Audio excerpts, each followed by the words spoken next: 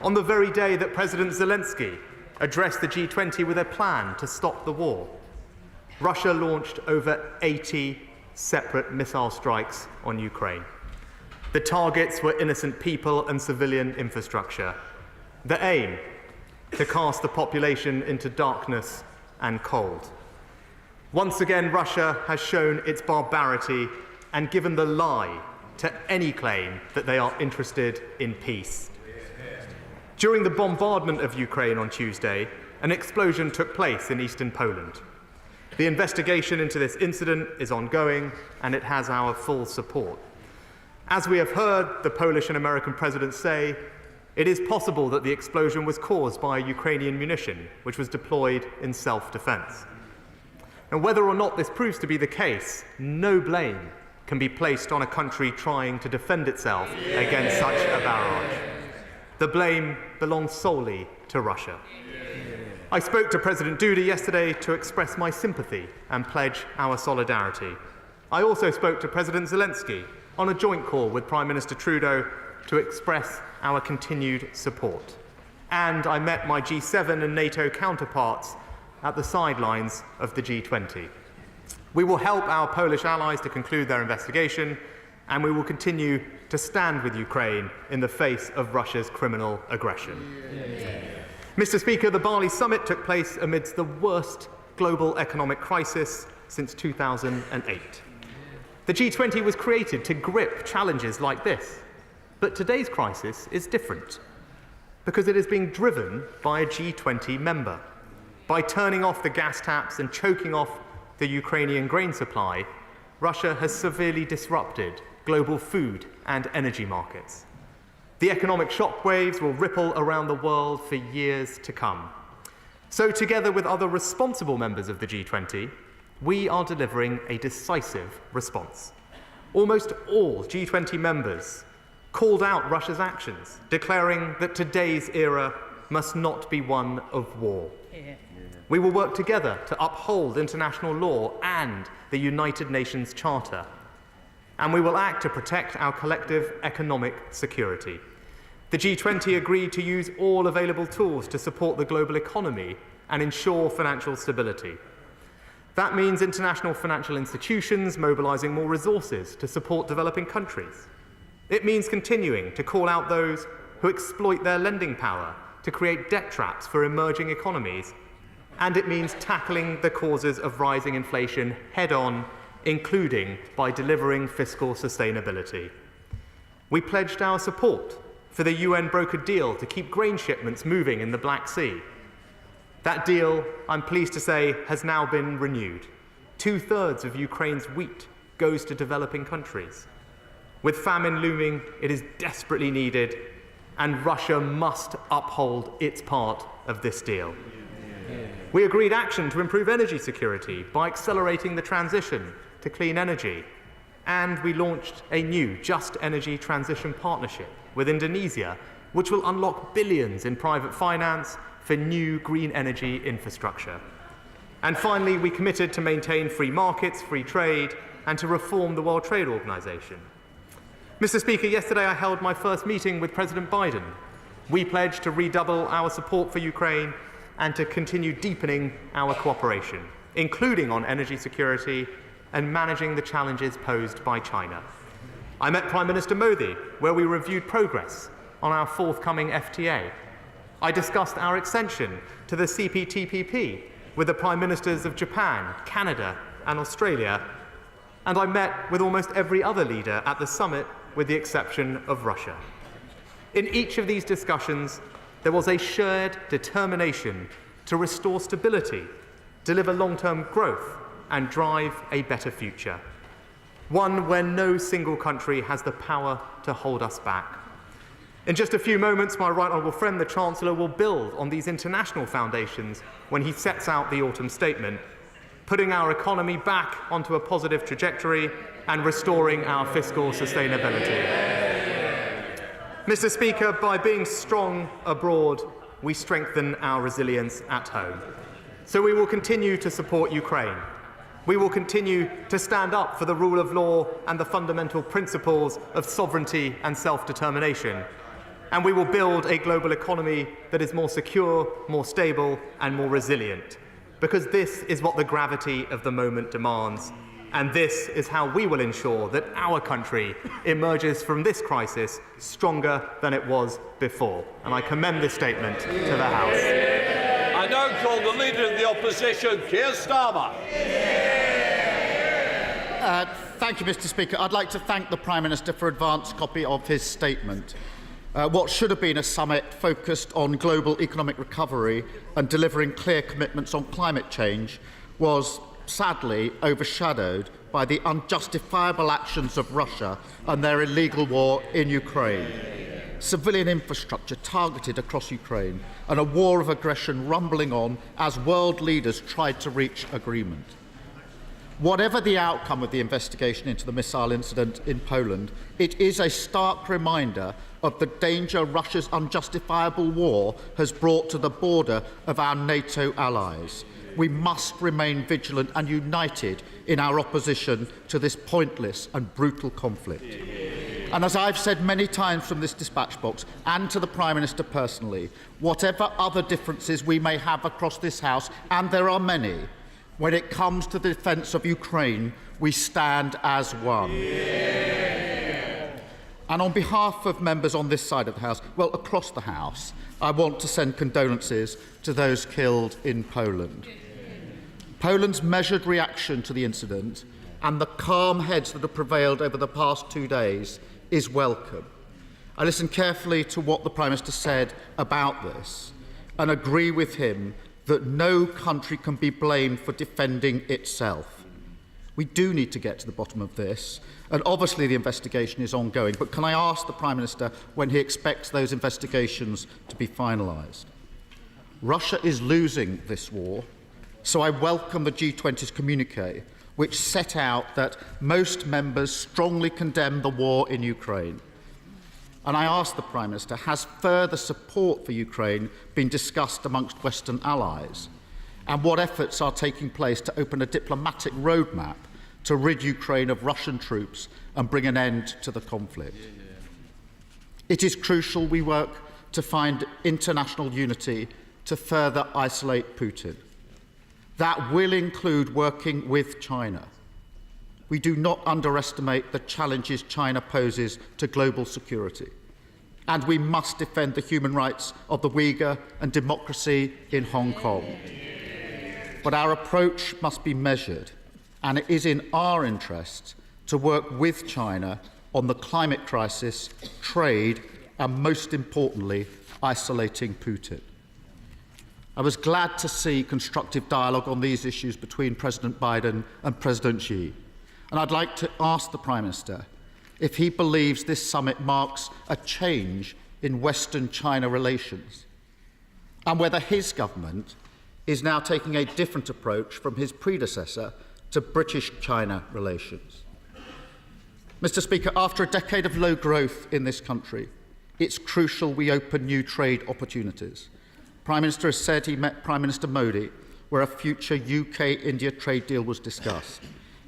This deal has previously been put in doubt by his Home Secretary, indicating she would not support it.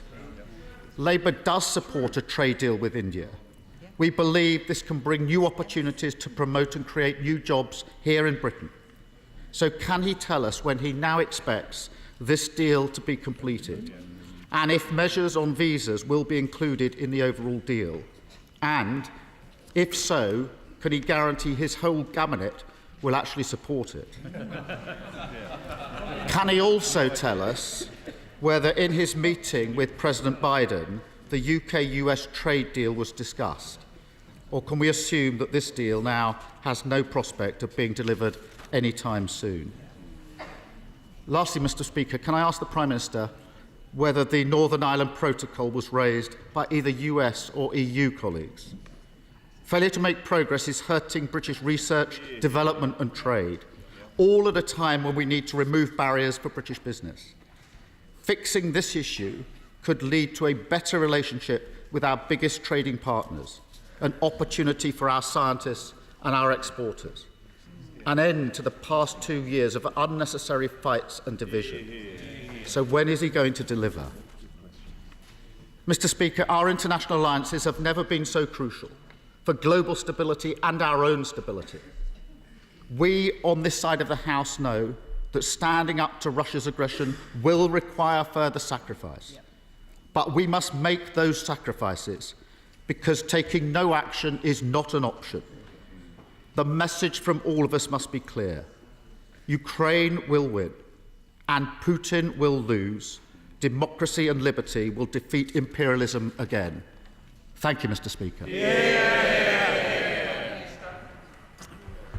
Well, Mr. Speaker, can I start by thanking the right honourable gentleman for his words about the situation in Ukraine and Russia, and for his condemnation of the Russian aggression and steadfast support for the government and indeed this whole House's position on Ukraine.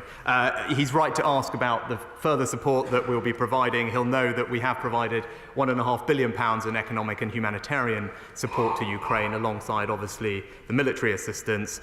We are hosting a reconstruction conference in the UK next year, and there's an ongoing dialogue about what further support that the Ukrainian government needs from us and others. In the short term, we are in the process of providing 25,000 pieces of winter equipment for the brave Ukrainian soldiers, but also funding to help restore some of the damage done to their energy infrastructure, which I know has been warmly welcomed by President Zelensky. Just to briefly turn to some of his other questions, on China, I very much supported President Biden in his meeting with President Xi. The President and I discussed that meeting at length. I believe that our approach to China is aligned entirely with that of the US and indeed our other allies like Canada and Australia. Of course, China poses significant challenges to our values, our interests, and indeed our economic security. It's right that we take the steps necessary to defend ourselves against them, but it is also right to engage in dialogue where that can make a difference on solving some of the pressing global challenges that we all collectively face. He asked about Northern Ireland. I have discussed this issue with both my European counterparts and indeed the President in various meetings, not just at the G20. I remain committed to finding a solution to the challenges posed by the protocol. It is clearly having an impact on families and businesses on the ground in Northern Ireland. The people of Northern Ireland deserve to have a functioning executive, particularly at a time like this, and it's something that I will devote my energies to bringing about. And I've had so far very constructive relationships with both the President and our European counterparts, including the Taoiseach last week on this particular issue. On trade, I think the broad overarching comment I would make to him is, when it comes to trade deals, whoever they may be with, what I won't do is sacrifice quality for speed. I think it is important. I think it is important that we take the time. It is important that we take the time to get trade deals right. Of course, this government believes wholeheartedly in the power and the benefits of free trade. It's something that we will champion around the world. With regard, I did discuss the free trade agreement with India, and both the Prime Minister and I committed our teams to working as quickly as we can to see if we can bring a successful conclusion to those negotiations. With regard to the US, their priorities are in lots of different areas, but with regard to trade, what we are doing, and the President and I discussed this, we are deepening our economic relationship. The United States is already our single largest trading partner. We're doing more with individual states to broaden our trade relationships, and we've seen recent action on tariffs with regard to steel, aluminium, and agricultural exports, all of which is good for the UK economy. And of course, we are in the process of some exciting conversations about joining CPTPP. That is real evidence of our country's commitment to the Indo-Pacific region. Is something that is supported by the Prime Ministers of Canada, Australia and Japan, and hopefully we can bring those negotiations to conclusion in the near future. And lastly, Mr. Speaker, I just say that my reflections on the summit and indeed on attending COP are that the United Kingdom is at its best when we are an engaged and active member of the global community, where we are standing up for our values, where we are defending our interests, but also spreading prosperity and alleviating poverty and suffering. I'm pleased to have had conversations with so many leaders over the past couple of days. It confirms to me that they very much welcome the UK support in achieving all of those objectives, and that's what this government will set about doing. Committee. Deputy Alicia Kearns. Dialogue is never weakness. So will my right honourable friend tell us when he intends to reschedule his meeting with Xi Jinping? Because this is not an endorsement of the Chinese Communist Party, but an opportunity to set forward our red lines, particularly on the hostile actions we've seen on UK soil in the last month. But we do also need to see shortly a strategy from the Prime Minister on China. Will he also inform the House what progress is made at the G20 on isolating Russia, with India and other nations who are not as aligned with us on Ukraine, because they are key to global stability and also to ending bloodshed? Well, I thank the Chair of the Foreign Affairs Select Committee for her excellent question. She's absolutely right about the importance of dialogue. She would have heard what I said to the Leader of the Opposition. We are in the process of refreshing our integrated review, and no doubt our approach to China will be a part of that. But in the meantime, she's right that dialogue also offers the opportunity for us to raise issues of concern, defending our values and interests, particularly with regard to areas like Hong Kong, which we will continue to do as the opportunity arises. She's also right to point out the position of those non-aligned countries. I think we should all take enormous comfort from the fact that the G20 communiqué was actually agreed. It was substantive, comprehensive, and contained strong language of condemnation about Russia's aggression. That was by no means assured just a week or so ago, and I think speaks to the feeling in the international community, something that I saw across the G20 table, as many, if not all, almost all countries took the opportunity to say something about Russia's actions and join us in condemning it. But there is always work to do, and we will continue to have that dialogue with those partners. We now come to the Leader of the SNP, Ian Blackford. Thank you, Mr Speaker, and let me thank the Prime Minister for advance sight of his statement. Mr Speaker, with the Russian military continuing to fire deadly missiles at civilians right across Ukraine, I sincerely hope that Putin's foreign minister was made to feel the justified anger and disgust by those attending the G20. And with that in mind, can I begin by asking the Prime Minister what progress has been made at these summits to further isolate Putin's regime on the international stage? The whole world must stand together on Russian sanctions, and we must make sure that those responsible for crimes against humanity face justice. And what progress has been made to ensure there is no weakening in the international resolve to stand with Ukraine until the victory for their people? Mr Speaker, in terms of G20 discussions on the economy, the Prime Minister and the Chancellor keep referring to the global factors to blame for the financial crisis facing families across these islands.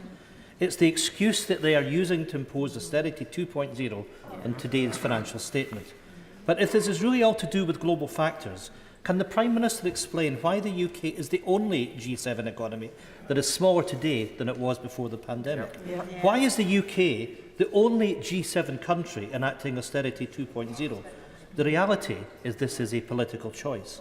And finally, on the proposed Indo-Pacific trade deal, the latest Brexit fire sale that threatens to sell out our farmers and crofters. Not only this evidence continues to mount that the Brexit effect to reduce our economy by 4%, a factor that is driving Tory austerity. Just week we heard from the former DEFRA Secretary who retrospectively ripped apart the trade deal with Australia and the damaging impact it will have on our agri-food sector. A deal, I would remind the opposite benches, endorsed by every single Conservative MP. So can the Prime Minister explain to Scotland's food and farming industries why he is so committed to pursuing yet another Brexit deal which will deliver a hammer blow to their businesses? Mr Speaker, I welcome the honourable gentleman's comments about Russia and Ukraine. Thank him for those. He should be reassured that the Russian Foreign Minister felt, I think, the full assault of allies, including the United Kingdom, in Putin's absence, of the absolute outrage that the international community feels what is happening, and that will continue to do so when Russia attend these fora. With regard to farming, look, this government is an absolute champion of British farming and farmers. It will remain the case, and it will continue. And it will continue to find opportunities to put great British produce on the tables of many more families around the world. And that's what we will continue to do. I'll just briefly address his comments on the economy, because I just point out, I mean, he had a few different stats. It's worth bearing in mind that we've just come from a G20 summit where 2/3 of those G20 members sitting around that table are experiencing inflation rates north of 7%.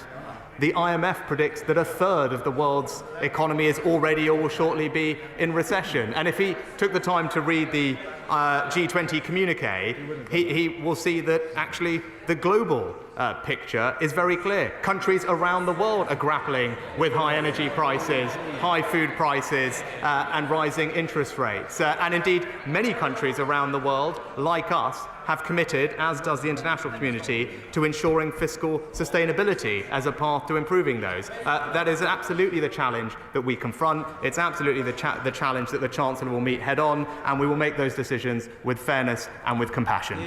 So this Defence Select Committee to myself. Thank you, Mr. Speaker. Could I strongly welcome the Prime Minister's words at the G20 in condemning Russia's aggression in Ukraine. I've just returned from Odessa with the Defence Select Committee, where there is huge appreciation for the British efforts in supporting Ukraine at this time.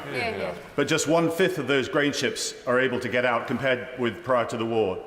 And with Russia's maritime force severely diminished, Odessa is calling out for a new, more efficient grain deal. Would the Prime Minister agree to meet with me to look at securing a UN General Assembly resolution bypassing the Security Council, which would grant Odessa humanitarian safe haven status and the formation of a UN-led maritime force so those vital grain ships can be escorted safely out of Odessa? Well, my honourable friend is right to highlight the importance of the grain shipments through Odessa. I'm very pleased that after concerted effort on our part and other allies with the United Nations Secretary General, the grain deal has indeed been extended, which was in some doubt just days ago. I think that demonstrates the pressure that was put on Russia by the international community. He knows the importance of the free flow of both food and fertilisers to the developing world through those ships. I'd be delighted to meet with him to see what more we could do, but I think for now we should be very pleased that the grain deal is being extended. It's already seeing a decline in wheat prices, and that will bring some alleviation to the food inflation that we're seeing, particularly in the African continent. Chris Brown. Mr. Speaker, Putin's aggression was allowed to prosper for too long, ever since 2008, you could argue, so I completely support what the Prime Minister has said and done in supporting Ukraine against the barbarism of the Russian Federation. But just on China, can I ask him, I understand the realpolitik of this last week, but the concentration camps in the Xinjiang province continue, as does the genocide, and the suppression of human rights in Hong Kong continues. So can I just ask him to do one thing which the United States of America has already done, which is sanction Carrie Lam? Madam Deputy Speaker, I'm pleased that the United Kingdom has led efforts to hold China to account, including imposing sanctions on senior Chinese officials and mobilising international support to hold China to account at the United Nations. And as we heard previously, we will use dialogue as an opportunity to raise the concerns we have on Xinjiang and other human rights abuses as we see them. John Barron. Thank you, Madam Deputy Speaker. I commend the Prime Minister for the leadership this country is providing across a range of issues, including Russia. As to our ascension to the CPTPP, does he share my enthusiasm and optimism, given that this is a trading bloc that represents nearly 15% of the world's GDP, and it offers so many opportunities for so many export industries, including the Scotch industry, which tariffs would fall from 100% in many cases to 0. I'm sure that is something even the SNP could raise a glass to when we join. My honourable friend puts it very, very well. And he's right about the importance of CPTPP. Not only the very significant economic benefits that he mentions, but also the strategic benefits about the United Kingdom being an engaged member of the Indo-Pacific community. As I said, I discussed with the Prime Ministers of Australia, Japan and Canada. There's incredible excitement about us joining, and we'll continue to conclude those negotiations as quickly as possible. Liam Byrne. Thank you, Madam Deputy Speaker. The Prime Minister will know that the last G20 agreed to on-lend $100 billion of IMF special drawing rights to help tackle the crisis of food fragility and climate finance in the Global South. To date, we have only agreed to share much less of our entitlement than both France and China. The crisis is now. Will the Prime Minister look again at how we can increase our on-lending to this multilateral effort, not least to make good for the appalling decision to slash our aid budget? Madam Deputy Speaker, I was pleased as Chancellor to actually usher through the special drawing rights allocation at the IMF, which is providing enormous relief to countries around the world. I met with the Managing Director of the IMF to discuss how we can do more. But remember, the SDR allocation is just one part of our effort to support people around the world. Also recently pleased to announce a £1 billion commitment to the Global Fund, something that was warmly welcomed, especially by countries in Africa. Geoffrey Clifton-Brown. The Prime Minister to be congratulated on such successful talks with so many leaders around the world, in particular with President Modi. Could he update the House on other matters other than trade he discussed? For example, the granting of visas for highly skilled people to fill those needs in this country, possibly on environment, but above all on the issue raised by the Foreign Affairs Committee, India's stance to supporting Ukraine as the world's biggest democracy. My honourable friend is absolutely right. Our relationship and partnership with India goes so much more broadly than just a trading relationship. Actually, I was pleased to discuss increasing our security cooperation with India, work that began before my tenure, but we're keen to carry on. And also we made an announcement on a mobility scheme for young people, both from India to come here and for Brits to go there. It's a sign of what is possible, and I think those types of exchanges are both positive for countries involved and for the young people who will benefit from them. Tamanjit Singh Dasi. Thank you very much. Madam Deputy Speaker, at the G20, the Prime Minister agreed with his Indian counterpart to allow an additional 3,000 Indians into the UK every year, which inevitably, in the fullness of time, will lead to an increase in immigration. But at the same time, the Home Secretary has been busy spouting anti-immigrant, anti-refugee dog whistle rhetoric, including incendiary remarks against international Indian students, which so incensed people within India. So who exactly is in charge of immigration policy? Is it the Prime Minister or the wannabe Prime Minister? Madam Deputy Speaker, I'm disappointed with the honourable gentleman's comments because I know he doesn't believe that. I think he can actually take comfort from the announcement that we just made, which is good also for Indian students as well as it is for British students to be able to go back and forth. That is a good thing. And what the Home Secretary is rightly focused on, and nothing dog whistle about it, is clamping down on illegal migration. That's something that the British people rightly expect and demand, and it's something that the Home Secretary and this government will deliver. Michael Fabian. Thank you, Madam Deputy Speaker. The Leader of the Opposition said correctly, Russia is losing this war.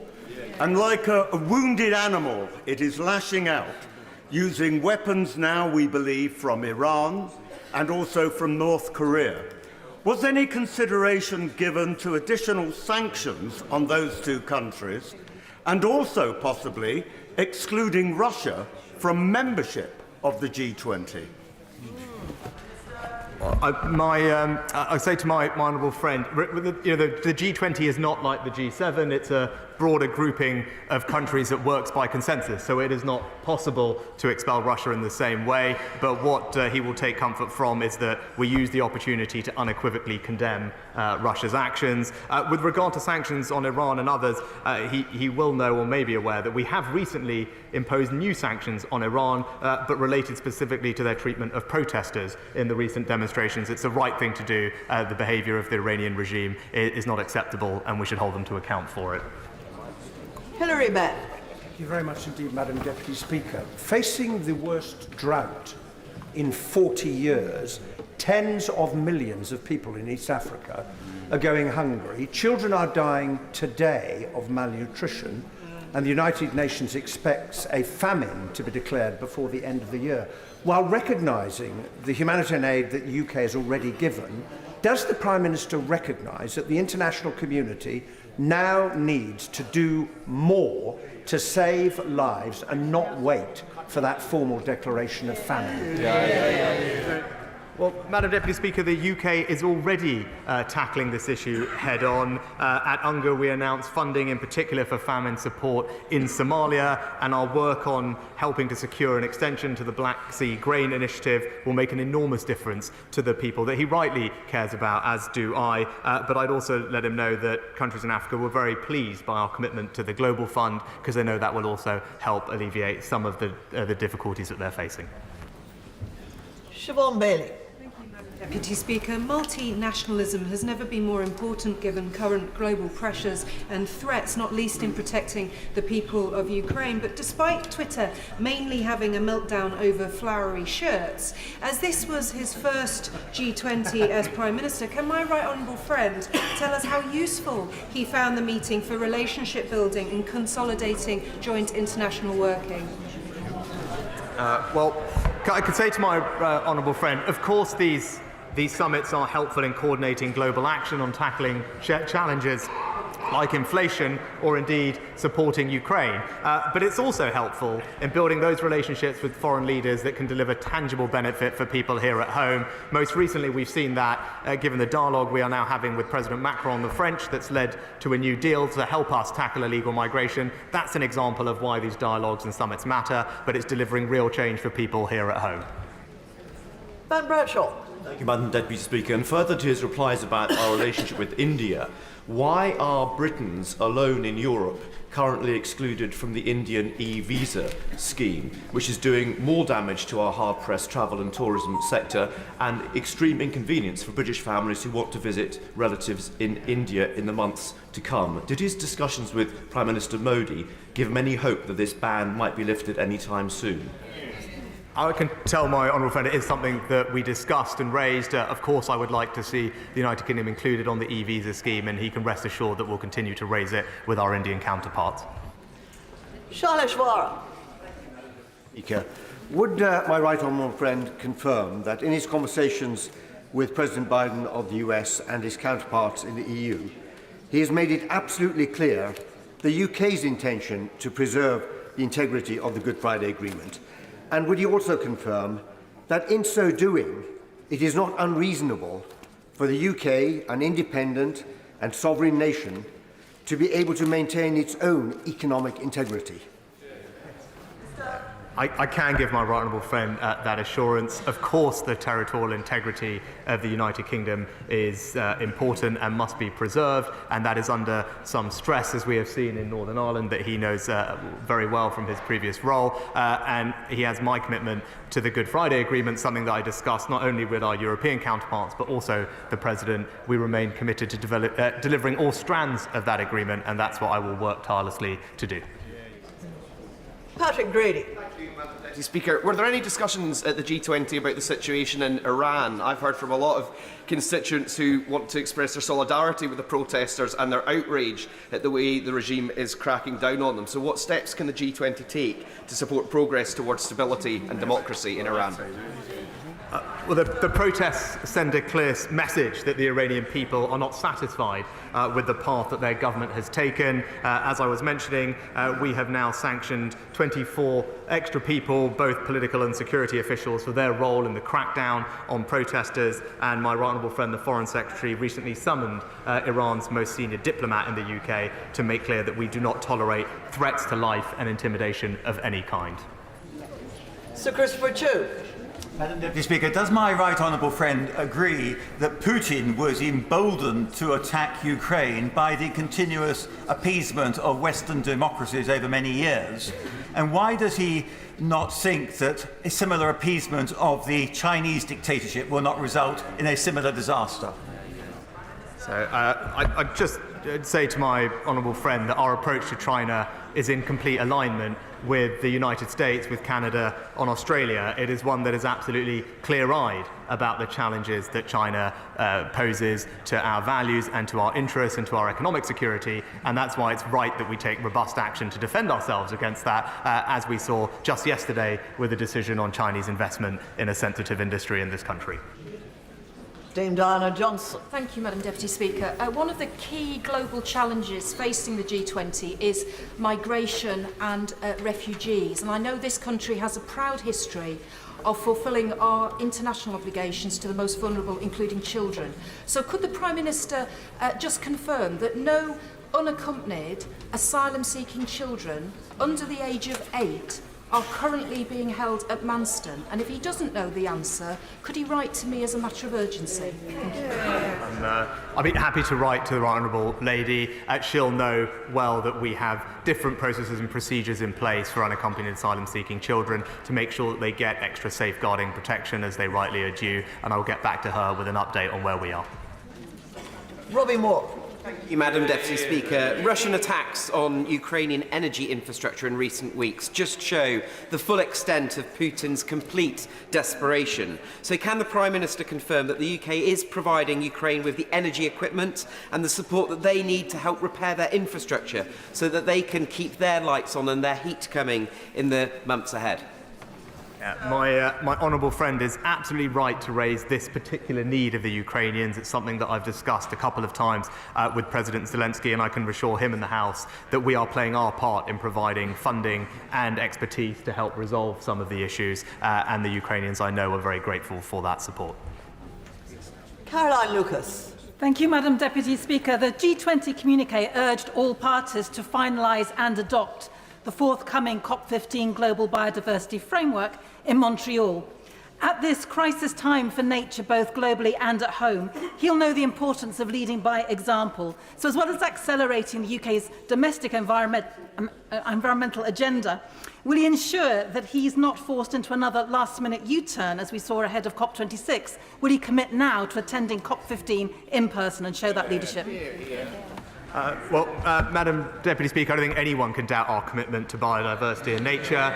It was something that the United Kingdom proudly led at Glasgow last year to put it on the agenda. We'll have a range of different people attending Montreal, but I was very pleased that we ensured that the G20 communique reaffirmed the G20's commitment to the targets that were set at COP. That was something that we fought very hard for, and we should all rightly be proud that it is there in the G20 communique.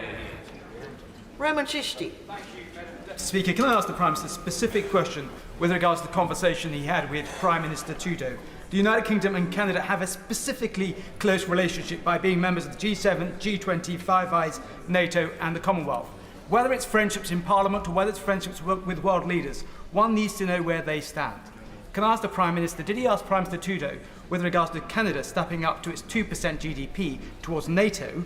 And did the United Kingdom ask Canada to do more in the high north, the Arctic, where we face greater threat from Russia and they have a specific expertise in that area? Well, Madam Deputy Speaker, I encourage all members of NATO to make their way towards the 2% target, something that we've proudly done in this country for some years. But also, our cooperation with Canada is deep. Prime Minister Trudeau was pleased to announce an extension of the Canadian support for our programme to train Ukrainian soldiers here, something that we're working closely with them on, and I'd be happy to pick up the conversation on the High North. Again, that will be a feature of our refreshed integrated review. Geraint Davis. The Prime Minister knows that the Energy Charter Treaty enables fossil fuel companies to sue governments who pass legislation that undermine their future profits in the name of climate change, and which is why Germany and France have announced they're withdrawing, as are Poland, Holland, Slovenia and Spain.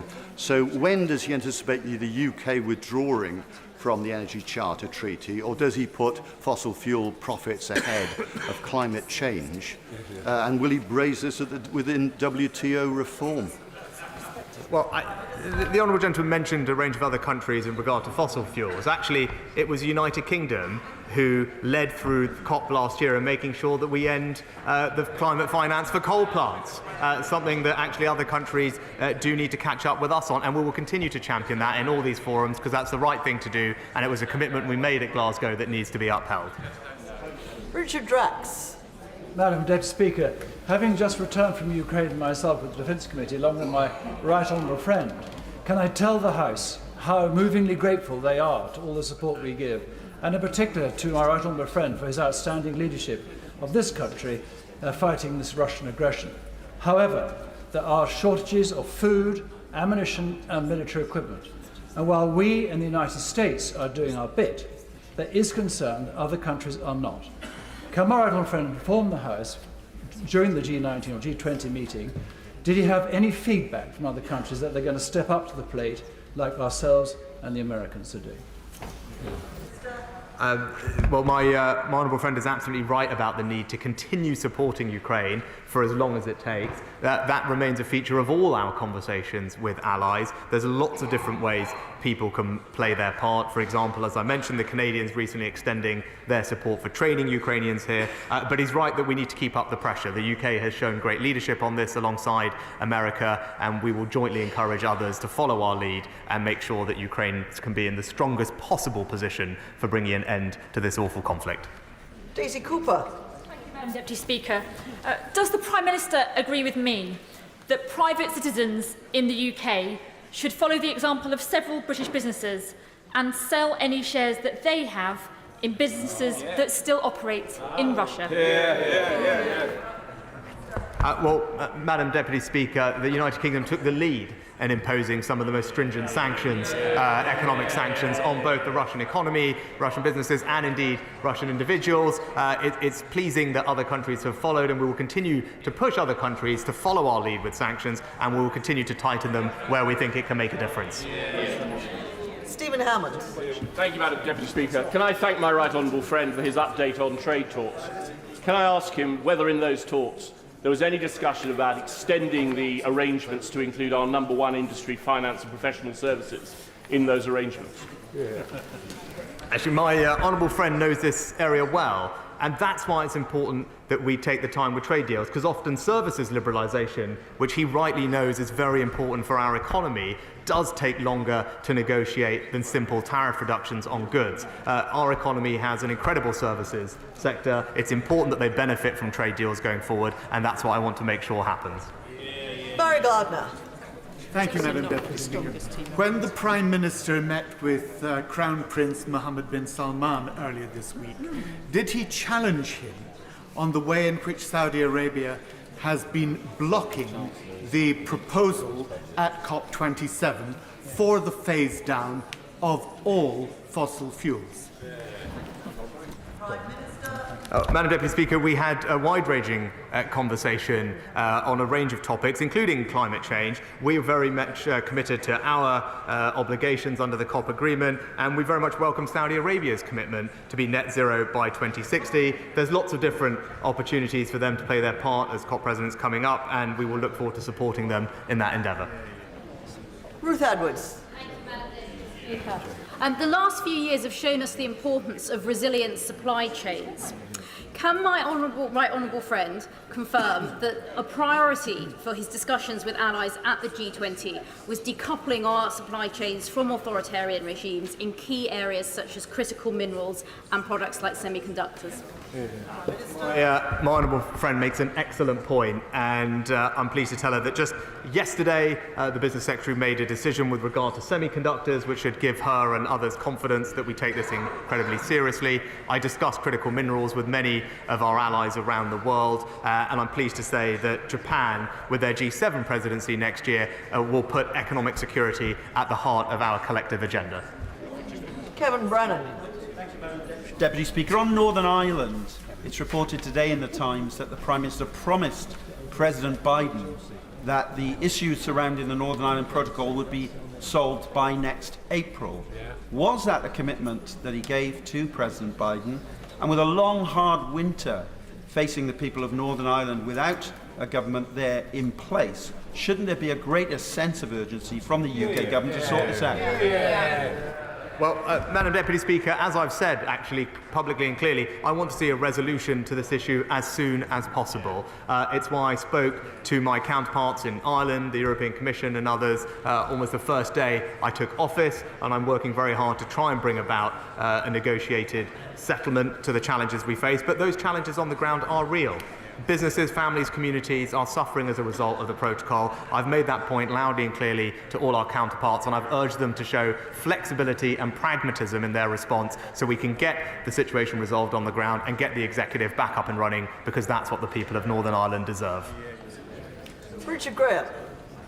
Madam Deputy Speaker, I congratulate G20 and its chair on their final communiqué with unanimous condemnation of the continued invasion of Ukraine and the Prime Minister and other Western leaders on their work to de-escalate tensions between the West and China.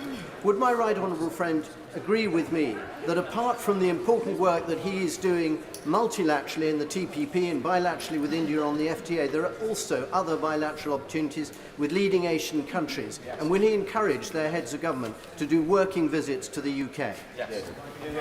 I absolutely will do that, and can I also congratulate my honourable friend on his reappointment as a trade envoy to Indonesia. It's a region he knows particularly well, and he's done fantastic work in deepening our bilateral relationship with a country that is going to play an increasingly important role in the global economy, as one of the third largest democracy in the world, one of the largest Muslim countries in the world, and will soon to be a top 5 economy. It's right that we have deep relationships with Indonesia, and I thank him for his part in making sure that that is happening. Flora Anderson. Thank you, Madam Deputy Speaker. Water and sanitation is a major global crisis, causing conflict, migration, equality for women and girls, and health outcomes which are easily preventable.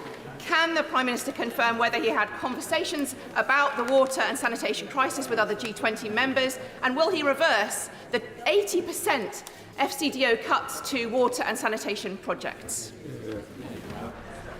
Well, Madam Deputy Speaker, the conversations I had with other leaders were incredibly appreciative of the role that the United Kingdom is playing in helping to tackle suffering, poverty and poor sanitation around the world. Particularly what was highlighted was our recent commitment of £1 billion to the Global Fund, as well as our track record in supporting countries to alleviate famine. Those are things that everyone in this House should be proud of, and this government will continue to champion.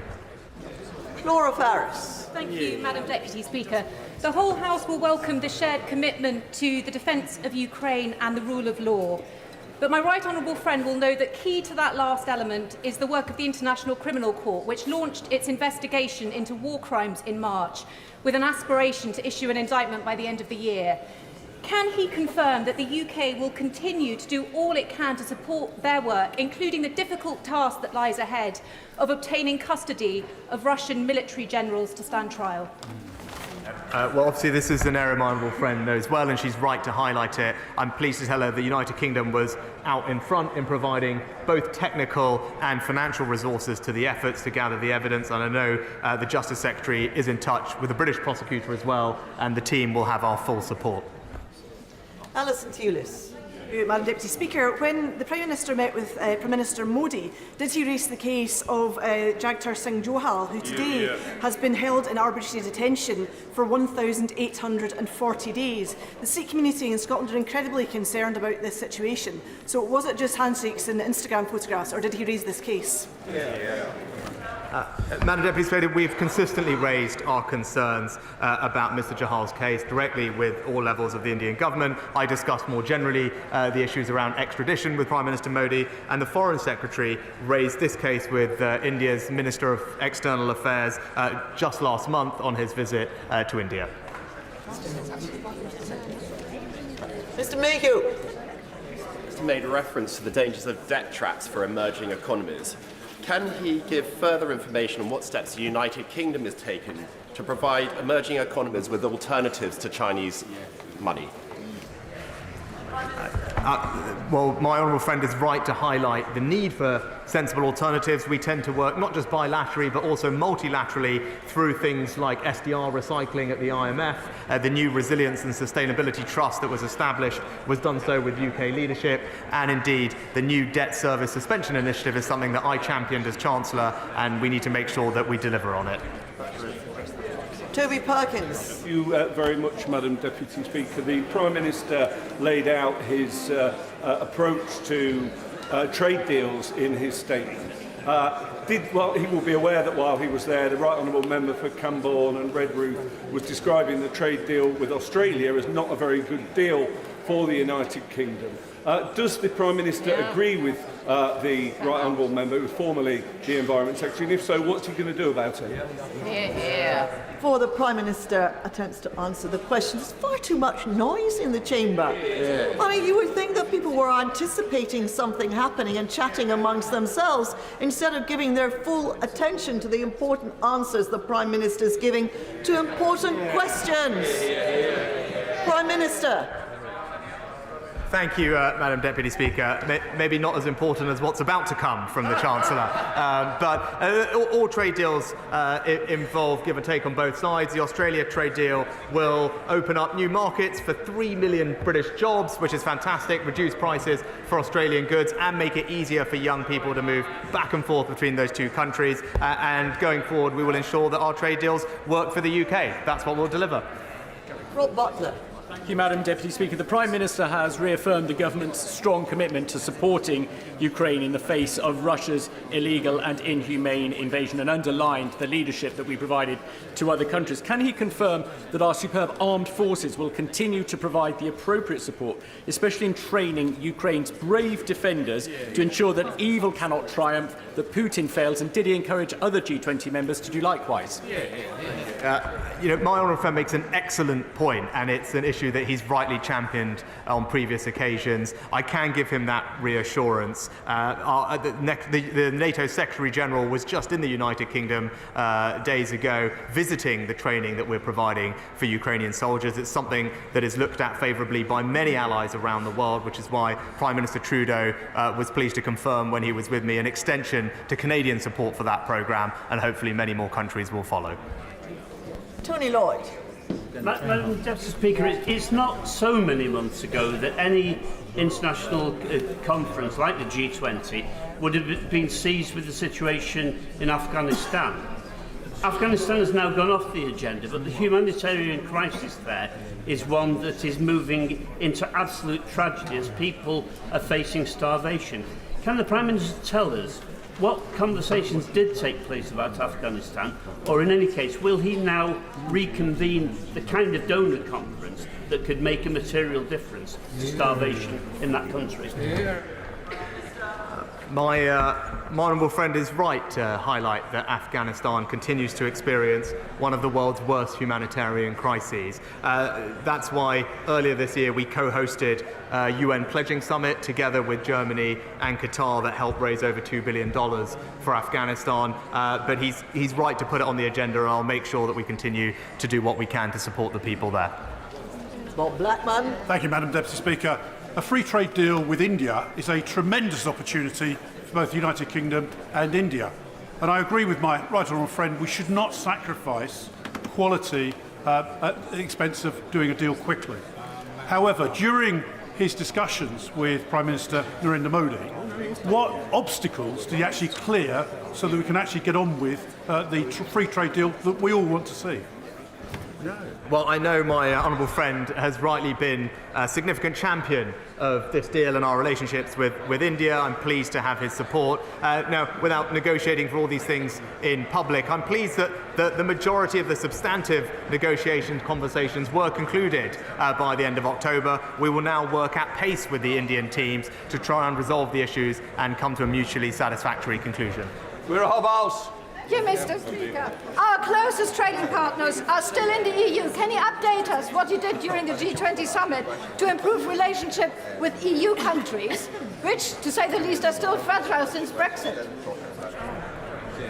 Mr. Deputy Speaker, we may have left the EU, but we have not left Europe, and it's important that we maintain strong and positive relationships with our European partners and allies. That's very much what I intend to do, and I'm pleased that those conversations have been going well. Tom Hunt. Thank you very much, Mr. Speaker.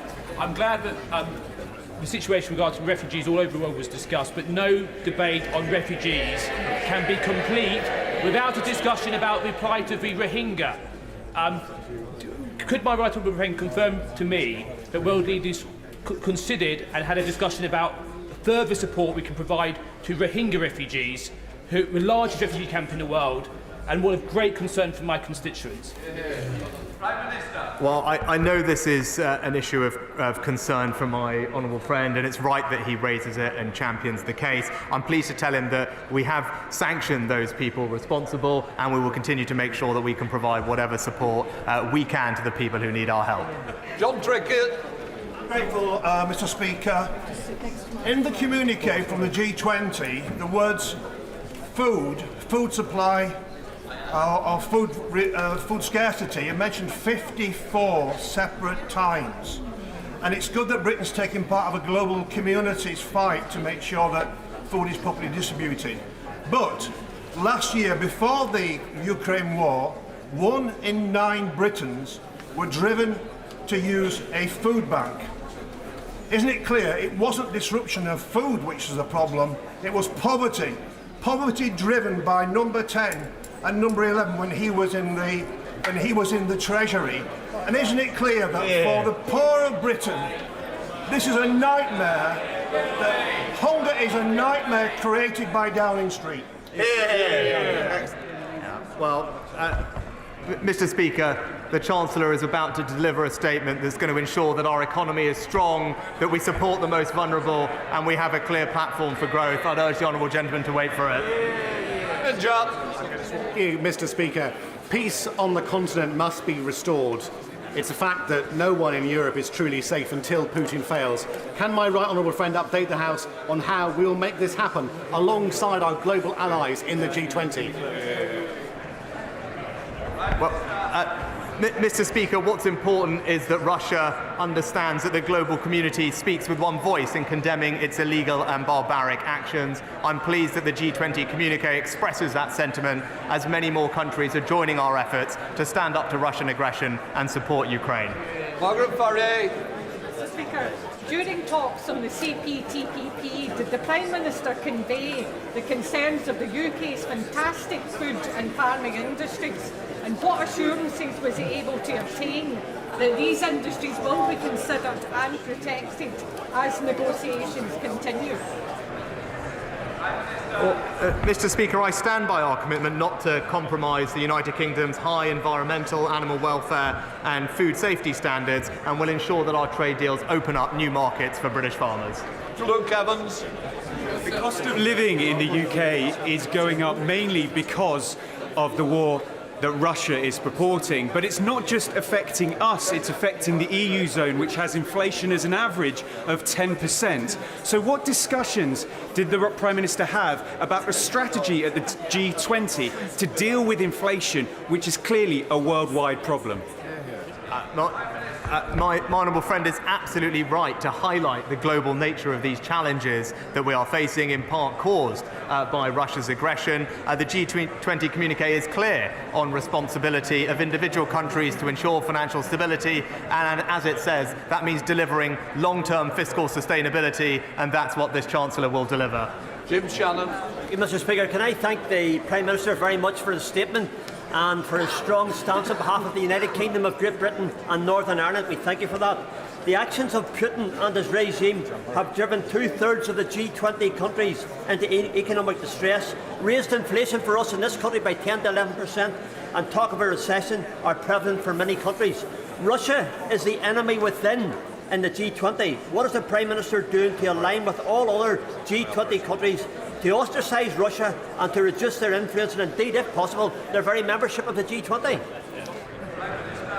Well, Mr. Speaker, it is not possible in a consensual organisation to expel Russia, but I'm pleased to say to the honourable gentleman that we work closely with all partners across the G20 to deliver a strong, unified message that the threat and use of nuclear weapons is inadmissible, and today's era must not be the era for war. I think Russia heard that message loud and clear. Aaron Bell. Thank you, Mr. Speaker. I share my right honourable friend's view that China presents a systemic challenge to the West. We've just seen in Russia how an authoritarian action can use their role in our supply chains to do damage to the global economy. So can my right honourable friend confirm that when we do engage with China on global issues like climate change or public health, he'll never do so at the expense of our national or economic security? I can absolutely give my honourable friend that assurance. We will always be robust in defending our values and our interests, and that starts with our national security. Jill Morrow. Thank you, Mr. Speaker. Thank you very much. The government's mishandling of the Northern Ireland Protocol negotiations is acting as a barrier to trade deals and to scientific collaboration. The Prime Minister says he was much influenced by his time at Stanford.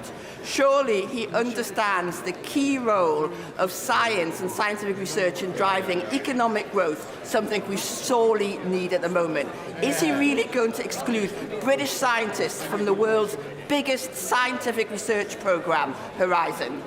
Prime Minister. I think, Mr. Speaker, no one can doubt my commitment personally to ensuring that the UK remains, as it is, a scientific and technological superpower. That's why we've increased the R&D budget. That's why we're deregulating to support innovation. That's why we're reforming our capital markets to get money to all the companies who need it. We'll hear more from the Chancellor about that, but I can give the Honourable Lady every assurance. Innovation is the way we drive growth, and that's what the government will deliver. That completes the statement on the G20. Before we come to the statement by the Chancellor of the Exchequer, I'd like to point out that the British Sign Language interpretation of the statement and opposition front benches responses will be available to watch on Parliament Live TV. I now call the Chancellor of the Exchequer to make a statement. Jeremy Hunt.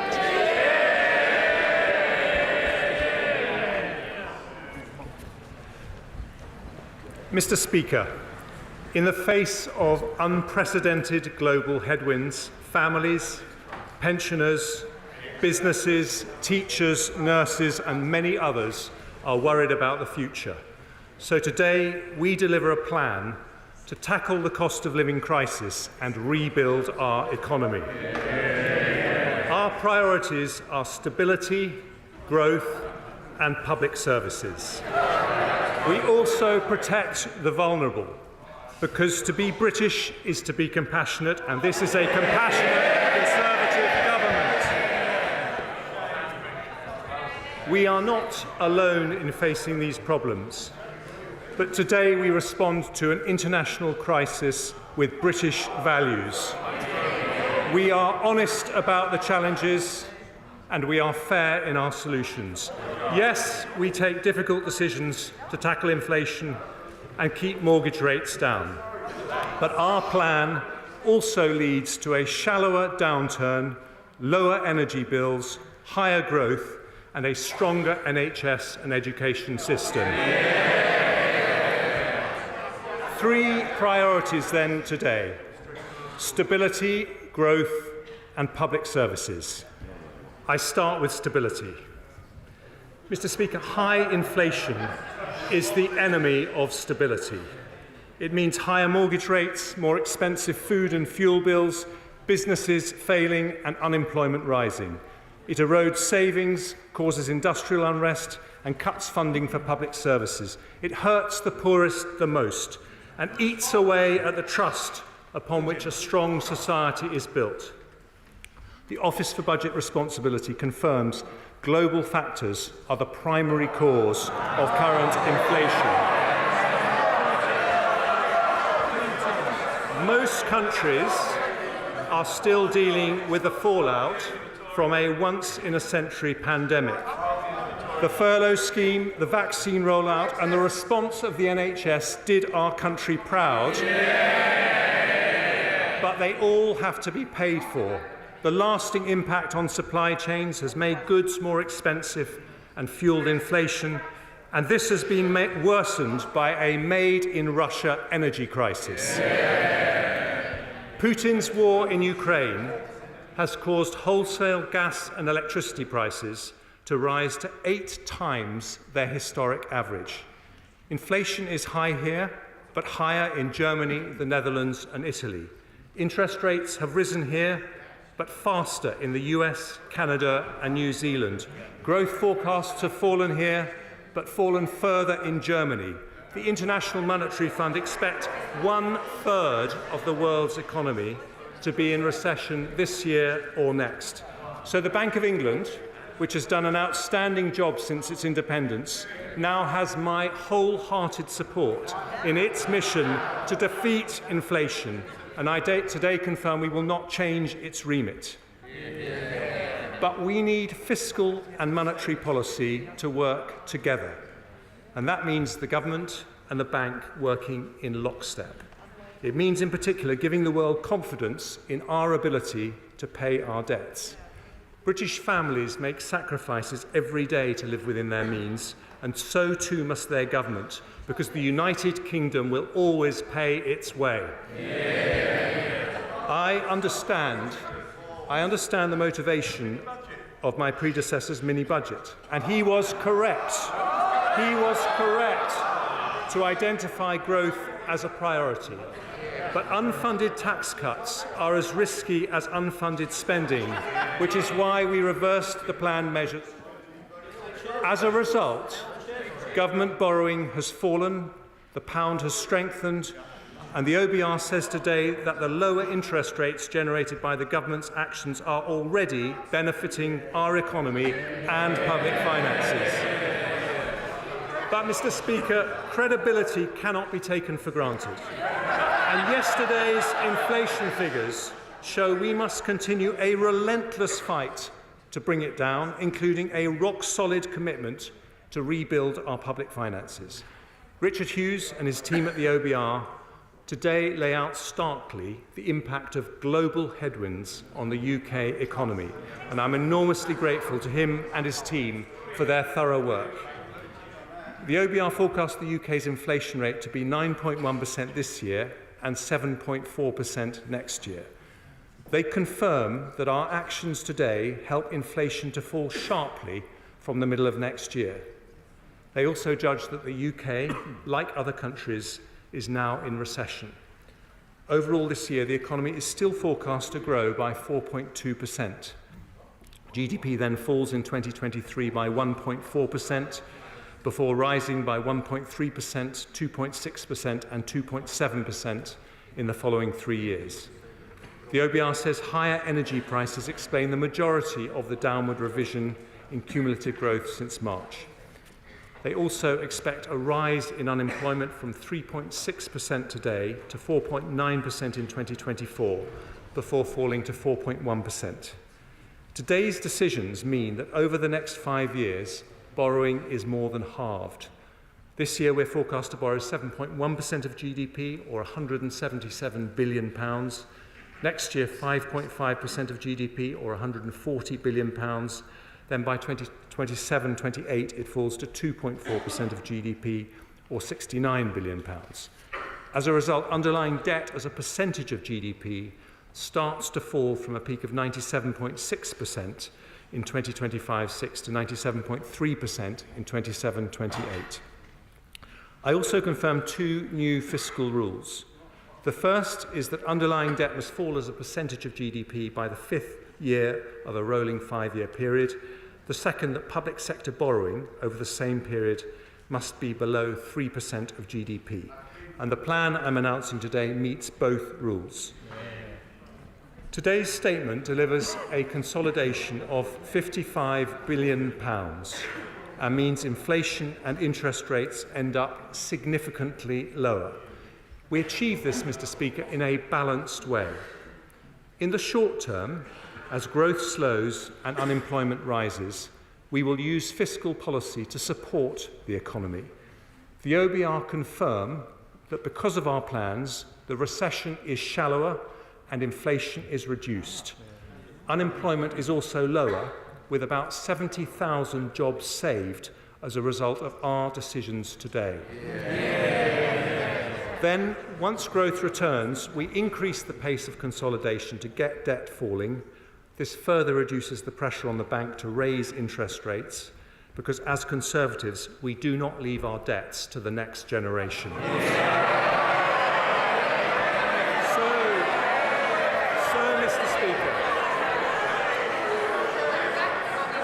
So, Mr. Speaker, this is a balanced path to stability, tackling inflation to reduce the cost of living and protect pensioner savings whilst supporting the economy on a path to growth. But it means taking difficult decisions. Anyone who says there are easy answers is not being straight with the British people. Some argue for spending cuts, but that would not be compatible with high-quality public services.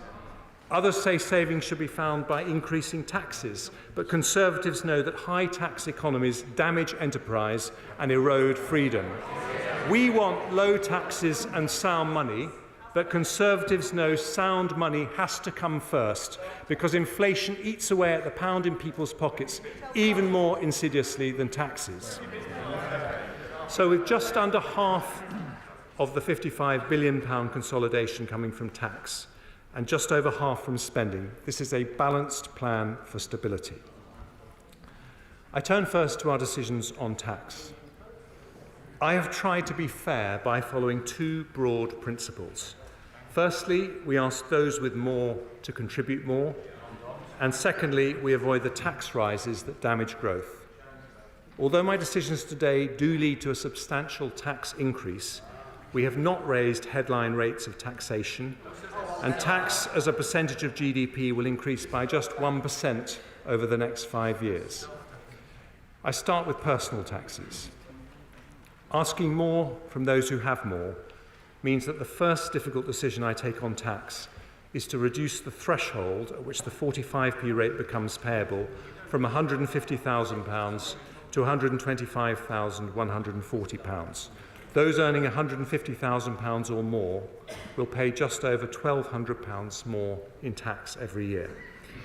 We're also taking difficult decisions on tax-free allowances. I'm maintaining at current levels the income tax personal allowance, higher rate threshold, main national insurance thresholds and the inheritance tax thresholds for a further 2 years, taking us to April 2028.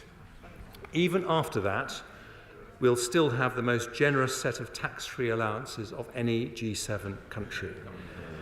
I'm also reforming allowances on unearned income. The dividend allowance will be cut from £2,000 to £1,000 next year and then to £500 from April 24.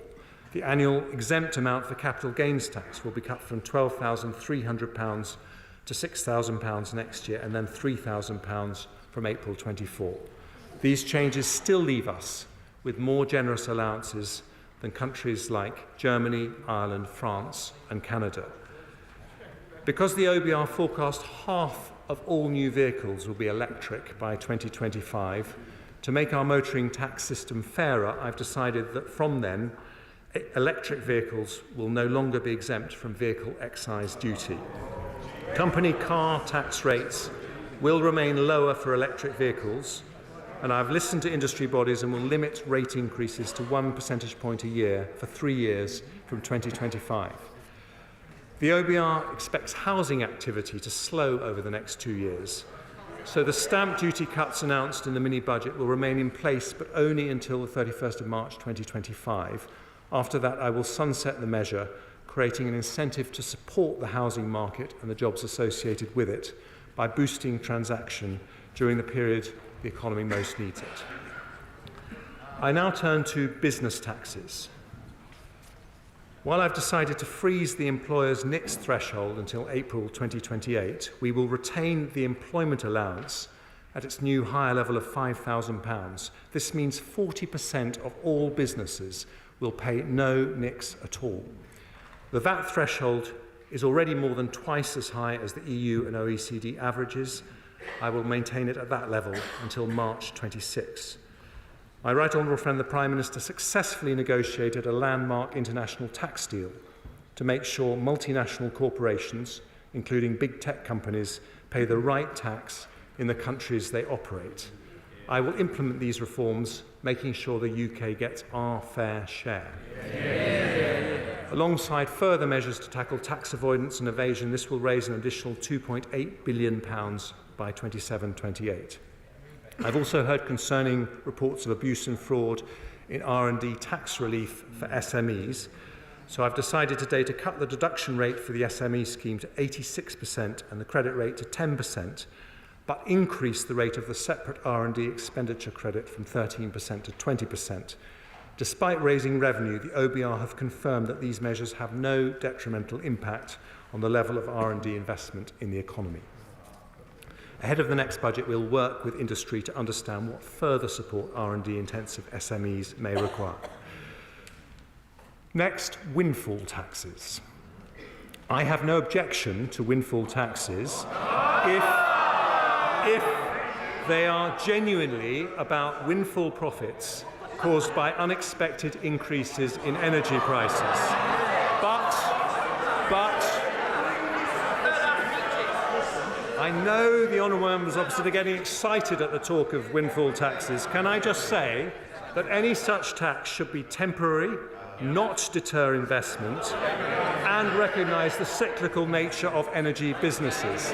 So, taking account of this, I've decided that from January the 1st until March 28, we will increase the energy profits levy from 25 to 35%.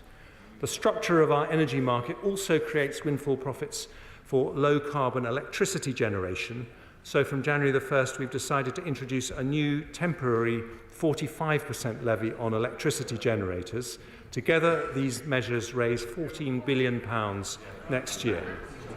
Finally, I turn to business rates.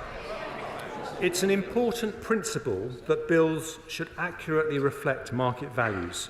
So we'll proceed with the revaluation of business properties from April 23. But I will soften the blow on businesses with a nearly £14 billion tax cut over the next 5 years.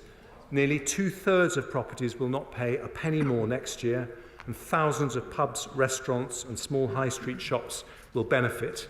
This will include a new government-funded transitional relief scheme, as called for by the CBI, the British Retail Consortium, the Federation of Small Businesses and others, benefiting around 700,000 businesses. Mr. Speaker, our plan for the cost of living delivers lower inflation, lower mortgage rates, a shallower downturn and lower unemployment. But it also involves public spending discipline. So I turn next to how we protect public services through a challenging period. The Prime Minister's vision for this country has at its heart a strong NHS and world-class education. We know that a strong economy depends on strong public services, so we will protect them as much as we can as we deliver our plan for stability and growth. We do have to take difficult decisions on public finances, so we're going to grow public spending, but we're going to grow it more slowly than the growth in the economy. For the remaining 2 years of the spending review, we'll protect the increases in departmental budgets we've already set out in cash terms, and then grow resource spending at 1% a year in real terms in the 3 years that follow. Although departments will have to make efficiencies to deal with inflationary pressures in the next 2 years, this decision means overall spending in public services will continue to rise in real terms for the next 5 years.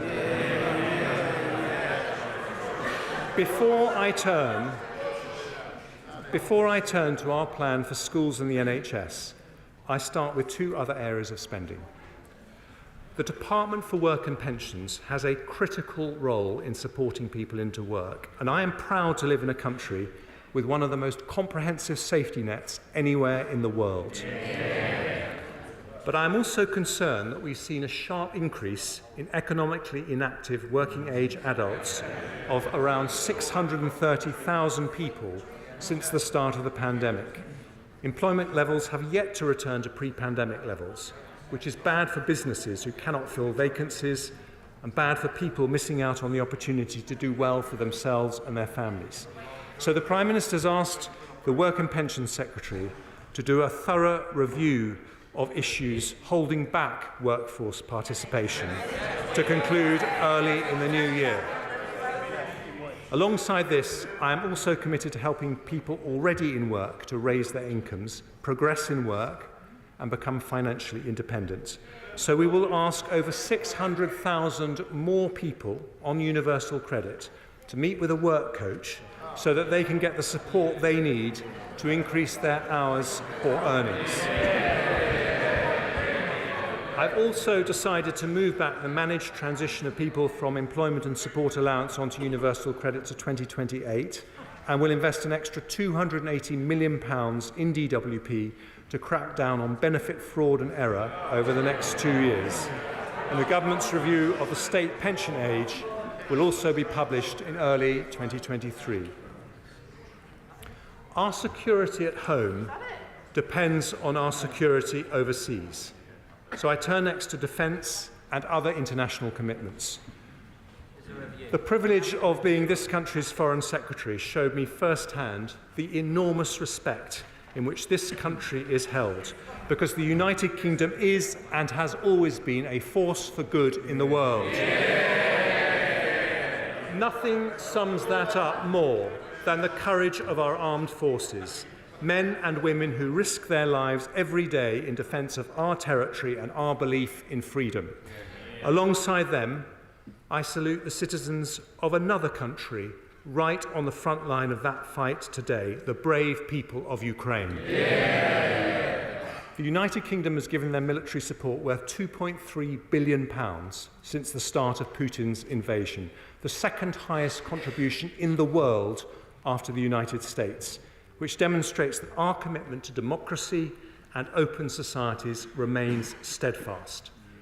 In that context, the Prime Minister and I both recognise the need to increase defence spending. But before we make that commitment, it's necessary to revise and update the integrated review written as it was before the Ukraine invasion. And I've asked for that vital work to be completed ahead of the next budget, and to today confirm we will continue to maintain the defence budget at least 2% of GDP to be consistent with our NATO commitment. Another important international commitment is to overseas aid.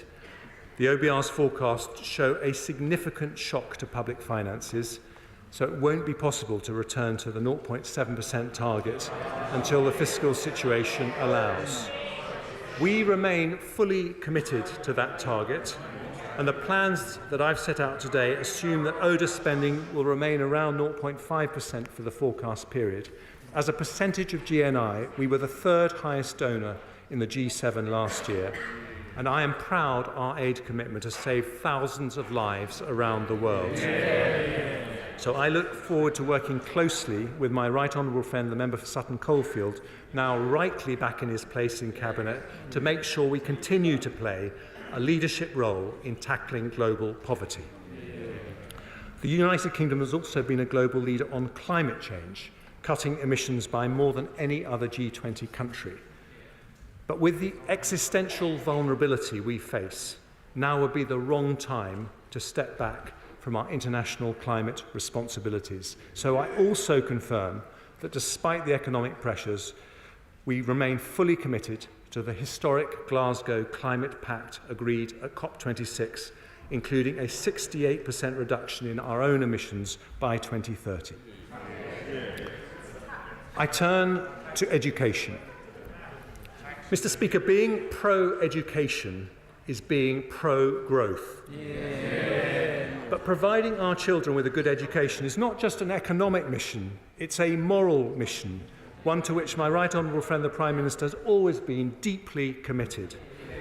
Thanks to the efforts of successive Conservative education secretaries, particularly my right honourable friends from Surrey Heath and from Bognor Regis, we have risen 9 places in the global league tables for maths and reading in the last 7 years. I still, however, have concerns that not all school leavers get the skills they need for a modern economy. But for the first time ever, this country has a Conservative education secretary who left school at 16 to become an apprentice and knows firsthand why good skills matter. There are many important initiatives in place, but as Chancellor, I want to know the answer to one simple question.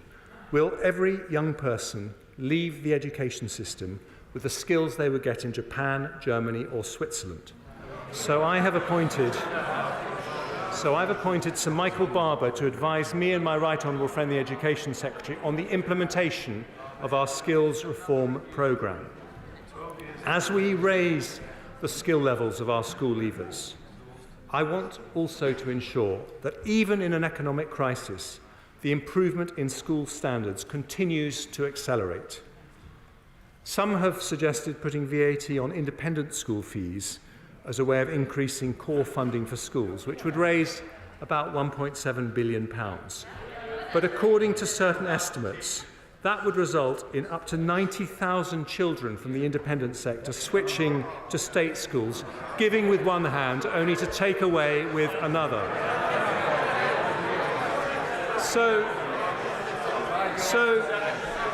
So instead of being ideological, I'm going to be practical. Because we want school standards to continue to rise for every single child, we're going to do more than protect the school's budget. We're going to increase it. And I can announce today that next year and the year after, we will invest an extra £2.3 billion per annum in our schools. Our message to heads and teachers and classroom assistants is thank you for your brilliant work. We need it to continue, and in difficult economic circumstances, a Conservative government is investing more in the public service that defines all our futures. Mr. Speaker, the service we depend on more than any other is the NHS. As a former Health Secretary, I know how hard people are working on the front line and how much they're struggling after the pandemic. The biggest issues are workforce shortages and pressures in the social care sector. So today I address them both. On staff shortages, the former chair of the Health and Social Care Select Committee put forward a case for a long-term workforce plan. He even wrote a book about it, which I've read. I've listened carefully to his proposals, and I believe they have merit. So the Department of Health and Social Care and the NHS will publish an independently verified plan for the number of doctors, nurses and other professionals we'll need in 5, 10 and 15 years' time, taking full account of the need for better retention and productivity improvements. I've also listened to extensive representations about the challenges facing the social care sector. It did a heroic job looking after children, disabled adults and older people during the pandemic. Its 1.6 million employees work incredibly hard, but even outside the pandemic, the increasing number of over 80s is putting massive pressure on their services. I also heard very real concerns from local authorities, particularly about their ability to deliver the Dilnot reforms immediately. So I will delay the implementation of this important reform for 2 years, allocating the funding to allow local authorities to provide more care packages. I also want the social care system to help free up some of the 13,500 hospital beds that are occupied by those who should be at home. So I've decided to allocate for adult social care additional grant funding of £1 billion next year and £1.7 billion the year after. Combined with savings from the delayed Dilnot reforms and more council tax flexibilities, this means an increase in funding available for the social care sector of up to £2.8 billion next year and £4.7 billion the year after. That's a big increase, but how we look after our most vulnerable citizens is not just a practical issue. It speaks to our values as a society. So today's decision will allow the social care system to deliver an estimated 200,000 more care packages over the next 2 years, the biggest increase in funding under any government of any colour in history. The NHS budget has been increased to record levels to deal with the pandemic. And today I'm asking the NHS to join all public services in tackling waste and inefficiency. We want Scandinavian quality alongside Singaporean efficiency, both better outcomes for citizens and better value for taxpayers. That does not mean asking people on the front line, often exhausted and burned out, to work harder, which would not be possible or fair. But it does mean asking challenging questions about how to reform all our public services for the better. So with respect to the NHS, I've asked former Health Secretary and Chair of the Norfolk and Waveney Integrated Care System, Patricia Hewitt, to help me and the Health Secretary achieve that by advising us on how to make sure the new integrated care boards, the local NHS bodies, operate efficiently and with appropriate autonomy and accountability. I've also had discussions with NHS England about the inflationary pressures on their budget.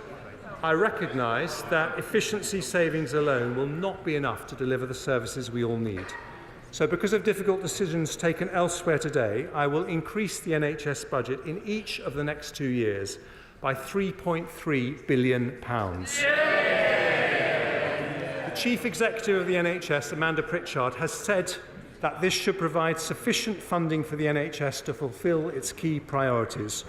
She said it shows the government is serious about its commitment to prioritise our NHS.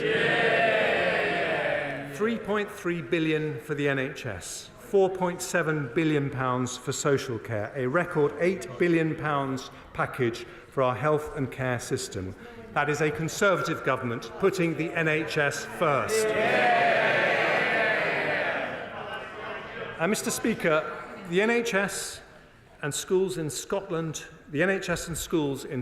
Wales and Northern Ireland face equivalent pressures. So the Barnett consequentials of today's decisions mean an extra £1.5 billion for the Scottish Government, £1.2 billion for the Welsh Government, £650 million for the Northern Ireland Executive.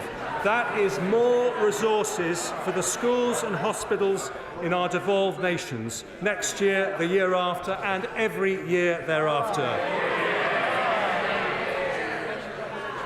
Mr. Speaker, our support for public services means that despite needing to find £55 billion in savings and tax rises, we are protecting the amount going into public services in real terms over the 5-year period.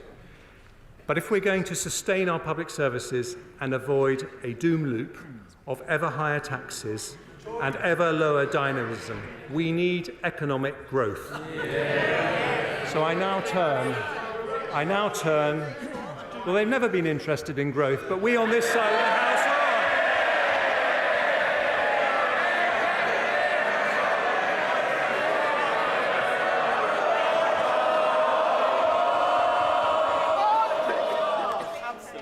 I want to get to the end of the budget statement like the rest of the people of this country. Chancellor of the Exchequer.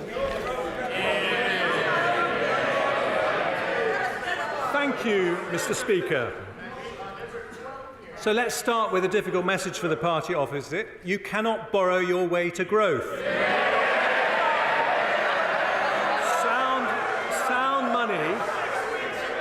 Sound money is the rock.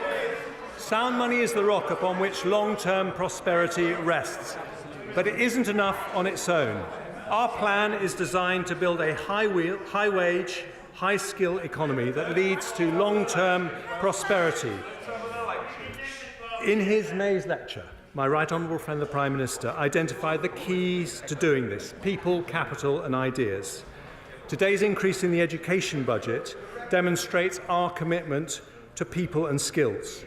And I now outline 3 further growth priorities: energy, infrastructure and innovation.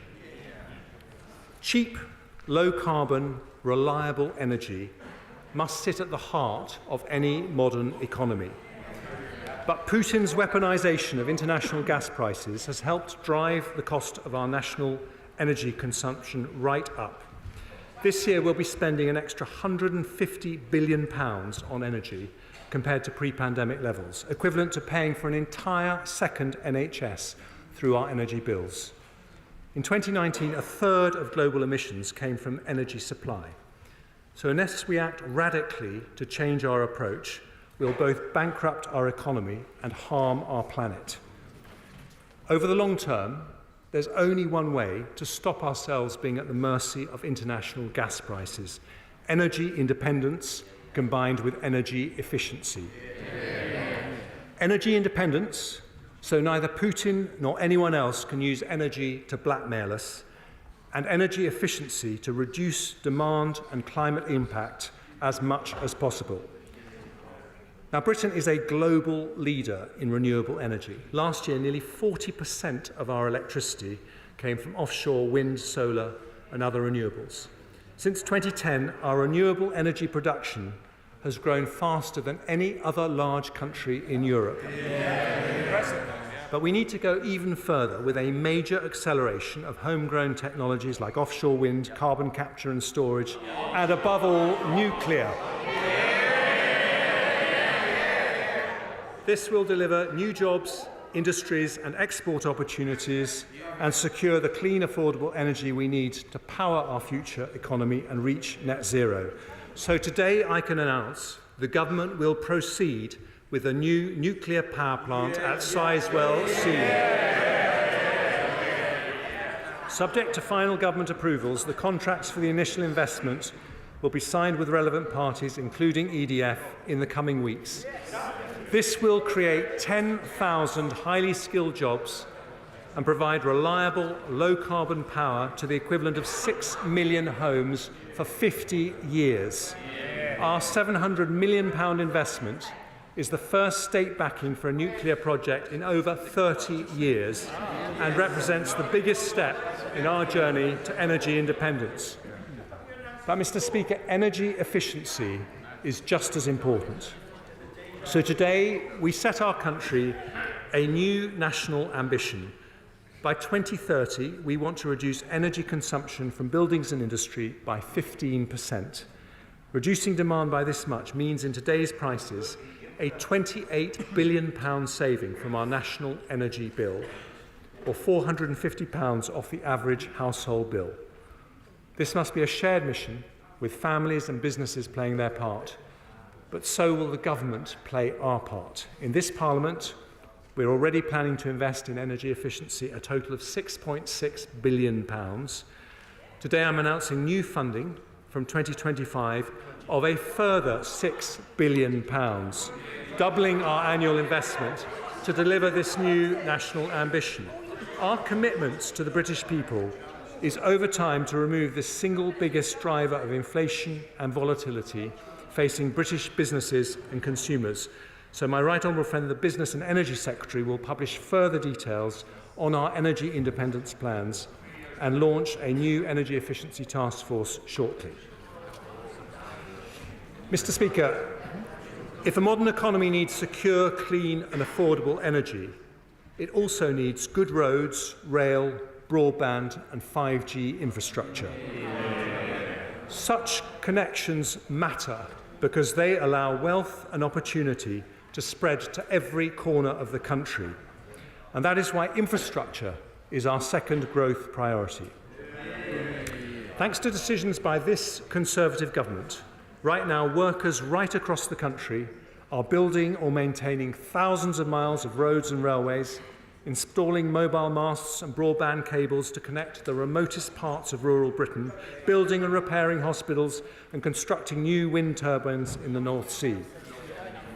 When looking for cuts, capital is sometimes seen as an easy option, but doing so limits not our budgets, but our future. So today I can announce that I'm not cutting a penny from our capital budgets in the next 2 years and maintaining them at that level in cash terms for the following 3 years. That means that although we're not growing our capital budget as planned, it will still increase from £63 billion 4 years ago to £114 billion next year, £115 billion the year after, and remain at that level, more than double what it was under the last Labour government.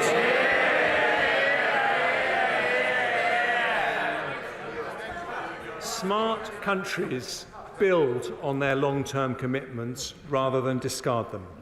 So today I confirm that because of this decision, alongside Sizewell C, we will deliver the core Northern Powerhouse Rail, HS2 to Manchester, and East-West Rail, and the new hospitals programme, and gigabit broadband rollout.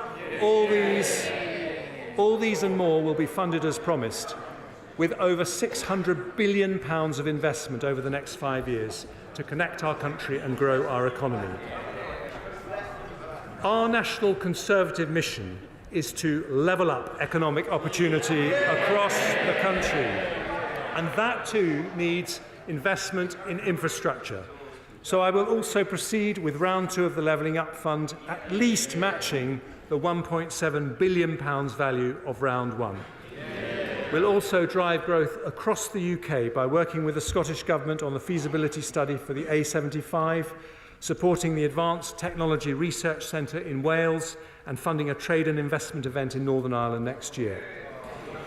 But to unlock growth right across the country, we need to make it easier for local leaders to make things happen without banging on a Whitehall door. Our brilliant mayors, like Andy Street and Ben Houchin, have shown the power of civic entrepreneurship. We need more of this inspirational local leadership. So today I can announce a new devolution deal that will bring an elected mayor to Suffolk and deals to bring mayors to Cornwall, Norfolk and an area in the northeast to follow shortly. We're also making progress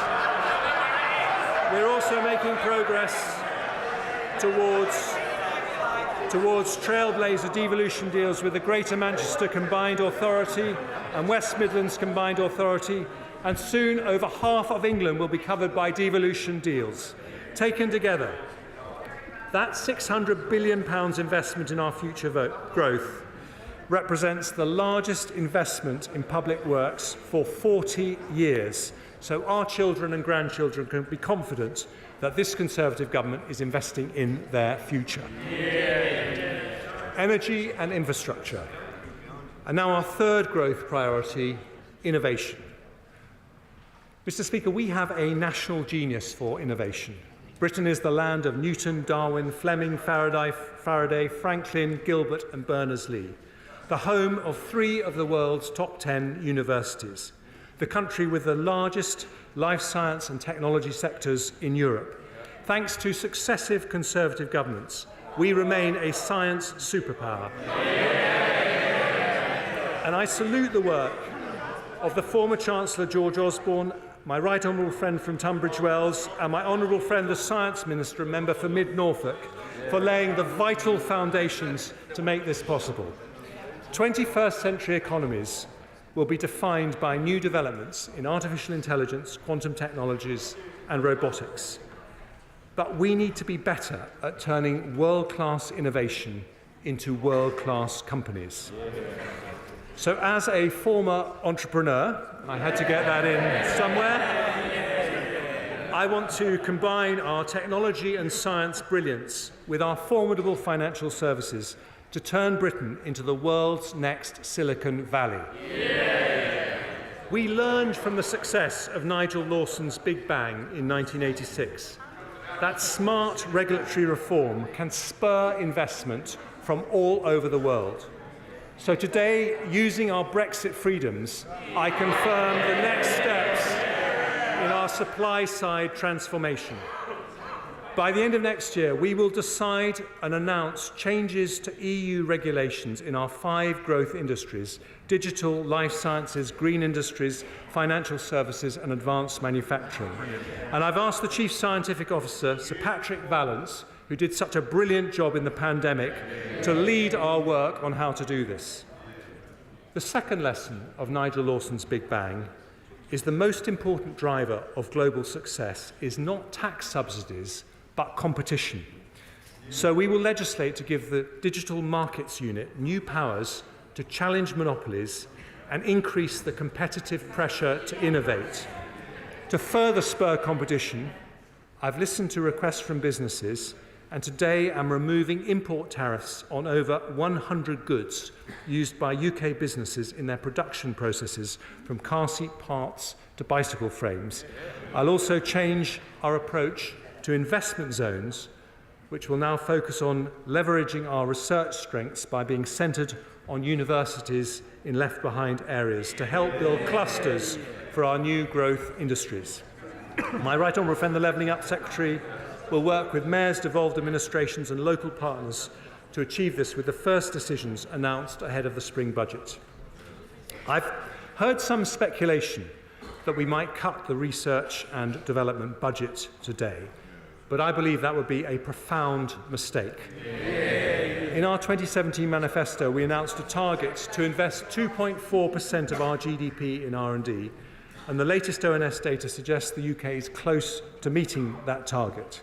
I want to go further, so today I protect our entire research budget and confirm that we'll increase public funding for R&E to 20 billion by 24-25, as part of our mission to make the United Kingdom a science superpower. And finally, Nigel Lawson's Big Bang inspires us today, but nearly 40 years on, we must stay true to its mission to make the UK the world's most innovative and competitive global financial centre. So to further support investment across our economy, I also announced that we're publishing our decision on Solvency II, which will unlock tens of billions of pounds of investment for our growth-enhancing industries. 3 priorities for growth: energy security, investment in infrastructure, and a plan to turn the United Kingdom into the world's next Silicon Valley, transforming British intellectual genius into British commercial success. But alongside British genius, we must remember another great national quality: British compassion. So this final part of our plan protects the most vulnerable, and it's to that I now turn. Mr. Speaker, strong public finances aren't just to make accountants happy. It's because we took difficult decisions in 2010 that we could afford record funding increases for the NHS, the landmark furlough scheme, and now the energy price guarantee.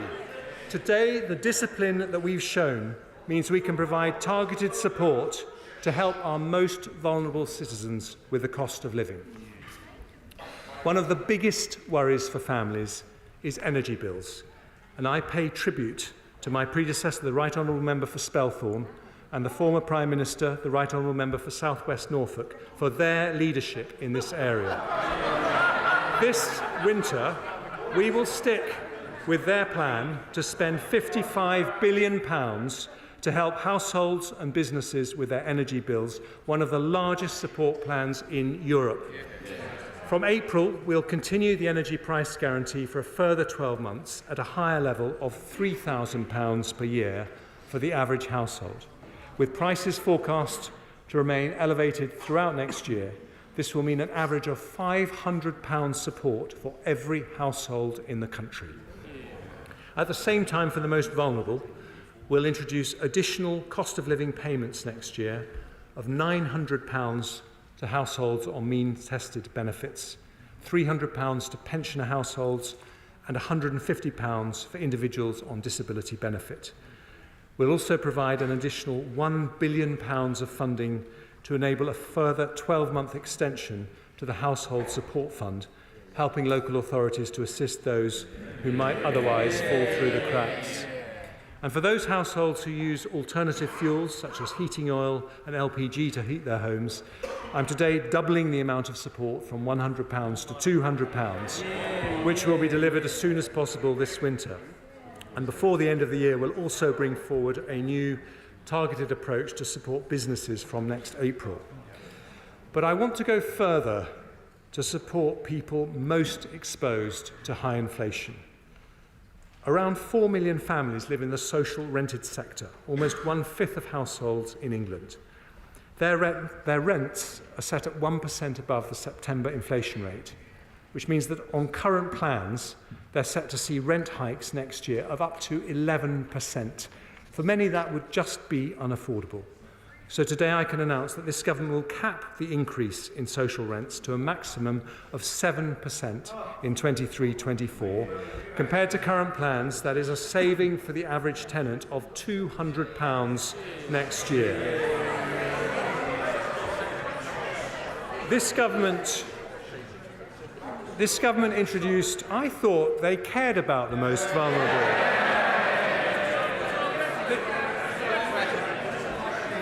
This government introduced the national living wage, which has been a giant step in eliminating low pay. So today, I'm accepting the recommendation of the Low Pay Commission to increase it next year by 9.7%. That means from April 23, the hourly rate will be £10.42, which represents an annual pay rise worth over £1,600 to a full-time worker. It's expected to benefit over 2 million of the lowest paid workers in our country and keeps us on track for our target to reach 2/3 of median earnings by 2024. And it is the largest increase in the UK's national living wage ever. Mr. Speaker, there have also been some representations to keep the uplift to working age and disability benefits below the level of inflation, given the financial constraints we face. But that would not be consistent with our commitment to protect the most vulnerable. So today I also commit to uprate such benefits by inflation with an increase of 10.1%. That is an expensive commitment costing £11 billion, but it means 10 million working age families will see a much needed increase next year, which speaks to our priorities as a government and our priorities as a nation. On average, a family on universal credit will benefit next year by around £600, and to increase the number of households who can benefit from this decision, I'll also exceptionally increase the benefit cap with inflation next year. Finally, Mr. Speaker, I've talked a lot about British values of compassion, hard work, dignity, fairness. There is no more British value than our commitment to protect and honour those who built the country we live in. So to support the poorest pensioners, I have decided to increase the pension credit by 10.1%, which is worth up to £1,470 for a couple and £960 for a single pensioner in our most vulnerable households. But the cost of living crisis is harming not just our poorest pensioners, but all pensioners. So because we've taken difficult decisions elsewhere today, I can also announce that we will fulfil our pledge to the country to protect the pensions triple lock.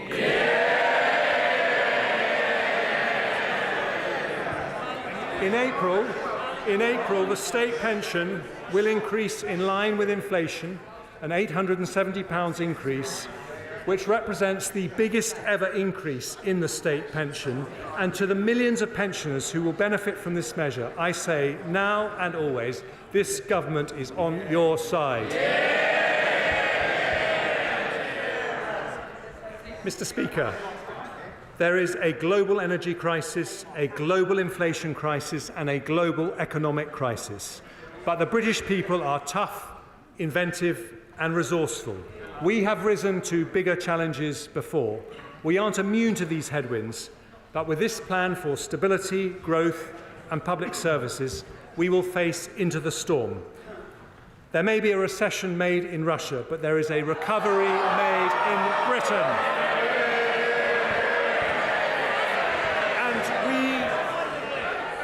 And we commit to our plan today with British resilience and British compassion. Because of the difficult decisions we take today, we strengthen our public finances, bring down inflation, protect jobs. We build the first state-backed nuclear power station for 30 years. We continue the biggest programme of capital investment for 40 years. We protect standards in schools, cut NHS waiting times, fund social care, cap energy bills, support those on benefits.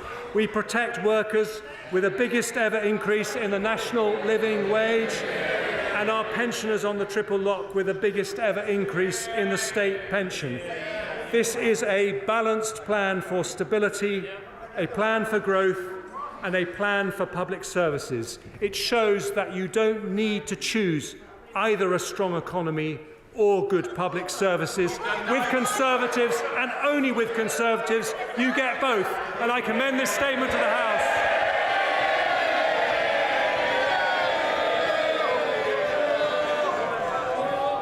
I now call the Shadow Chancellor of the Exchequer, Rachel Reeves. Thank you, Mr. Speaker, and thank you to the Chancellor for that statement. So here we are, the end of 2022. 3 Prime Ministers, 4 Chancellors, and 4 budgets later. And where do we find ourselves? In a worse place than we started the year. Inflation spiralling, growth plunging, living standards falling. Mr. Speaker, Britain is a great country with fantastic strengths. But because of this government's mistakes, we are being held back. What people will be asking themselves at the next election is this: are me and my family better off with a Conservative government? And the answer is no.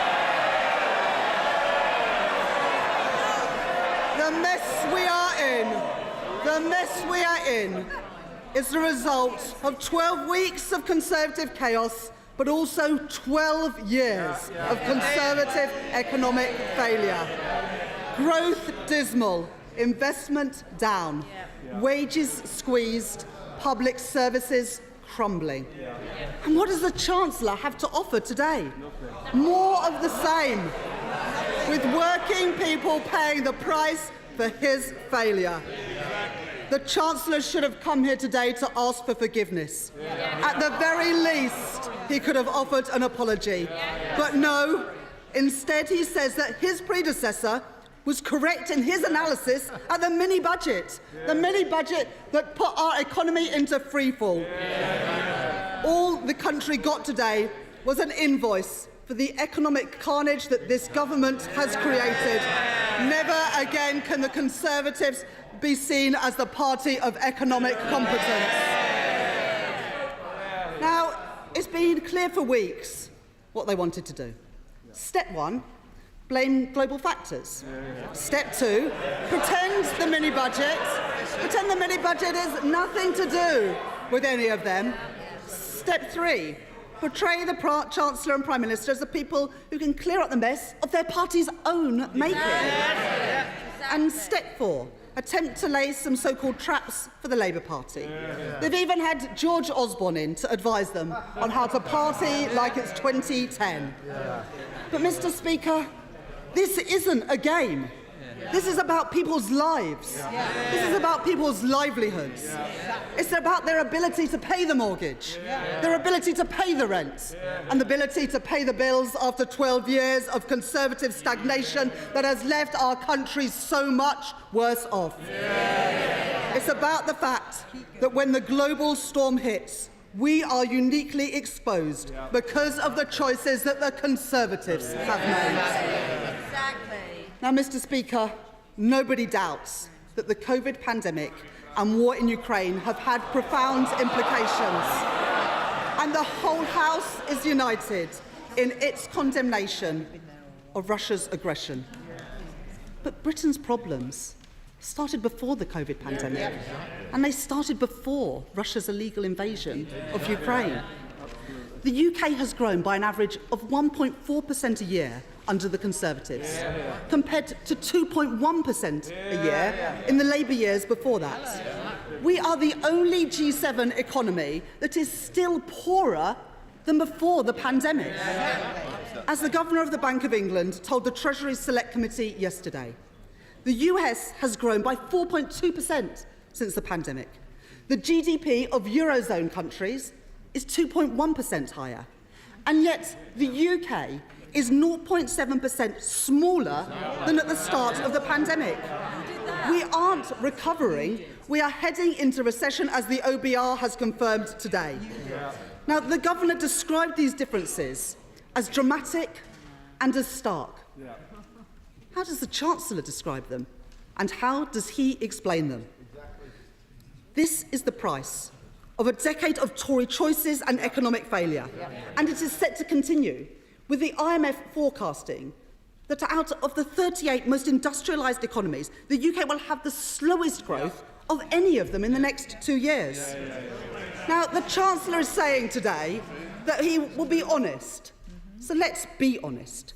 No one was talking about cuts to public spending 2 months ago, and no other advanced economy is cutting spending or increasing taxes on working people as they head into recession. This government has forced our economy into a doom loop, where low growth leads to higher taxes, lower investment and squeezed wages, with a running down of public services, all of which hits economic growth again. And instead of learning from the mistakes of the last decade, they're simply repeating them. We need to break free from this vicious cycle of stagnation with fairer choices and a proper plan for economic growth.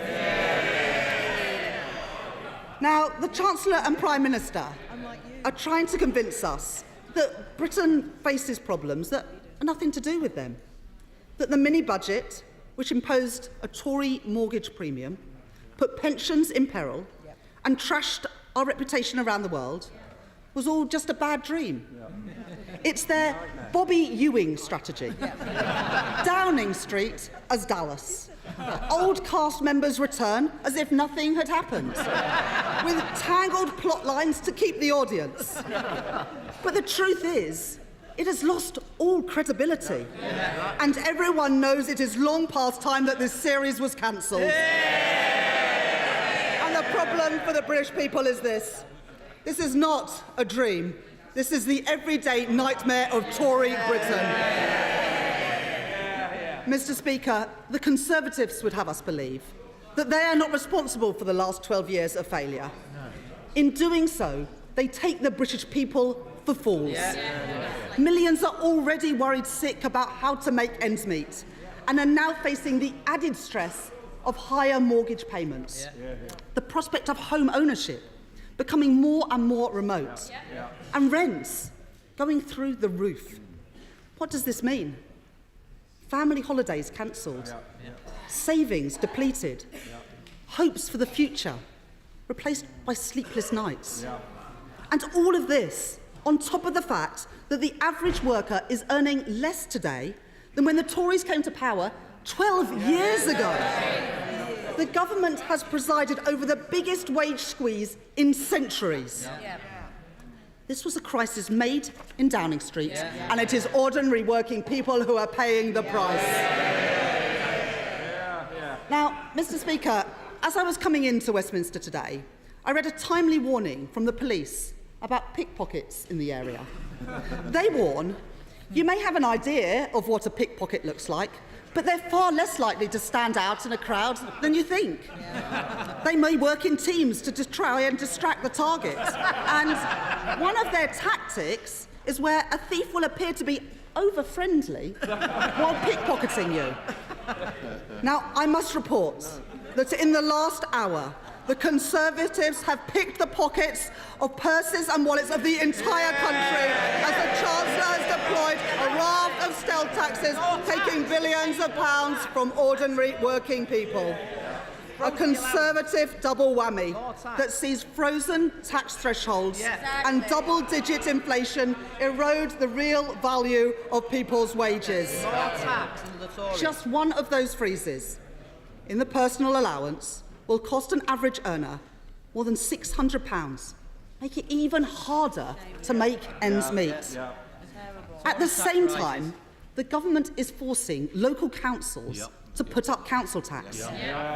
Now, the Chancellor seems to have confirmed today a council tax bombshell worth £100 for a typical Band D property, taking their council tax above £2,000 for the first time.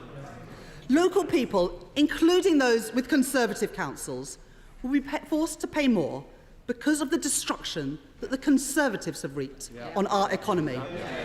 And this at a time when councils are already in dire straits because of cuts by Conservative governments.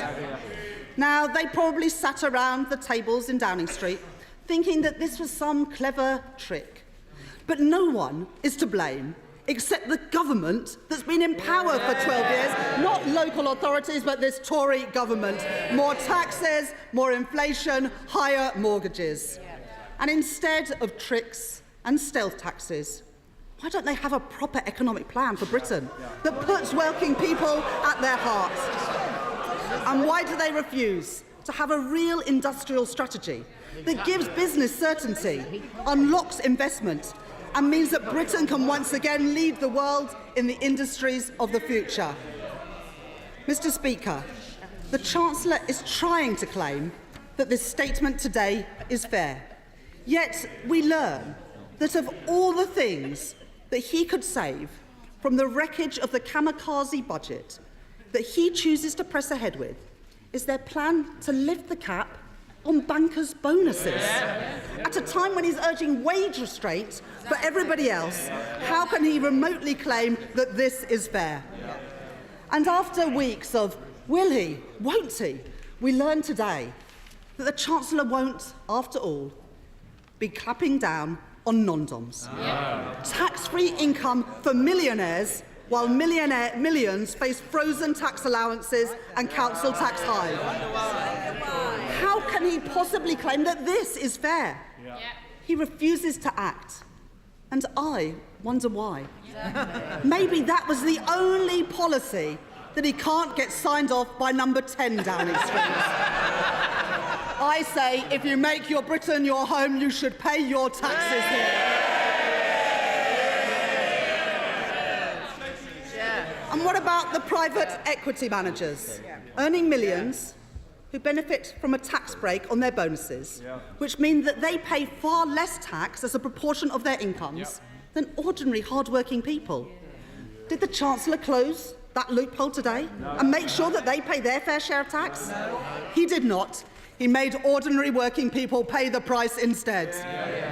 Because, Mr. Speaker, time and time again, we've seen how quick the Conservatives are to raise taxes on working people. Now, the Chancellor has even compared himself to Scrooge. He's asking working people to take the hit, with less money in their pockets in the run-up to Christmas, but also for years to come. But if you're a banker, a non-dom, or a private equity manager, don't worry. Scrooge hasn't cancelled your Christmas. And that's before we even get onto the energy giants. After months of resistance, well, the Honourable Lady says from a sedentary what about taxes? Well, the non-doms don't pay taxes. That is the whole point, and that is why the Chancellor should have closed that loophole today. And this is before we even get on to the energy giants. Really? They don't pay taxes. And that's before we even get on to the energy giants. After months of resistance from this Prime Minister, the government has finally been dragged kicking and screaming to extend the windfall tax that Labour have been calling for since January. Yet they still leave billions of pounds on the table. Profits that are the windfalls of war. Because they have failed to close a huge loophole that they created that hands out massive tax breaks to those oil and gas giants for doing the things that they were going to do anyway. For those wondering why, some energy giants have paid no windfall tax in the last quarter, despite record profits and eye-watering bills for consumers. The answer is the decisions that this Prime Minister made when he was Chancellor, confirmed by the current Chancellor, lets the energy giants off the hook once again. Mr. Speaker, the government has announced plans for energy bills next year, but bill payers will still see prices go up next spring, leaving far too many people wondering how they'll make ends meet. For every pound of windfall tax left on the table, people are faced with higher prices on their bills. And the Tories' failure on energy goes back much further. They closed down gas storage, blocked onshore wind and solar, and slashed support for home insulation. Now, today the Chancellor says that he will act on energy efficiency, but I'm afraid it's all far too late. We called for the insulation of 2 million homes a year more than 12 months ago that could cut bills by £1,000, not just for 1 year, but for every year to come. And they did nothing. Insulation levels in 2021 were 20 times lower than in 2010 because of their neglect. And now he proposes a package, but we have to wait until 2025 for them to act. Why? When people are facing a bills crisis now, years and years will have gone by while he sits back, millions of families could have been helped, and they have not been. And still they block renewable power, like onshore wind, that could bring energy bills down, create good jobs in all parts of the country, and ensure that Britain can lead the way in the industries of the future. Clean power is the right solution to the energy price crisis, but yet again the Conservatives have failed. They have failed to protect us from future shocks, failed to tackle the cost of living crisis, and failed to take the decisions in our country's national interest. It is because they have failed to grow the economy that they are having to bring forward yet another statement with tax rises and spending cuts. The last Prime Minister and Chancellor embarked on a reckless sugar rush that abandoned fiscal rectitude, and they all cheered for it. But the current Prime Minister and Chancellor have given up on growth altogether. And how do we know? Because the Office of Budget Responsibility has seen their plans, and they've downgraded growth in the months and years ahead. Achieving the levels of growth this country needs isn't like flicking on a switch. No. We need a serious long-term plan to get our economy growing again, powered by the talents and efforts of millions of ordinary working people and thousands of businesses. We need a fairer, greener, more dynamic economy, creating good jobs in every part of the country, in homegrown renewables, in green hydrogen, in carbon capture and storage, with Labour's Green Prosperity Plan, with a modern industrial strategy where government works hand in hand with business, properly fixing business rates so that small businesses and our high street businesses thrive again, and fixing the holes in the government's Brexit deal to help UK businesses trade and compete in the world, and ensuring that Britain is the best place to start and grow a business. That is what a Labour government will do. Mr. Speaker, while our public services are struggling and working people are being stretched, the rampant waste and cronyism from this government continues apace. It does not seem to concern the Chancellor that his government dished out £3.5 billion of contracts to friends and donors of the Conservative Party. And the latest Prime Minister spent so much time when he was Chancellor practising his signature for his glossy Instagram graphics that he failed to put in place even the most simple checks on COVID support. That is why the former Treasury Minister, Lord Agnew, described the current Prime Minister's fraud failures as schoolboy errors. The Prime Minister left the doors to the vaults wide open to organised criminals and drugs gangs. They helped themselves to £6.7 billion of taxpayers' money, money that the government is failing to retrieve. And last month it was slipped out that the Taxpayer Protection Task Force, set up to get this money back, is being wound down. The government's just given up, and the Conservatives are turning yet again to our crucial public services to make up the money. Mr. Speaker, the fraudsters may think that they have got away with it, but a Labour government will hunt them down for everything that they have taken from the taxpayer. The country is sick of being ripped off by the Tories. We want our money back. Because of Tory failure, our crumbling public services are set to suffer even more. Ordinary people lose yet again. Never before have people paid so much in tax and yet got so little in return. At the weekend, the Chancellor admitted that the NHS was already on the brink of collapse. With 7 million people on NHS waiting lists, how much longer will that list get? 3 in 10 people are leaving education without GCSE English and maths. What will this do to our society and our future economy? And why do the Tories have an ideological objection to putting VAT on school fees, which the Chancellor himself admits will raise £1.7 billion? By their actions, it is clear the government does not value our public services or the contribution of those working in them. And what do we hear today? Reviews on schools and the NHS workforce, on social care and on waste. But what we need is action. The time for delivery is now, not time for more reviews. And now we hear from the Chancellor, who had previously said that one of his biggest regrets as Health Secretary was failing to fix social care. And today he has further delayed the government's much-promised social care cap. This is yet another broken promise after 12 years of Tory failure on social care. The Tories have trashed our public services, and the statement today is proof that they are doing nothing to turn that around.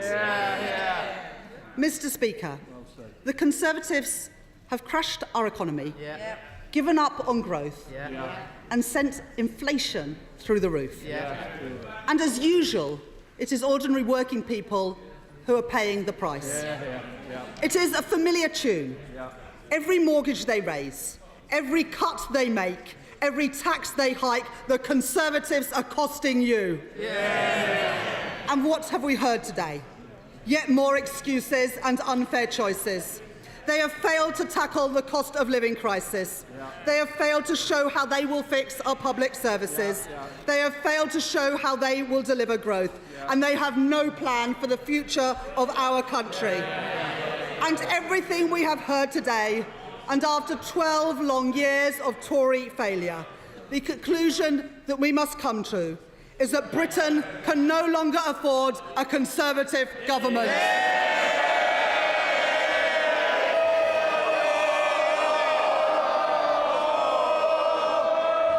Right, let me start with the chair of the Select Committee, Harriet Baldwin.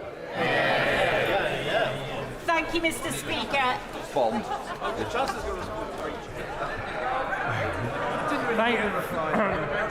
Thank you, Mr. Speaker. Today we've announced tax rises and spending cuts of £55 billion. We can debate the reasons, but to govern is to choose. And she didn't answer the simplest of questions. Does she back the need for a package of this size to bring down inflation? If Labour can't answer, they are not fit to govern.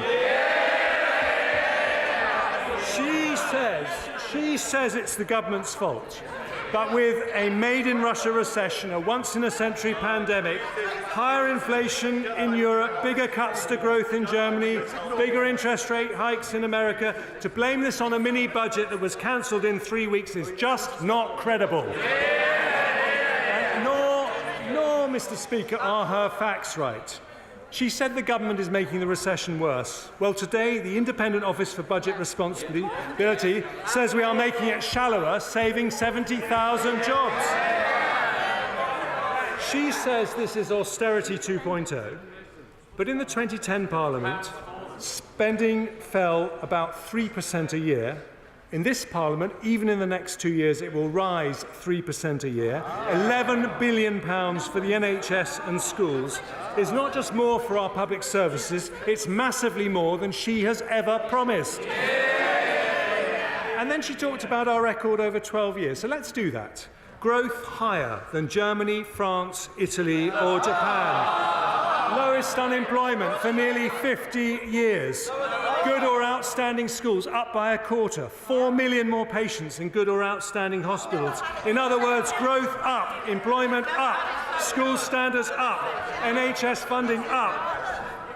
And because she won't back this package, the British people today know that under Labour, it's inflation worse, cost of living worse, unemployment worse, competitiveness worse. If we want stability, growth and funding for public services, the choice is plan or no plan. We have a plan. Where's hers?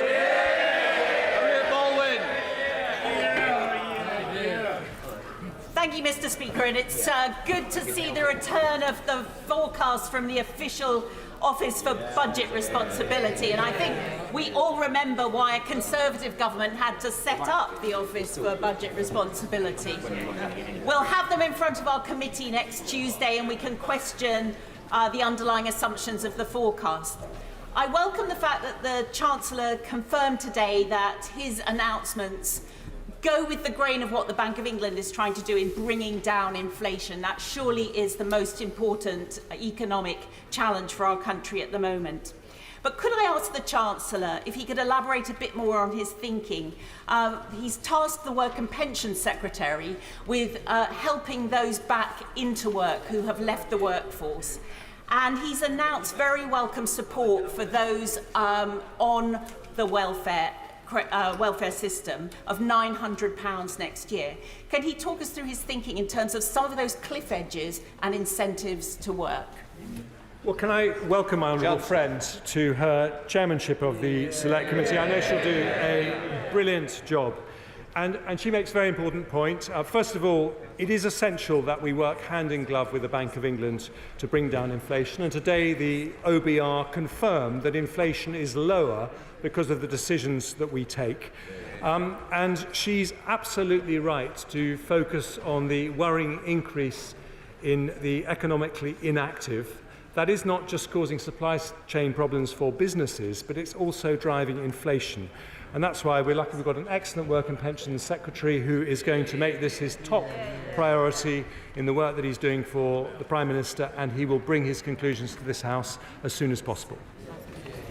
SNP spokesperson Alison Poole. Thank you, Mr. Speaker. The current Chancellor comes here today as the 7th Chancellor in 7 years, a mere 55 days after the last Chancellor came to this House to present his chaotic mini-budget.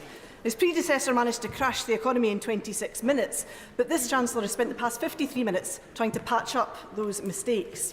The reality is that we will be all living with the disastrous consequences of Trussonomics for some time to come. He's brought forward new targets because he's failing to meet the old ones, and his difficult choices are of nothing compared to what many of our constituents face. The Tories spent the summer squabbling in a leadership contest when they should have been preparing for this difficult winter ahead. And now the UK is £30 billion worse off because of the incompetence of the Conservative Party. Scotland is paying a heavy price indeed for being in this union. And now we see the Tories attempting to cut their way out of a recession. It will not work. Public sector workers deserve a proper pay rise to face the cost of living crisis the Tories have created. And the Scottish Government doesn't have the flexibility this Chancellor has to borrow or to make changes in year. Their existing budgets have already been squeezed and reprioritised, and there is nothing left to cut. Now, the Chancellor says that Scotland will get £1.5 billion in Barnett consequentials, but yet the Scottish Government budget is worth £1.7 billion less than when it was introduced last December. So Scotland is being shortchanged yet again. So will he listen carefully to what John Swinney has actually asked for and provide the funding that Scotland deserves? The Chancellor is proposing fiscal tightening on a scale not seen since George Osborne, and we are still living with the very real consequences of those poverty-inducing policies. The two-child limit, the rape clause, the brutal benefit sanctions. Glasgow Centre for Population Health have been clear that the previous round of Tory austerity caused 330,000 excess deaths. More of the same from this Chancellor is a price society cannot afford. Restoring the triple lock and uprating benefits by inflation is not some victory to be celebrated. Bernardos have described it as a minimum first step.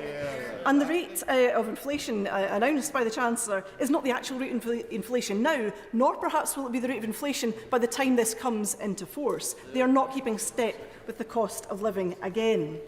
Any compassionate government with an ounce of humanity would not have to be dragged here to make such a decision. He talks about uprating the benefit cap. He should scrap the benefit cap.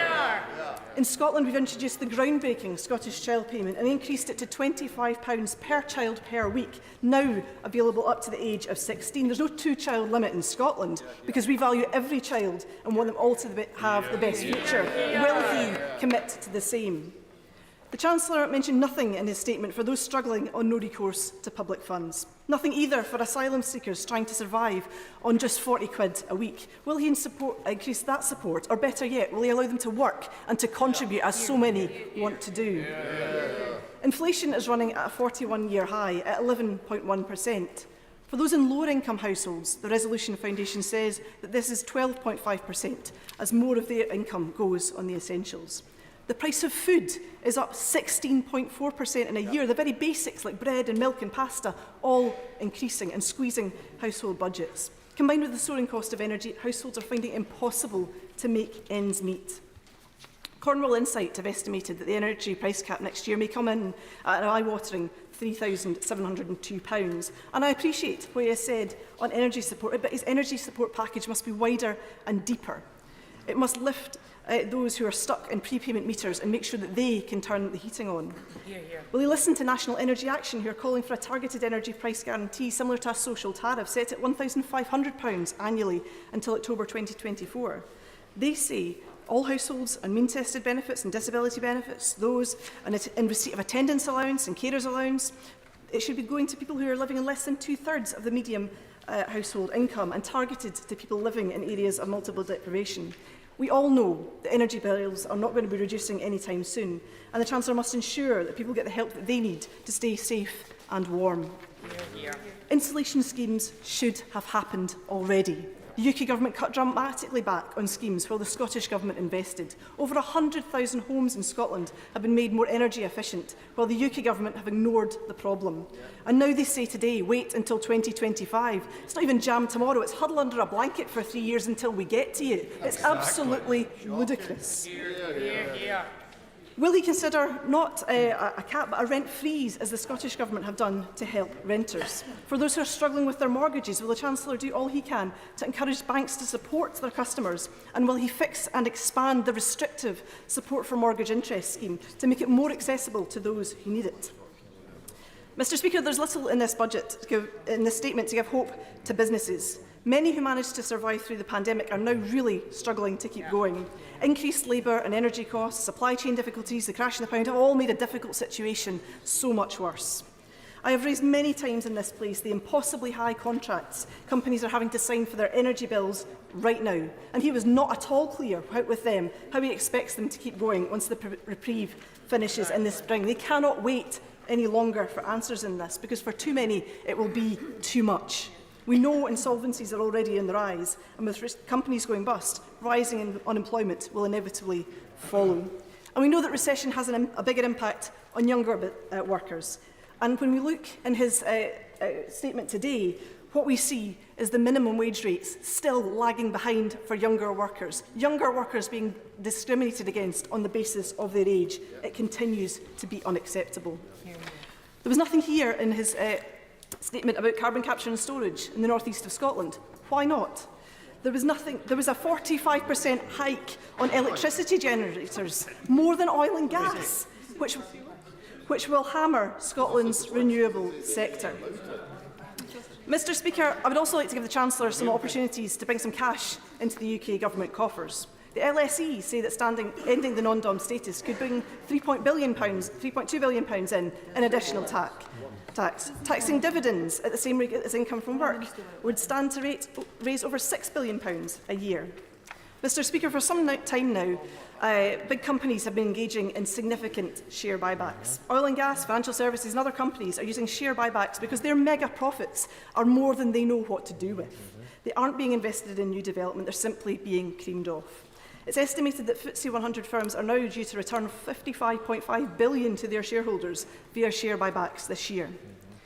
The IPPR estimate that a one-off 25% windfall tax on share buybacks of FTSE-listed companies could raise £11 billion in a single year as a one-off windfall tax. And even if companies are discouraged from buying back shares under this scheme, this would then lead to higher reinvestment in development rather than in profits. So why would the Chancellor pass up such an economic opportunity? The Chancellor should also grow the tax base by increasing immigration and improving the lot who have already done us the significant honour of coming to live, work and study in our communities. We should thank them, not tell them that they are not welcome. It's beyond time that the UK has a sensible grown-up conversation about immigration, and on these SNP benches, we are clear that immigration is an economic good. The OBR forecasts that higher net migration reduces pressures on government debt over time, and he should consider this. Finally, Mr. Speaker, I want to come to the policy that unites all the unionist parties in this House: Brexit. Tories, Labour, the Lib Dems, all Brexiteers now fully committed to this futile project of deliberate self-destruction. Dr Swati Dhingra of the Bank of England Monetary Policy Committee told the Treasury Select Committee yesterday, "It's undeniable now that we are seeing a much bigger slowdown in trade in the UK than in the rest of the world. Wages are lower, business investment's lower, and the UK is underperforming in both imports and exports. This political choice has brought us here today to the Chancellor's decisions, which will affect us all, but will hit the least well off the very hardest." The economist Michael Saunders said this week, if we hadn't had Brexit, we probably wouldn't be talking about an austerity budget. Put that on the side of a bus. Hear, hear. Mr. Speaker, Scotland did not vote for this. We did not choose austerity and we did not choose Brexit. The OBR say that living standards are to fall by 7% over the next 2 years. It ought to be of no surprise to anybody that just shy of half of Scots think the UK won't exist in its current form in the next 5 years. This is a UK so weak that no one would wish to join it. Mr. Speaker, Scotland cannot be forced to stay in broken Brexit Britain. Mr. Speaker, I thank her for her comments, but I do have to say she's complaining about economic instability damaging business in Scotland, but she supports the most destabilising policy of all, which is separation from the United Kingdom. She complained about Brexit, but 1 million voters in Scotland voted for Brexit, and we are implementing the will of the British people. Look, behind the sparring in this House, we actually have very good relations with the Scottish Government, and the Chief Secretary of the Treasury has already met with John Swinney, the Finance Minister, and we have good cooperation. I do need to correct her on one point. She said that we're not investing in energy efficiency. What I said, if she listened to my words, is that this Parliament, we are spending £6.6 billion in energy efficiency, and there would be a further £6 billion from 2025. Now, I understand that separation means more to her than anything else in politics. But families in Scotland today heard other things. They heard £600 million for the Scottish NHS, £385 million for schools, over £4 billion to help Scottish families with their energy bills, and that's on top of £4 billion to build the latest frigates. And that is because we are more than neighbours. We are family, and Conservatives always back families. Theresa May. Thank you. Thank you, Mr. Speaker. Can I welcome and commend my right honourable friend and the government for their commitment to sound money and sound public finances. Can I also welcome the commitment my right honourable friend has given to innovation and R&D in developing and rebuilding our economy.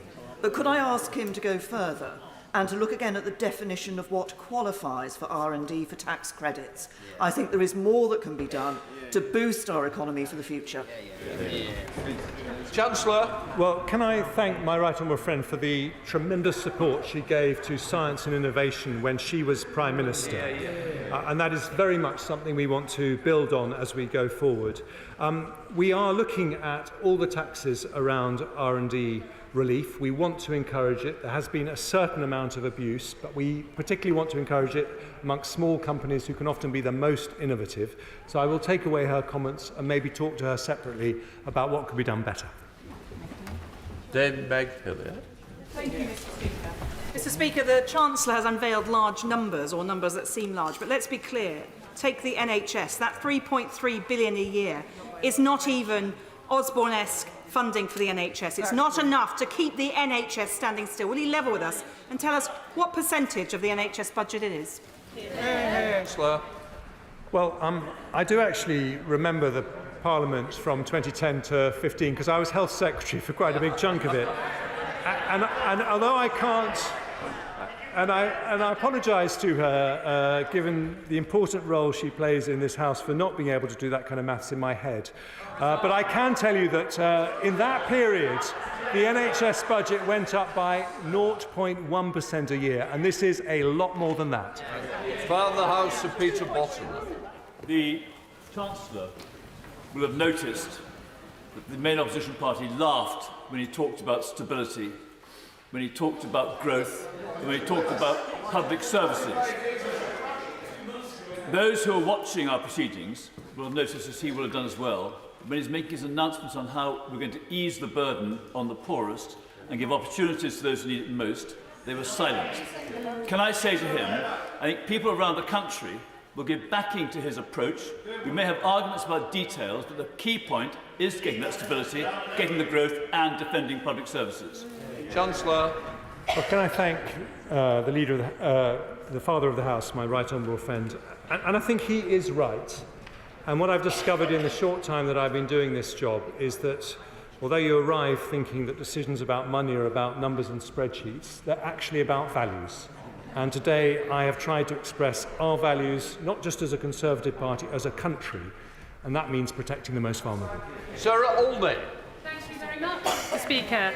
This cost of chaos budget will cause untold pain for everyone. Soaring mortgages, unfair tax hikes and further cuts to our struggling public services. This Conservative government has plunged the economy into chaos, and now they are forcing ordinary families to pay for their incompetence.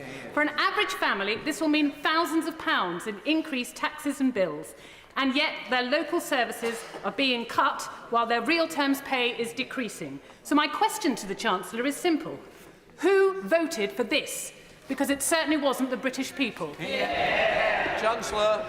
I think she must have written her speech before actually listening to what I said, because when she talked about soaring mortgages, she might have heard the OBR confirm today that because of the decisions we've taken, inflation will be lower, and that means less pressure on interest rates and less pressure on mortgages.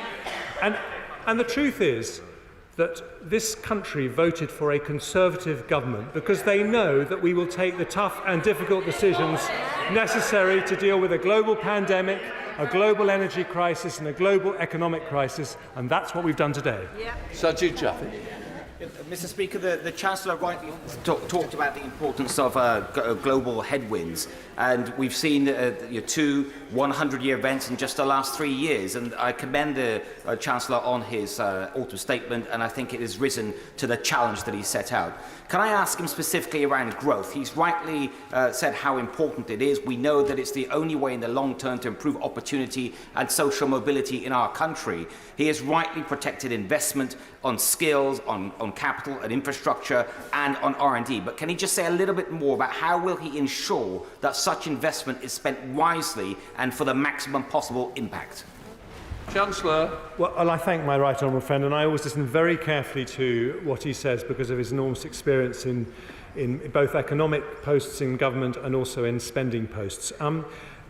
The reason growth matters is because often it's not something you can deliver in 1 year or 2 years. You need to have a long-term strategy. I talked about Nigel Lawson's Big Bang in 1986. Well, that actually took decades to come to fruition and turn London and the UK into one of the world's great centres for financial services. So every government has a duty to lay those foundations and to make sure that as far as possible there is cross-party support for what they do.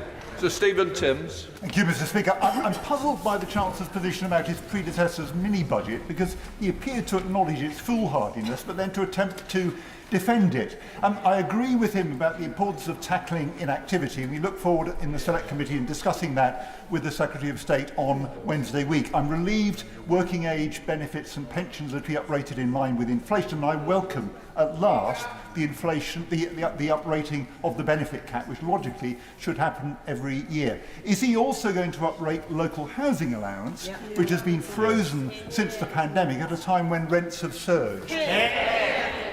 Chancellor. Well, I will write to him on that latter point. But on the mini-budget, let me be very clear.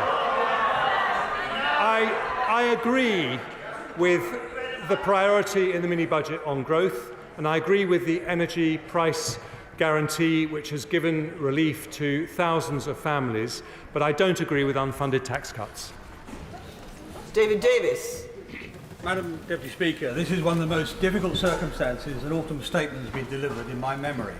So I congratulate the Chancellor on a remarkably skillful statement today. One of the, of course, fiscal responsibility is incredibly important, but one of the risks that go with it is the risk of worsening a recession that comes. So it's particularly important that on small businesses, on investment, on innovation, he came up with a radical new agenda for growth. And can I ask him that when he comes to deliver his budget in the spring, after hopefully gas prices have stabilised and financial markets have stabilised, he reinforces that agenda for growth? Chancellor.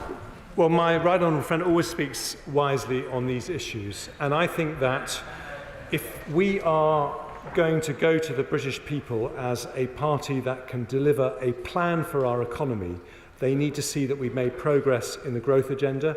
They need to see where this country is going to excel, not just in the next 2 years, but in the next 20, 30, 40 years. And I think that they will reward the party that demonstrates it understands how to do that, and that's what we do know. Margaret Hodge. Thank you, Madam Deputy Speaker. The Chancellor claimed in his statement that he was being fair and protecting the vulnerable. I think those claims were false, and his measures simply entrench inequality. Freezing income tax bands hurts low earners much more than high earners. And the real terms cuts of in public services hits the poorest and the most vulnerable. He had choices. Why could he not tax income enjoyed from wealth at the same rate as income earned from work? Why couldn't he reform national insurance so that high earners and people of pensionable age pay a fair contribution?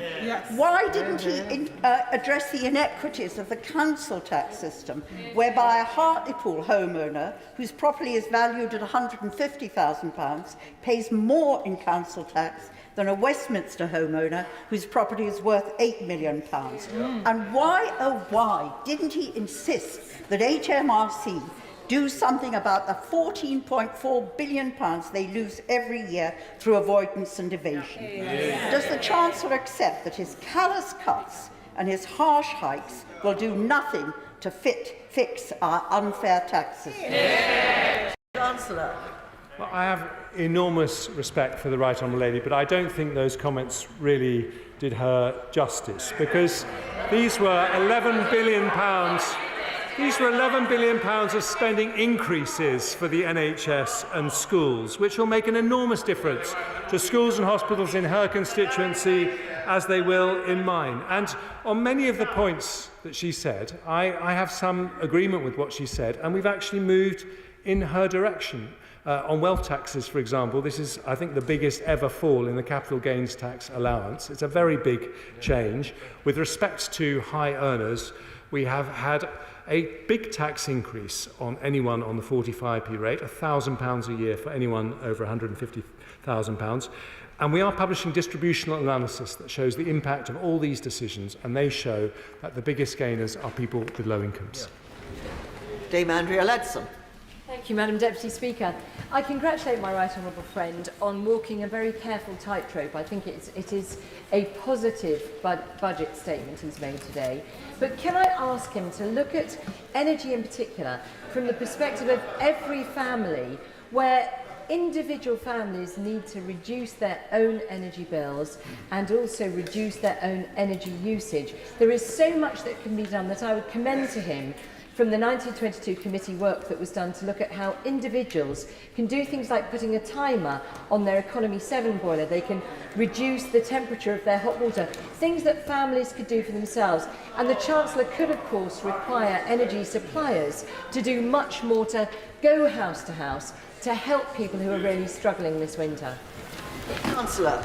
Well, as ever, she speaks very wisely. And it was a long statement today. I didn't have time to go into the details, but my right honourable friend, the Business Secretary, will be announcing a plan very much along the lines that she says. It's a kind of new contract with families up and down the country. We are giving £106 billion of support to bring down energy bills this year and next. We are helping people, but we're also saying that we need you to also do things to help improve energy efficiency, and that's why this national plan to reduce energy efficiency by 15% is so important, and we are asking people to help themselves by taking the kind of measures that she says, so that when we aren't able to offer sustained support, people's energy bills are lower.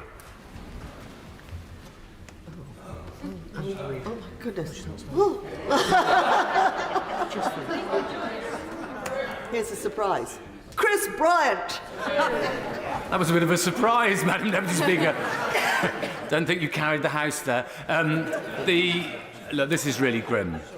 Public finance is in a really difficult situation, and even more importantly, the OBR figures show that disposable income for households will fall after what he's done today by 7% over the next 2 years. That is will he confirm that that is the biggest fall in our history? That is families not being able to afford things, isn't it? Yeah. That is, in the end, at the doorstep of number 10, isn't it? Yeah. Well, the first part of what he said is broadly correct. There is going to be a very big fall. But would you like me to answer the question or not? There is going to be a big fall in disposable income, but what the OBR say is the measures that I took today mitigate that, reducing the effect by around 25%, and that is very important. But what I would say to him is that to say that somehow this is nothing to do with a global pandemic, with a war in Ukraine. Yes, you said it was made in number 10, at the doorstep of number 10. That's what he said, Madam Deputy Speaker. I think that is to ignore reality staring him in the face. Philip Dunn. But I congratulate my right honourable friend on exceptionally skillful both delivery and content of his statement today. And could I particularly point to the work that he was just touching on in response to my right honourable friend's question about energy efficiency. He has today set an interim target to reduce energy demand in this country by 15% by 2028. The first time that we've done that, as far as my committee is aware, plugging a gap in the energy security strategy, which didn't address reducing demand. And could I urge him, when in his discussions with the base secretary, that when designing the work of the Energy Efficiency Task Force, they engage with the industry that's got to deliver this reduction, which has, unfortunately neither Treasury nor his predecessors in the base department have done adequately in the previous schemes, to make sure that we have a scheme that will endure and will actually work and deliver the reductions at household level. Chancellor. Well, my honourable friend understands this extremely well and has done very good work with his committee.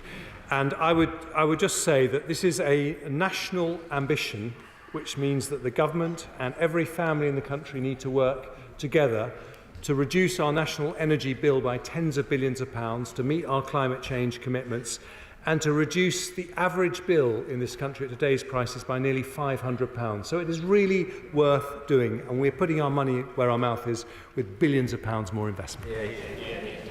Ben Lake. Mr. Speaker, the Chancellor rightly acknowledged that inflationary pressure on the budgets of public services is severe and as its impact on the delivery of key services. He announced an additional £1.2 billion for the budget of the Welsh Government today. Could he explain whether this increase is a real terms increase to the budget, and if not, how does he expect budgets in Wales to meet up with the rising cost of living? Hear, hear. Chancellor. Well, because of the way the Barnett consequentials work, this is a cash amount that the Welsh Government will receive.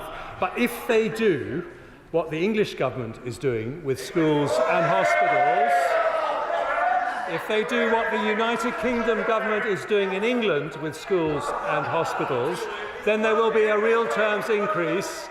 There will be a real terms increase in Welsh schools and Welsh hospitals.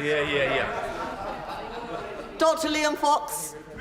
Deputy Speaker, can I congratulate my right honourable friend on a balanced and skillful statement prioritising fiscal stability.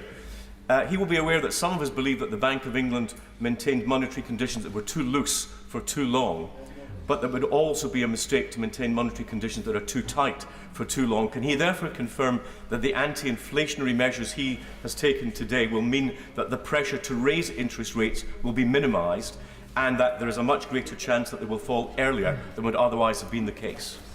Chancellor. Well, my right honourable friend is absolutely right to focus on this issue, because every 1% increase in interest rates is about £850 more on the average mortgage. So it's hugely important to families up and down the country.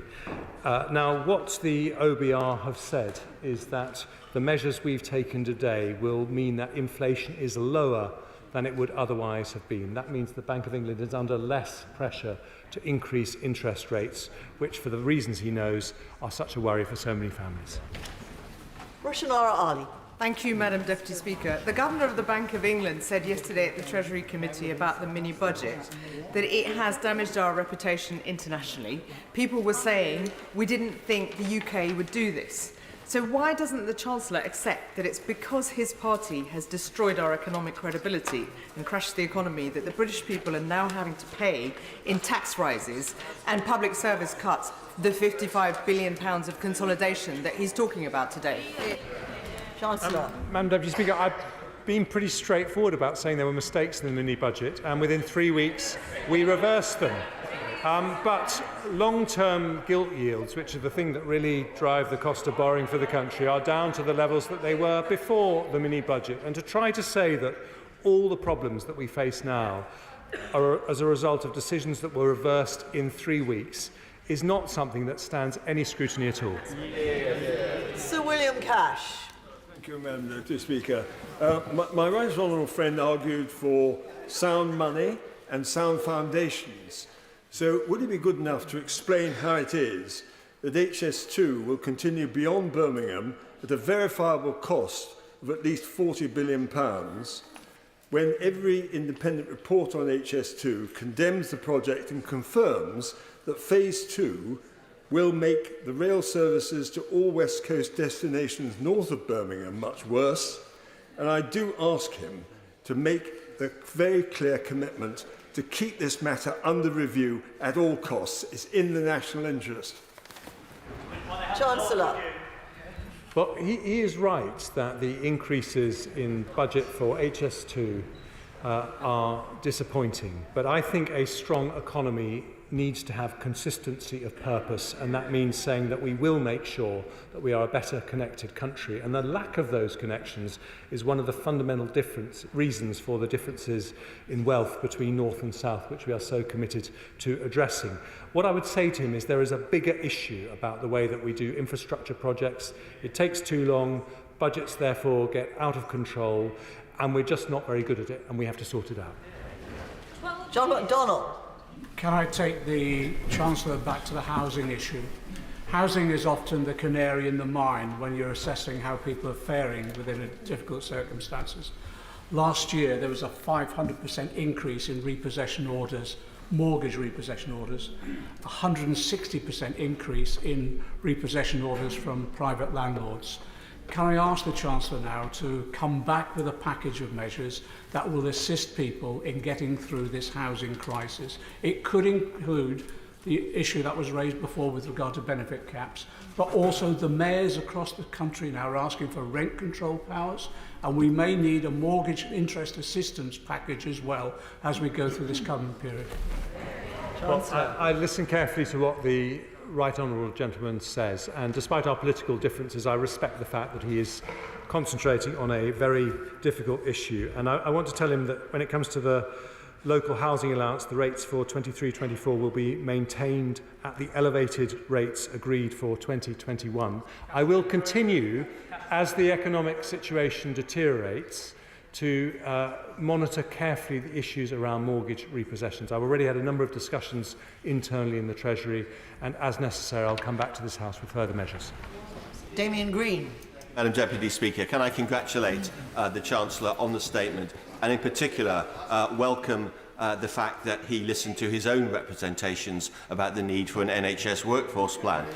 I also welcome the increase in money for social care, which is desperately needed. And can I urge him in the future to take a leaf out of his own book and start to develop a workforce plan for the social care sector as well, because that's equally needed.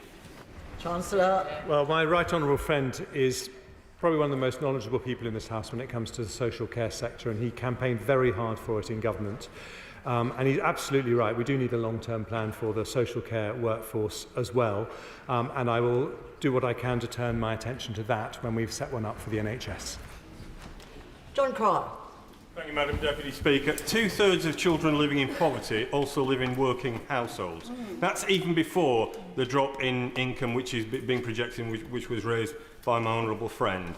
By the end of this Parliament, will that figure be greater or lower than it is now? Well, I would hope it would be lower, but I would just point out to him that the needs of people in that situation have been front of our mind in today's decisions by uprating the national living wage. That is up to £1,600 extra for people on low incomes. The extra £900 that people on means-tested benefits will receive next year will make a big difference. And when it comes to pensioners, the increase in the pension rate by inflation is £870. So we are very much thinking about those people. Dr. Julian Lewis. Madam Deputy Speaker, may I welcome what the Chancellor just said about his focus on mortgages and avoiding repossessions, but on the necessary need not to send the wrong signal about defence expenditure, I note that he's skillfully linked that to a future defence review. When would that defence review come to fruition, and in the meantime will he guarantee that there would be no real decrease in defence expenditure? Well, I would expect my right honourable friend to look forensically at any comment that I make about defence. But I was very clear in my words, first of all, that the Prime Minister and I recognise the need to increase defence spending, and secondly, that the update for the integrated review needs to happen before the spring budget. So this is not pushing something into the long grass, this is making sure we get the decisions right. Ian Paisley. Thank you, Madam Deputy Speaker. The £650 million Barnett consequentials announced for Northern Ireland will go some way in plugging the gap that has been left by an inept finance minister in Northern Ireland, and for that we are welcome. But it only goes some way in plugging that gap, but it does recognise that without Westminster firepower, Northern Ireland would be in a considerably worse off place. With regards to the energy payments, which are for a lot of people in Northern Ireland woefully inadequate, 1,000 litres of oil today in Northern Ireland costs over £900. £300 will not cut it in that effect. Madam Deputy Speaker, could the Chancellor outline for us for the third time when will those payments actually be made to Northern Ireland? And secondly, with regards to the next Silicon Valley proposal, does the Chancellor accept that unless the handbrake of the Northern Ireland Protocol is replaced, Northern Ireland will not benefit from those proposals? Chancellor. Well, let me say first of all, on the opportunity to be the world's next Silicon Valley, I want Northern Ireland to be a central part of that. And in fact, I think we've agreed to explore funding a trade and investment event in Northern Ireland to attract more inward investment into the province for that very reason. I am very aware that when it comes to fuel poverty issues, it is a different situation in Northern Ireland. I've had a number of discussions with my officials, and I'm aware that energy consumption patterns are slightly different. So if I may, I'll write to him with details on that, and I'm happy to engage with him separately. Greg Clark. Thank you very much indeed, Madam Deputy Speaker. And can I congratulate the Chancellor on his meticulous and positive statement, which will be very well received in the science and technology communities. When you invest in research and development, you lay down a path to high-paid jobs, to discoveries that change people's lives, to export earnings. And the commitment that he's made is the biggest increase in R&D funding in the history of this country. So will he now work with the Business Secretary to develop a strategy in which businesses can invest alongside the commitment that he's made so that we can get the most out of the commitment that he's made today? Chancellor. Well, there has been no stronger backer of science and research and development than my right honourable friend, and I will absolutely make that commitment. I think there's a lot of the elements in the industrial strategy that he put together that we can learn and weave into what we do next, because he's right, this can't happen with government money alone. We need to work in partnership with brilliant British innovators and really make the most of the incredible opportunity we have. George Howarth.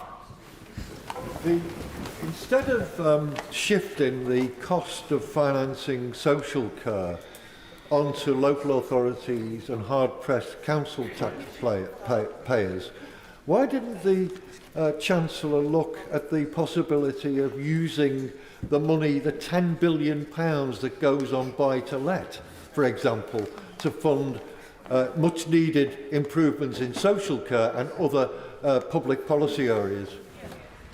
Well, we didn't shift the burden of funding onto local authorities. It's always been a shared responsibility. But as he heard from my statement, we're putting £1 billion next year into social care, £1.7 billion the year after. And taken together, that £4.7 billion is the biggest ever increase in the social care budget. I recognise there are big pressures and there's a need for reforms in that sector. But I think this is a very positive start. Teresa Villiers. Can I thank the Chancellor for the announcement on schools funding, which, as he knows, was something I raised with him as being crucially important. Can he also confirm, though, that if current forecasts about economic recovery and inflation prove to be overly pessimistic, can we move more quickly than he's announced today towards delivering a lower tax economy? Chancellor. Well, she's an immensely experienced colleague, and she is right to point out that there's always inaccuracy in any forecast. There's always variation from fiscal event to fiscal event, and so we do keep all these decisions under review in the round. And but I think it's still important to have forecasts. I think that's better than not to have them. But yes, we keep all these decisions under review. Jeremy Corbyn. Thank you, Madam Deputy Speaker. Can I take the chance to back to the issues of housing, which others have raised? Raising the local housing allowance merely in line with inflation doesn't necessarily help many people on benefit living in the private rented sector, particularly in constituencies like mine, where, generally speaking, many of those people end up being exported away from the area that they live in. What's more important is actually giving local authorities the power to introduce rent controls in areas of very high private sector rent. It's the biggest problem that many, particularly young people, face in their lives, excessive rent levels. Yesterday, the Secretary of State made a very interesting and very helpful statement on the issues of safety within all housing, which in his remarks means that there's going to have to be much more inspection done by local authorities. Will he ensure that local authorities are sufficiently funded to increase the levels of public health inspection in order to provide a safe living environment for people in all housing situations? Chancellor. Well, these are very important issues, and obviously the safety of properties in the private rented sector is extremely important. I'm not a fan of rent controls because I'm worried that that would reduce the supply of housing to the private rented sector. But I would point out to him that we lifted the local housing allowance during the pandemic to help people, and we're keeping it at that higher level. Steve Brine. People will note the trademark calm and decency of my right honourable friend today in what was a very credible autumn statement. The current chair of the Health Select Committee agrees with his predecessor, who I'm very glad to see agrees with himself, in welcoming the independent verified workforce plan, which of course is the rock upon which we build a sustainable future NHS. Can also welcome the additional social care funding, the £7 billion over the next 2 years, which, as you know, was a recommendation from the committee, and of course the £3.3 billion uplift in the NHS budget for the next 3 years. Could I just ask the Chancellor, he knows where I'm going to go with this, to work with us and to push his colleagues in the department and in the NHS itself to see the long-promised cancer plan? Because the sharp rises in cancer rates that we're seeing at the moment, of course, have a devastating impact on people's lives, but they're also having a domino effect that is understandably impacting on care across the NHS. Chancellor. Well, I'd like to welcome my honourable friend to his role as chair of the Health and Social Care Select Committee. I know he'll do a brilliant job. I also know he will hold me and the Health Secretary to account very strongly and tenaciously on everything to do with cancer and everything to do with public health. And I welcome that because these are very, very important areas. Clive Betts. Thank you, Madam Deputy Speaker. Coming back to social care, in his previous role as chair of the Select Committee, I think the Chancellor will remember arguing for a £7 billion increase in social care funding. Would he confirm today's package is nothing like that? Would he further confirm that much of it is coming from council tax increases which give most to the richest councils and proportionally take most from the poorest households? And finally, the rest of local government. That's going to face real-term cuts in essential services, isn't it? This is austerity Mark II and the prospect of financial collapse for many councils up and down the country. Chancellor. Well, I have to say I think local councils are welcoming today's announcement because of the biggest item of expenditure that worries them the most is their social care budgets, and this is the biggest ever increase in the social care budget. But I am pleased that he has read the report into social care done by the Health and Social Care Select Committee when I was chairman. I sometimes worry whether people do actually read these reports. And he's right to point that £7 billion figure. That was about £5 billion in core funding and about £2 billion for the Dilnot reforms. Today we are delivering nearly that £5 billion funding, and the Dilnot reforms will happen at a later stage. So it's not everything at once, but I think it's broadly consistent with what I recommended. Robin Hawken. Thank you, Madam Deputy Speaker. And I welcome my right honourable friend's correct focus on putting education and skills at the heart of his statement. I was one of many colleagues on this side of the House who wrote to him asking him to protect the school's budget, and he's gone further than that with the additional £2 billion over each of the next 2 years. So that is welcome. But can he confirm that it is his assessment and that of the Department of Education that will allow schools to fund the increase in teaching pay that has been recommended, but also the increase in non-teaching pay that they will face as a result of a rising living wage? Chancellor. Well, those are details which, within the structures we have, we give schools a lot of autonomy as to how they spend their budgets. And I'm happy to write to him on those specific issues, but what I would say is that the campaign organisations said that schools needed £2 billion a year. This is £2.3 billion a year, so I think we have met people's concerns.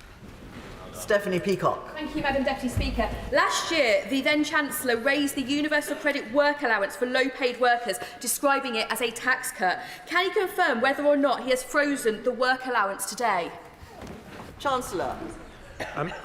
What I can confirm is that people on universal credit will see an inflation uplift that will be worth around £600 to the average family. People on benefits will receive £900 of support, pensioners £300, disabled people £150, and £500 off the average fuel bill. So I think we are thinking about those people front and centre. Ian Stewart. Thank you, Madam Deputy Speaker. May I congratulate the Chancellor for making capital transport projects a central pillar of the future growth strategy. Could I ask him, is he going to be reprioritising any of the schemes that are in development? I think I heard him correctly mention East West Rail, which would be an excellent choice. But as the new chair of the Transport Select Committee, it would be useful to have some clarity as to which projects he is prioritising. And on these other transport announcements on the extension of vehicle excise duty to electric vehicles, will the revenue from that be hypothecated for the roads budget as the VAD on existing vehicles is? Thank you. Chancellor. Well, he has campaigned hard for East West Rail, and I'm happy to confirm that as a result of the difficult decisions in the round we take today, East West Rail will proceed, and it will make an enormous difference to our country because of the connectivity it will provide between two of the greatest universities in the world. So it's a very, very important step forward for the country. With regards to the increase in the extension of VED to electric cars, which we're doing at the point when half of all sales in the UK will be of electric cars, this is asking people who have electric cars for £165 a year. Given that we've spent £2.5 billion on electric car charging points, this is, I think, not an unreasonable request. Caroline Lucas. Thank you very much, Madam Deputy Speaker. The Chancellor said he'll be honest about the challenges we face, so it is frankly extraordinary that he could speak for almost an hour without once acknowledging the economic catastrophe of Brexit. According to the OBR, it will slash productivity by 4%. It has delivered a 15% drop in trade. It will be 14% in investment. It will increase food prices by 6%. It will deliver lower wages, workforce shortages, and the highest inflation in the G7. When will he actually name the elephant in the room? When will he start to actually address that and reverse some of the damage that it's doing? Chancellor. Let me say to her, I don't deny for 1 second that Brexit will be a change in our economic model. But whether we make a success of it or not is up to us. And this government is going to make a success of it and make it a tremendous opportunity. Anthony Bragg. Thank you, Madam Deputy Speaker. And I'd like to congratulate my right honourable friend, the Chancellor, on this carefully crafted and carefully balanced autumn statement, where you've managed to fill the fiscal black hole without raising the headline rates of tax. You've managed to protect education, the health service and pensioners. And all the research institutes in my constituency, I know, very much welcome the commitment to keep R&D funding going up to 20 billion a year. And I look forward to grilling the Chancellor on some of the details when he appears in front of the Treasury Select Committee. My constituency is the life science capital of Europe. We suffer acutely from a shortage of nurses and doctors, and I've been working with medical groups to try and push for high levels of training, up to 15,000 places a year for doctors. So I very much welcome the fact the Chancellor agrees with himself and wants to introduce this NHS long-term workforce plan. Can he confirm or not whether, as part of that one of the objectives of it will be to make the UK self-sufficient ultimately in the training of nurses and doctors? Chancellor. Absolutely, because the NHS as it stands at the moment would fall over without the brilliant contribution made by doctors and nurses born or trained overseas. I think it's about 24% of doctors in the NHS at the moment. And we always welcome international exchanges, but in the end, a huge health organisation like the NHS, the biggest health organisation in the world, should be training the number of doctors and nurses that it needs itself. With a 2 million shortage of doctors worldwide, there is no other alternative. Angus Brendan McNeill. Thank you very much, Madam Deputy Speaker. It's funny that the same Tories today are congratulating him, where 55 days ago lined up to congratulate his predecessor on the disastrous mini-budget and what he correctly described as the English government, a sign of things to come. But the question that's being asked by people in Lewis and Harris and Euston Barra is, when exactly is the government paying the off-grid fuel support for the likes of those with central heating oil? It's now mid-November, Chancellor. We need the dates and we need this to happen. We do, we're working on it, and we'll make sure it's paid as quickly as possible. Darren Henry. Speaker, I thank the Chancellor for his statement today. It is right, of course, that we focus on stabilising the economy and improving growth, ensuring support is in place for the most vulnerable in our society. This statement has set out to achieve that. But there were 2 points of particular concern to my constituents in Broxton. One was the triple lock, so I was delighted that remained. The other was investment in infrastructure and transport in the East Midlands. Didn't hear anything about that. The East Midlands has the lowest investment in transport infrastructure year on year. Could the Chancellor lay out how the East Midlands will benefit from his statement today? Chancellor. Well, I thank my noble friend for his question, and the detailed decisions about what we do with respect to infrastructure in the East Midlands will follow, but I want to reassure him that we have not made big cuts in our capital budget. We've protected it at the very high levels it was increased to by previous Conservative governments, so we'll be in a better position to support regions like the East Midlands than we would have done if we'd made the mistake of mortgaging our future by cutting our capital spend. Tanmanjeet Singh Nassi. Thank you very much. Madam Deputy Speaker, after crashing the economy and inflicting upon my Slough constituents and others higher mortgages, higher rents and the highest inflation for over 40 years, the latest Prime Minister and his Chancellor have embarked without any mandate upon austerity 2.0, and they have decided to inflict yet more painful tax rises. Chancellor, in his autumn statement, he kept referring to global factors. So can he point to just one other advanced economy that is raising taxes at the same scale as us here in the UK? Chancellor. Yes, the United States raising taxes by $800 billion. Alberto Costa. There you go.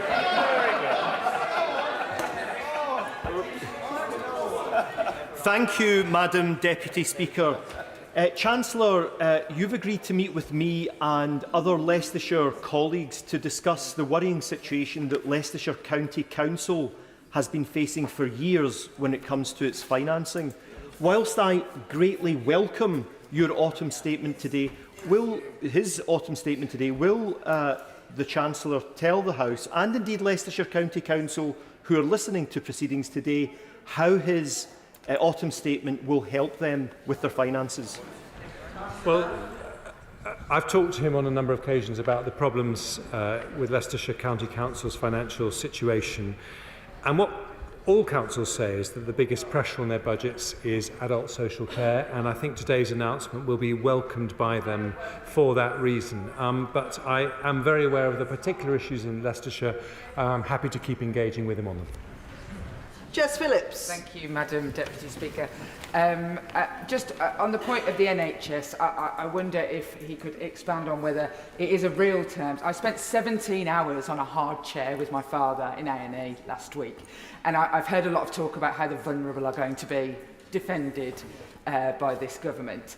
And so, to follow on for the point about Leicestershire County Council, the vast majority of vulnerable people's funding, vulnerable women's funding who are victims of domestic and sexual violence comes from local authorities, from the Home Office budget, from the Justice budget. Every single one of those budgets has been squeezed today. So can the Chancellor guarantee to me that, unlike my father, he will actually look after those vulnerable people and make sure that there isn't a single cutback into an already dreadful service that leaves criminals on our streets and vulnerable people in danger? Well, she speaks incredibly powerfully, and I hear every word she says. And I will, well, I heard someone shouting 12 years. We've actually had the third fastest growth in the G7 over the last 12 years, and that means we're in a better position to fund public services than we would otherwise have been. So I will take away what she says and I will write back to her. Andrew Jones. Thank you very much, Madam Deputy Speaker. Can I congratulate my right honourable friend for his statement and the important points he's made about the global challenges we're facing, but also how support will be provided to those who need it most. Yep. Can I ask him about capital budgets? There had been some concern in the infrastructure sector that projects may be halted. Oh, excuse me. So I welcome the focus upon infrastructure investment as a driver of economic growth and social and environmental progress. Will he be supporting these plans with skills programmes, apprenticeship programmes, to ensure that the sector will deliver them with efficiency? Chancellor. Well, my honourable friend from Harrogate knows these issues extremely well, having been a transport minister. And we need better transport infrastructure, and what we've said today makes that possible. But he's absolutely right. We also need to improve the skills in our economy. We've actually had a lot of change in our ambitions for skills. I think a lot of very positive things like the Auger Review, but we need to make sure we deliver them. And that's why I've asked Sir Michael Barber to advise me and the Education Secretary as to what we need to do. Now, Shaw. Thank you, Madam Deputy Speaker. Today, the Chancellor had before him an opportunity, missed opportunity actually, as did his predecessor, the one before the last one, mind, to actually enact recommendations from the Transport Select Committee to give Bradford a station. And instead, the government is engaged in an exercise which is in rebranding while shortchanging the people of Bradford. Why doesn't the Chancellor just be honest with the people of Bradford and call this what it actually is? This isn't called Northern Powerhouse Rail. This is actually the greatest ever train robbery of the North. Chancellor.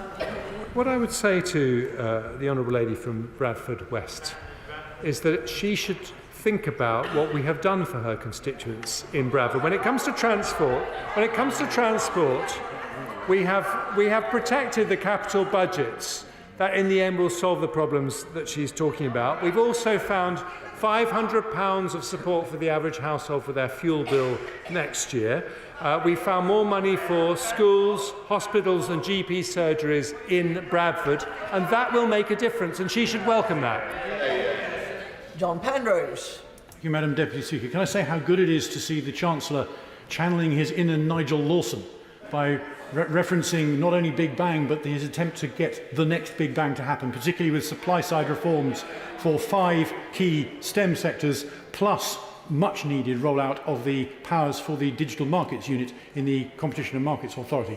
Can I urge him to provide us with dates as soon as possible about when these are going to take place, because many of them are overdue and much needed? And can I further press him to say there is a further supply-side reform to do with open data, which could be at least as big as any of the others he's announced today, which could be transformational across large swathes of the rest of our economy?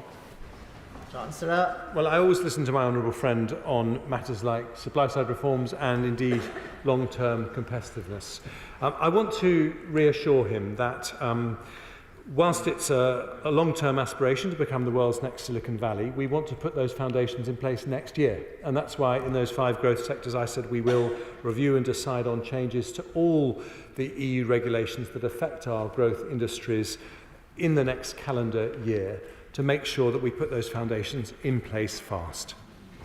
Wendy Chamberlain. Deputy Speaker, the Federation for Small Businesses says that business confidence is at its lowest rate since the pandemic. And today in the Chancellor's oral statement, there was no mention of energy support for business. Now, in the written statement, all it says is that businesses can expect significantly lower support. I've got businesses, including care homes in North East Fife, that are facing closure as a result. In the terms of reference, also published by the Government today into that review, it says a very high bar. The Chancellor must have a fair idea of what that means. Can he share it with us and businesses? We absolutely want to think about care homes, small businesses in her constituency, in my constituency. We're spending £18 billion roughly in terms of the support we're giving this winter. So I think we are doing a lot as a government, but we want people to have the certainty to know what the support is going to be from next April. And we need businesses to help themselves as much as we help them, which is why they need to play their part in energy efficiency measures that are very important. But our intention is to announce that business support before Christmas. Virginia Crosby. Thank you, Madam Deputy Speaker. This government's commitment to Sizewell C and large-scale nuclear is very, very welcome, and it's noted that Labour's Shadow Chancellor failed to mention nuclear. When will the launch of Great British Nuclear be announced, and will its scope include large-scale gigawatt nuclear at sites like Wilver in my constituency of Arnismorn, as well as small modular reactors? Chancellor. Well, there is no more formidable advocate for big nuclear investment in Arnismorn than my honourable friend. And in fact, when I went on a family holiday to Arnismorn this summer, she tried to persuade me to visit the potential site of a nuclear power station with my children, and I apologise that I didn't actually take her up on the offer, but that shows her commitment. Things like the launch of Great British Nuclear, my right honourable friend, the Business Secretary, is going to be making an announcement very soon, I hope before Christmas, or if not just afterwards, because we want to crack on with our nuclear programme. Helen Hayes. Thank you, Madam Deputy Speaker. For the first time in decades, women are leaving the workforce, largely to take up caring responsibilities for their families. So it is astonishing in that context that the Chancellor didn't mention childcare once during his statement. Childcare is vital social and economic infrastructure.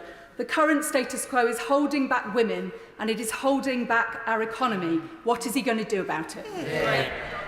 Well, I am very aware of the pressures and issues when it comes to childcare. I would say that £4.7 billion increase in the social care budget will make a difference to people with caring responsibilities, with potentially another 200,000 packages.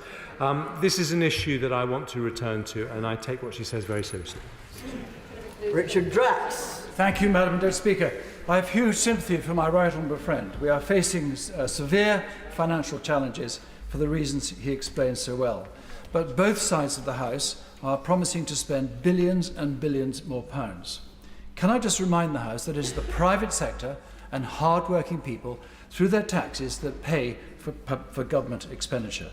So will my right honourable friend agree with me that raising taxes on both risks stifling the growth and productivity that he and I both want, that would counter the recession that we are now in? Well, my honourable friend from South Dorset is right to make the case for a lightly taxed, dynamic economy, and I would like to bring taxes down from their current level. I think we are faced with the necessity to do something fast to restore sound money and to bring inflation down from 11%, which is why we've made difficult decisions today. But yes, he is absolutely right. There is no future for this country unless we get back on the path to being a lower taxed economy. Steve McKean. Well, as we say, Madam Deputy Speaker, the Tory party might learn more from its mistakes if it wasn't so busy denying them. Can I congratulate the Chancellor on a wonderful Not Me Gov performance? But in the interest of candour, will he confirm that what he actually told the House today is that after 12 years in power, the Tory plan is to cut around £27 billion from public spending? I can confirm that what he said is wrong, because these plans I announced today show that we are protecting public spending in real terms over the next 5 years. Peter Aldous. Thank you, Madam Deputy Speaker. I congratulate my right honourable friend for his statement.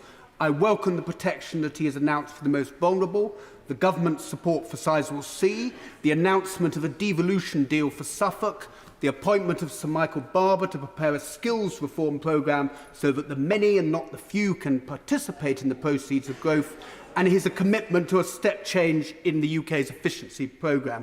Can I highlight to him the enormous potential that the Lowestoft Port investment zone can play as a centre of excellence for low-carbon industry? And can I urge him to give full consideration to the proposal that will be forthcoming ahead of the March budget? Well, my honourable friend is a formidable advocate for Lowestoft and the Lowestoft Port investment zone. And the process for deciding where the investment zones are is going to be decided by the Levelling Up Secretary, but I will pass on his comments to that person. Kenny McCaskill. Deputy Speaker, the Chancellor rightly talked a lot about compassion. With that regard, could I ask that he write to Ofgem and direct them that the manifest injustice of higher standing charges on those having prepayment meters is ended, and that a social tariff be invoked? And also, with regard to unregulated fuel, there are businesses in my constituency hanging on by their fingertips. Waiting until next year might be too late. Will they undertake to backdate any payment or benefit? Can I just reassure him that the business support for companies this winter is happening. There's no waiting till Christmas. It's happening now. We've made that clear. What we said we'll announce before Christmas is the support that will come into place from next April. When it comes to the issue of standing charges, I'm very aware of that issue. I'm concerned about it, and I will write back to him on it. Raymond Chishti. Thank you, Madam Deputy Speaker. Can I thank the Chancellor with regards to the announcements on the National Health Service. The Chancellor has said we are committed to our new hospitals programme. Can I thank the Chancellor when he was the Health Secretary for the fantastic work he did to help transform Medway Hospital in my constituency. He visited Medway Hospital and he knows Medway and North Kent has some of the highest health inequalities in the country, and Medway had some of the highest hit areas with COVID. We urgently need a new hospital. Can I ask him this specific question? We are all amongst equals here. We want fair allocation of resources. How will that criteria be applied? Because on any criteria, Medway urgently needs a new hospital. Can I say that my honourable friend was an extraordinary advocate for Medway Hospital when I was Health Secretary, and that is continuing, and rightly so. And I will take away what he says. I'm not sure what the exact situation is now with respect to a new hospital in Medway, but I will write back to him. Rebecca Long-Bailey. Madam Deputy Speaker, the statement proposes council tax increases to top up social care funding, but the Chancellor must be aware that in Salford, the 18th most deprived local authority, with a current list of 27,000 people accessing council tax reduction support, any increases would raise firstly only nominal funds, but the pain would also be felt by residents on a huge scale. So firstly, how will Salford pay for its social care? And secondly, what support will he provide to mitigate the impact on those who can't afford council tax increases? Well, she's right to raise those concerns, and the flexibility on council tax is only part of the way that we are funding the £4.7 billion increase in the social care budget. Part of it is coming from the delay in the deal-not reforms, and part of it is coming from 1 billion and then 1.7 billion from central government coffers. So we recognise those concerns, but what I would say is that this is a package that is designed in its entirety to give the maximum possible support to the most vulnerable people, and I hope it will be welcomed in her constituency. Stand up. Oh my goodness, Robbie Moore. Madam Deputy Speaker, just last week I met with residents of More Help in Longleat, attended a coffee morning in speaking with constituents in Silsden Town Hall, met with Ilkley Good Neighbours and had several constituency meetings in Keighley, with all asking me for the pensions triple lock to be protected. So on their behalf, can I thank the Chancellor, and can my right honourable friend confirm that by protecting the pensioners with their triple lock, the government will be providing the biggest cash increase to the state pension ever? I can absolutely confirm that it was the right thing to do, and we're also giving lots of other help to pensioners, including £500 off their fuel bills on average across the country, an extra payment of £300 for all pensioner households to help with cost of living pressures next year, and that's on top of existing help such as the winter fuel payment. Amy Callaghan. Yeah. Thank you, Madam Deputy Speaker. The first round of austerity contributed to over 300,000 excess deaths. This government has made a political choice to impose austerity 2.0. Instead of increasing the benefit cap, will he scrap the cap on benefits? And if not, why not? It's lovely to see the Honourable Member from East Dunbartonshire back in the House. And let me say to her that we are doing everything we can to help people on benefits, including a £900 one-off payment next year to help with cost of living pressures, an average of £500 off their energy bills. If they are working, there is the increase in the national living wage, which is up to £1,600. So I think that will really help her constituents. Philip Hollowburn. When the Chancellor was Health Secretary, he very kindly visited Kettering General Hospital, which is the #1 local issue in the Kettering constituency, and he will understand the importance that local people attach to the promised £396 million redevelopment of the hospital. The first 10% of that investment is now underway. Can the Chancellor confirm that the bulk of the investment was always going to be in the period 2025 to 2030 under Health Infrastructure Plan 2 funding? Can the Chancellor confirm that Kettering Hospital remains in that programme? Can I say that it is not possible to be Health Secretary in this country without visiting Kettering Hospital, and he is a formidable advocate for it. And I remember the visit very well, and I remember how crowded the hospital was and why there is such a big need for a new hospital. We are committed to the new hospital's programme. I'll write back to him with precise details of where Kettering stands in that process. Judith Cummins. Thank you, Madam Deputy Speaker. Chancellor, for absolute clarity, is he confirming today that Transport for the North's preferred option for Northern Powerhouse Rail with a stop in Bradford is now scrapped under this Conservative government? I'm confirming that Core Northern Powerhouse Rail will go ahead and that we are protecting our capital budget so that we can do as many other worthwhile additions to our transport infrastructure as possible. Mark Pawsey. Deputy Speaker, my constituents in Rugby and Bulkington won't enjoy the tough decisions that the Chancellor has had to make today, but will understand the need for sound finances after the huge expenditure the country has made on the pandemic and supporting people through their energy costs as a consequence of the war in Ukraine. But they'll also want to know that businesses will continue to invest, to grow and create jobs. So can the Chancellor speak about the incentives that still exist for businesses to do exactly that? I'm very happy to do that, and my honourable friend from Rugby is quite right to raise those issues. So we're doing a lot of short-term things, including help with energy bills, but also on business rates as we move to a new business rate system. We are freezing the levels at which business rates can increase. We are introducing a 75% discount next year for retail, hospitality and leisure businesses. But fundamentally, as a Conservative government, we know that we cannot flourish as an economy without flourishing small businesses, and we will back them to the hilt. Dame Nia Griffith. Thank you very much indeed, Madam Deputy Speaker. Well, the Chancellor has mentioned innovation. Now, a modern steel industry is absolutely vital to our future prosperity. So will he now earmark the £200 million which was originally contributed in good faith by steel producers and which has now been returned to the UK government from the EU Research Fund for Steel and Coal, and use it to set up a UK Steel Innovation Fund to develop the steel technologies we need to drive growth and work towards net zero? Well, I'll happily look into that issue and write back to her, but she will know that one of the growth industries that I identified was advanced manufacturing. And I think that there's a lot that we can do to make sure that the steel industry is competitive in this country, and we want it to have a bright future. Laura Farris.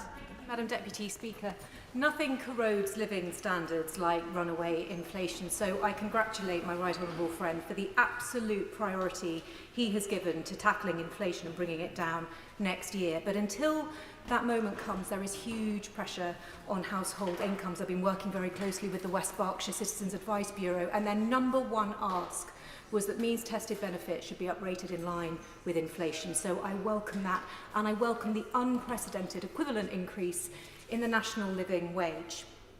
May I ask him this? Could he ensure that his department, and indeed Bayes, continues to work hand in glove with HMRC on that small number of rogue employers who try to avoid their statutory wage obligations? Thank you.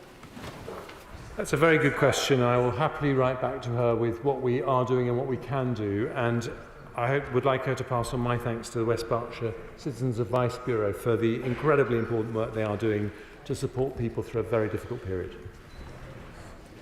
Lloyd Russell Moyle. This is a budget of austerity 2.0, is it not? And of course, different decisions could have been made.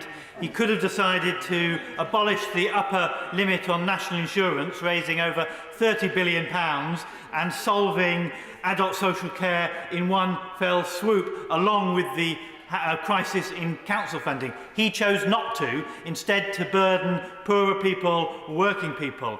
But on a specific point around housing and energy, the Chancellor has said that he's going to freeze local housing allowance. That is a freeze at the 30th percentile from 3 years ago, when it was last uplifted just at the beginning of the pandemic, or 2 years ago. Will he please review that decision, along with the fact that people who live in blocks of flats and receive communal energy have received no support for their energy bills, and they need that desperately to come through, and he has promised it before? As I explained to the Honourable Gentleman, we increased local housing allowance at the start of the pandemic significantly, and we are keeping it at that higher level.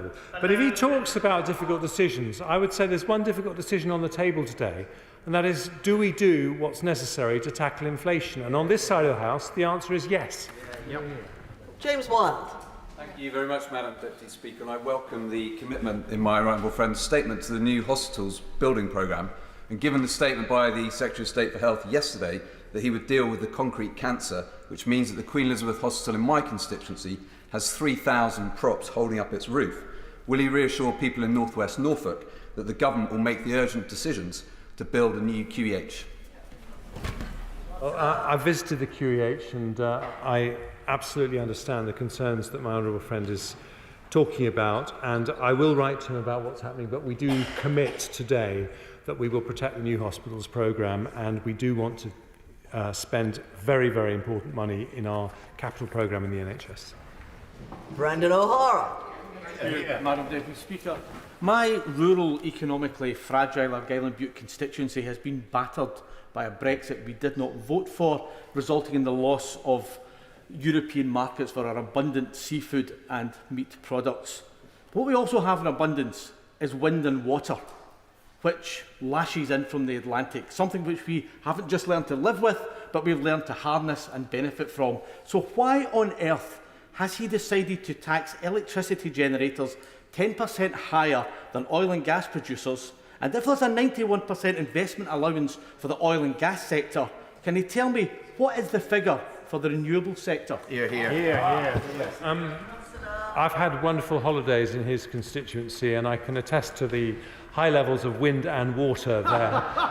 It is one of the most beautiful parts of the country. But in terms of the windfall tax on electricity generators, the rate is calculated to make sure that we are only taxing genuine windfall profits.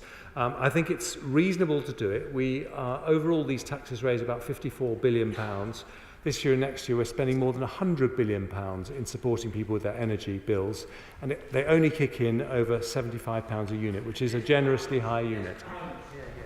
Greg Smith. Thank you, Madam Deputy Speaker. I absolutely agree with my right honourable friend when he talks about the inflationary pressures coming from the aftershocks of the pandemic and the war in Ukraine.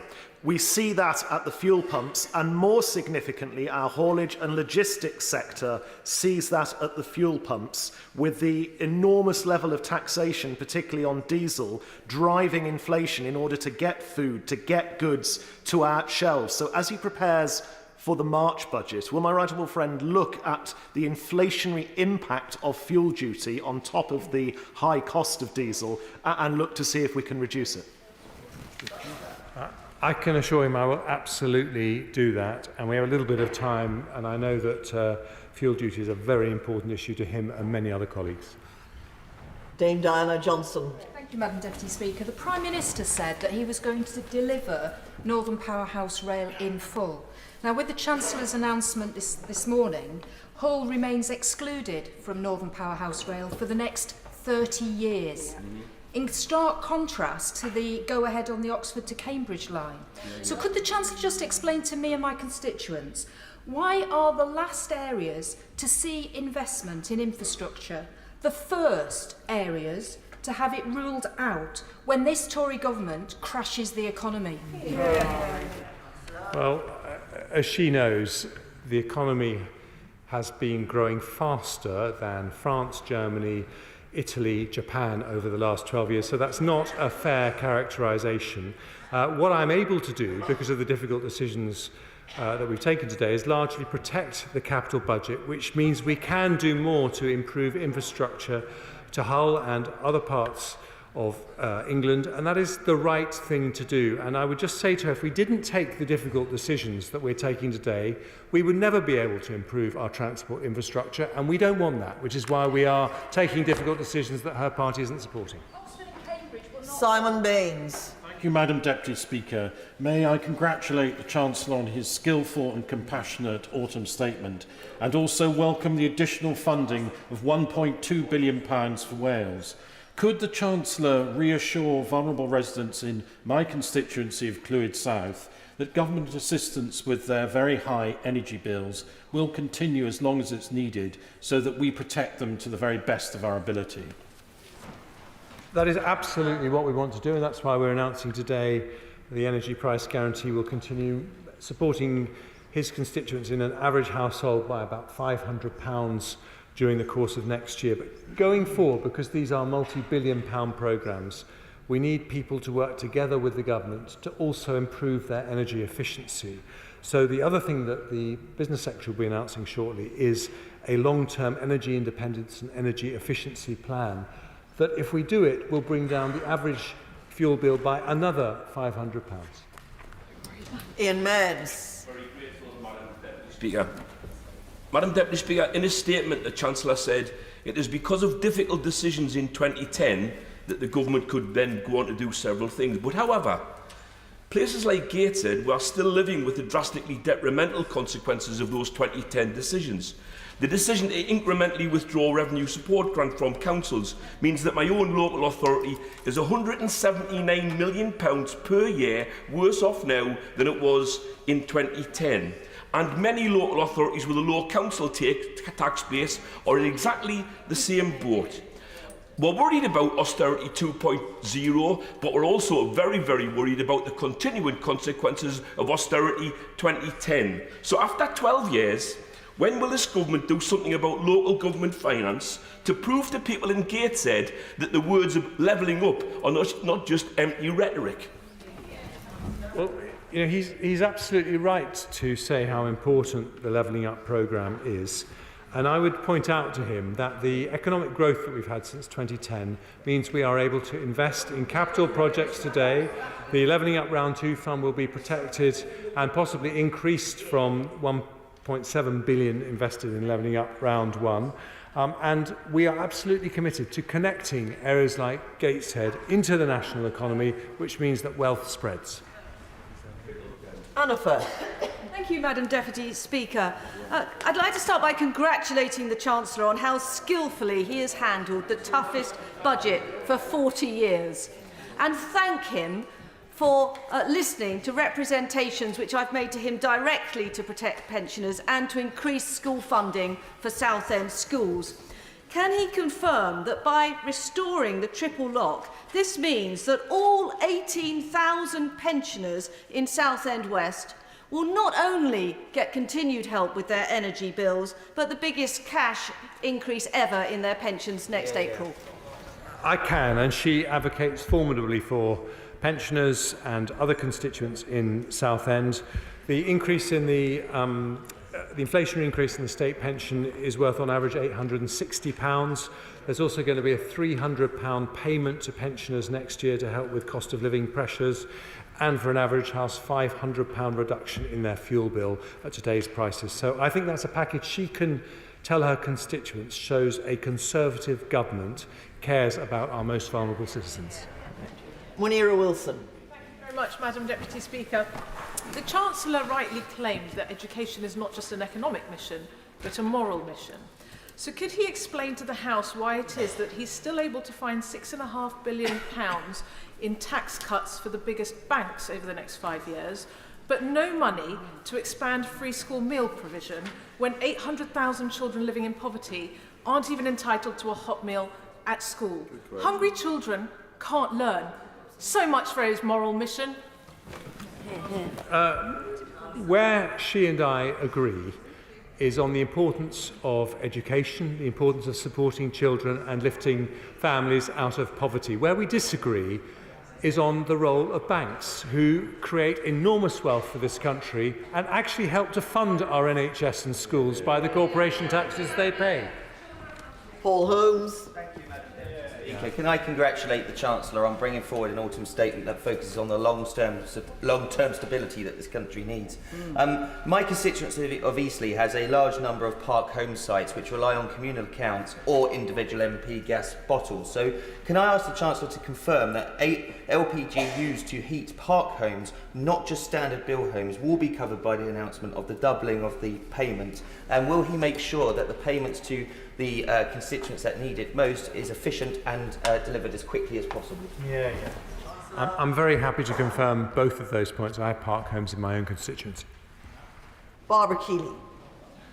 Thank you, Madam Deputy Speaker. From his time as Chair of the Health and Social Care Committee, which we're hearing about plenty in this statement, the Chancellor knows that NHS England spent a ludicrous amount on detaining autistic people and people with learning disabilities in inappropriate and often substandard inpatient care. I know that the Chancellor understands this. He's nodding. He himself said during the committee's inquiry into this that the level of community provision is totally inadequate. Will he listen to himself again? And will he commit to looking into this issue with the Health and Social Care Secretary so that we're no longer throwing money away on substandard care when autistic people and people in learning disabilities could be living happier lives in the community? Well, she and I have talked about these issues many times, and can I just say, across the political divide, it has been a privilege to work with her on social care issues and to see the concern that she has in public and in private about all these issues. I agree it is a scandal that we have so many people detained in secure accommodation who could be in the community, and I absolutely will work with my right honourable friend, the Health Secretary, to see what can be done. Rachel McLean. Thank you very much, Madam Deputy Speaker. The Worcestershire Acute Hospital Trust, which I know my right honourable friend is very familiar with, is delaying returning chemotherapy services to the Alex Hospital in Redditch. Even though the pandemic is over, that means really sick cancer patients are having to travel to Kidderminster for their essential therapy. I strongly welcome the £3.3 billion of investment that he's provided today for the NHS. So can he confirm that there is really no financial or funding reasons for the Trust not to return these services back to Redditch, where they're so desperately needed? Well, I think that cancer patients in Redditch will have heard loud and clear that they have a formidable advocate with their MP. I'll happily look into that specific issue, but I think the broader point is that the Chief Executive of NHS England today says that the funding we've found for the NHS is sufficient for them to deliver their core purposes, even despite the inflationary pressures. And of course, cancer services are one of those core services. Chris Stevens.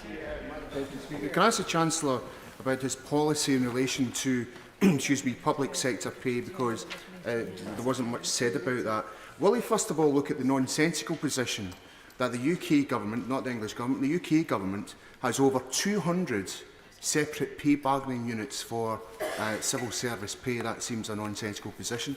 And can he tell us there's far too many civil servants having to utilise food banks to survive month to month? Can he tell us what pay increase they can expect for the coming year, those who work for UK government departments, or are they going to also pay the price for the mistakes of his predecessor? What I can tell him is that families in the UK, including families in Scotland in his own constituency, will get an enormous amount of help this year and next, including if they are on the lowest legal wage, the national living wage, a pay rise, an increase in their income of up to £1,600. If they're on means-tested benefits, £900. If they're a pensioner, they'll get the triple lock increase of £870. I could go on, but I think that this autumn statement knits together as a statement that is designed to help people on low pay, including in the public sector. Rob Butler. Thank you, Madam Deputy Speaker. The Chancellor has rightly reminded us that the economic challenges we face are driven primarily by global events, especially Russia's invasion of Ukraine, and that's necessitated the difficult and painful decisions that he's had to make. But he has emphasised the need to continue to invest in infrastructure. This is especially important in Aylesbury, where there is massive house building and we desperately need link roads to alleviate traffic congestion and improve air quality. So within the budgets that have already been approved, will my right honourable friend enable as much flexibility as possible to Buckinghamshire Council to deliver these roads, which are so essential for our town's sustainable growth? Well, I thank him for his advocacy for Aylesbury, and my basic view is that we should give as much flexibility to local authorities to deliver local infrastructure projects, and significantly more than they currently have. And I hope to come forward in the months ahead with ways to progress that, but I'll certainly write to him on the specific issue of a link road. Mick Whitley. Thank you very much, Madam Deputy Speaker. Local authorities all over the country are at breaking points, with Conservative-run Kent and Hampshire County Councils warning this week that they face the very real prospect of bankruptcy. The challenge is especially acute at Wirral Council, which is grappling with a nearly £50 million shortfall next year, driven in no small part by a drastic cut into central government grants funding since 2010. But will the Chancellor accept that his proposal to allow local authorities to hike council tax risks force some people in the most deprived communities like Birkenhead to pay even more in return for ever diminishing services? And will he commit to providing more direct financial assistance to local authorities so that they can continue to provide those services which we know will be so essential in helping local towns like Birkenhead? Well, this is a package that local authorities have requested, particularly the 2-year delay in the Dilnut reforms, which are very important reforms, but which we are not going to implement, but we're going to leave the funding that was set aside to them with local authorities. So that will help his council and many other councils too. Richard Graham. Madam Deputy Speaker, I welcome the Chancellor's commitment today to the triple lock, to public services in general and health and education in specific. On the previous chair of the Health Select Committee's proposal for an NHS staffing plan, which he may recall I was supportive of, will my right honourable friend work with the Health Secretary to find ways of encouraging more homegrown doctors, nurses and nursing associates to be trained locally, and not least in the new University of Gloucestershire Health Teaching Campus, which thanks to the Levelling Up Fund will open before long, very close to our Gloucestershire Royal Hospital? Well, my honourable friend's a brilliant MP for Gloucester. I don't want to preempt what this independently verified workforce review will say, but all I can say is that places that are training doctors and nurses now, including Gloucester, we're going to need all of them to train more in the future. Stephen Flynn. Higher mortgage rates, higher energy bills, higher food bills, higher fuel bills, public sector cuts, a recession, or the bourrach of Brexit, which best represents the strength of the Union? I think what represents the strength of the Union is £4 billion being spent to build the new frigates in Scotland, and £4 billion being spent to support the cost of energy bills for Scottish families. Rachel Maskell. The scale of wage restraint resulting from today's autumn statement will accelerate York's housing crisis. So what measures within the statement will secure a greater supply of affordable housing for local people, not investors, in my constituency? Well, you know, she makes an important point, and I am in constant discussion with the Levelling Up Secretary about the importance of housing policy, creating new houses for people on low incomes. But I should just say that when it comes to wages overall, the £4.7 billion for the social care sector, which I know she advocates for, will make a significant difference in that area. Vera Hobhouse. Speaker, his budget today is forcing everybody to pay the price for his Conservative government's puncturing of the economy, and I put Brexit very much at the core of that problem. So everybody is paying except the big oil and gas companies, because there's still big, massive tax loopholes for those companies who are drilling for new fossil fuels. So I'm asking him this serious question. Who is his government, his budget today benefiting? The renewable energy companies or the fossil fuel sector? The renewable energy companies, the people in the traditional energy sector, they are paying a windfall tax today, and as a result of that, we can have more money for doctors, nurses, people in social care up and down the country. And that means we are investing in the NHS in a way that wasn't possible when we were in coalition with the Liberal Democrats in 2010. Thank you, Madam Deputy Speaker. Can the Chancellor confirm how UK households' living standards are forecast to change between this year and next year by the Office for Budget Responsibility? And does he think it's acceptable that real household average incomes are set to fall on his watch? I think it is extremely challenging that we're going to see a fall in household incomes because of these international headwinds, and today's statement is designed to address that, and the Office for Budget Responsibility say we help mitigate the fall in living standards by the actions we take today. Kirsten Oswald. Very much, Madam Deputy Speaker. I think that people watching the Chancellor's statement today will be very vexed by the fact that he seems to be pretending that the Tories' disastrous mini-budget and their race to the bottom Brexit have absolutely nothing to do with the problems that people are facing. That's simply not the case. So we've heard now that the OBR are forecasting real household disposable income to fall more than 7% over the next 2 years. People are facing a very, very difficult time. So why is he not taking the kind of action that the Scottish Government is taking to protect families in this difficult situation? Why is he not making the choice to do something like the Scottish Child Payment, which is going to make such a difference? And why are his political choices so focused on those who least need them? My political choices are focused on helping Scottish schools, Scottish hospitals with £1.5 billion more to support them. And I think they do need that money, so that's where we have a difference of opinion. Ellie Reeves. A constituent who is an A&E doctor told me about an elderly lady admitted to hospital from a house she could not afford to heat. She had a temperature of 26 degrees and died shortly after. I'm pleased the Chancellor has finally extended the windfall tax, but Labour has been calling for this for months. Does the Chancellor accept that this delay has had very real consequences for people, that the government should have taken up Labour's stance far sooner?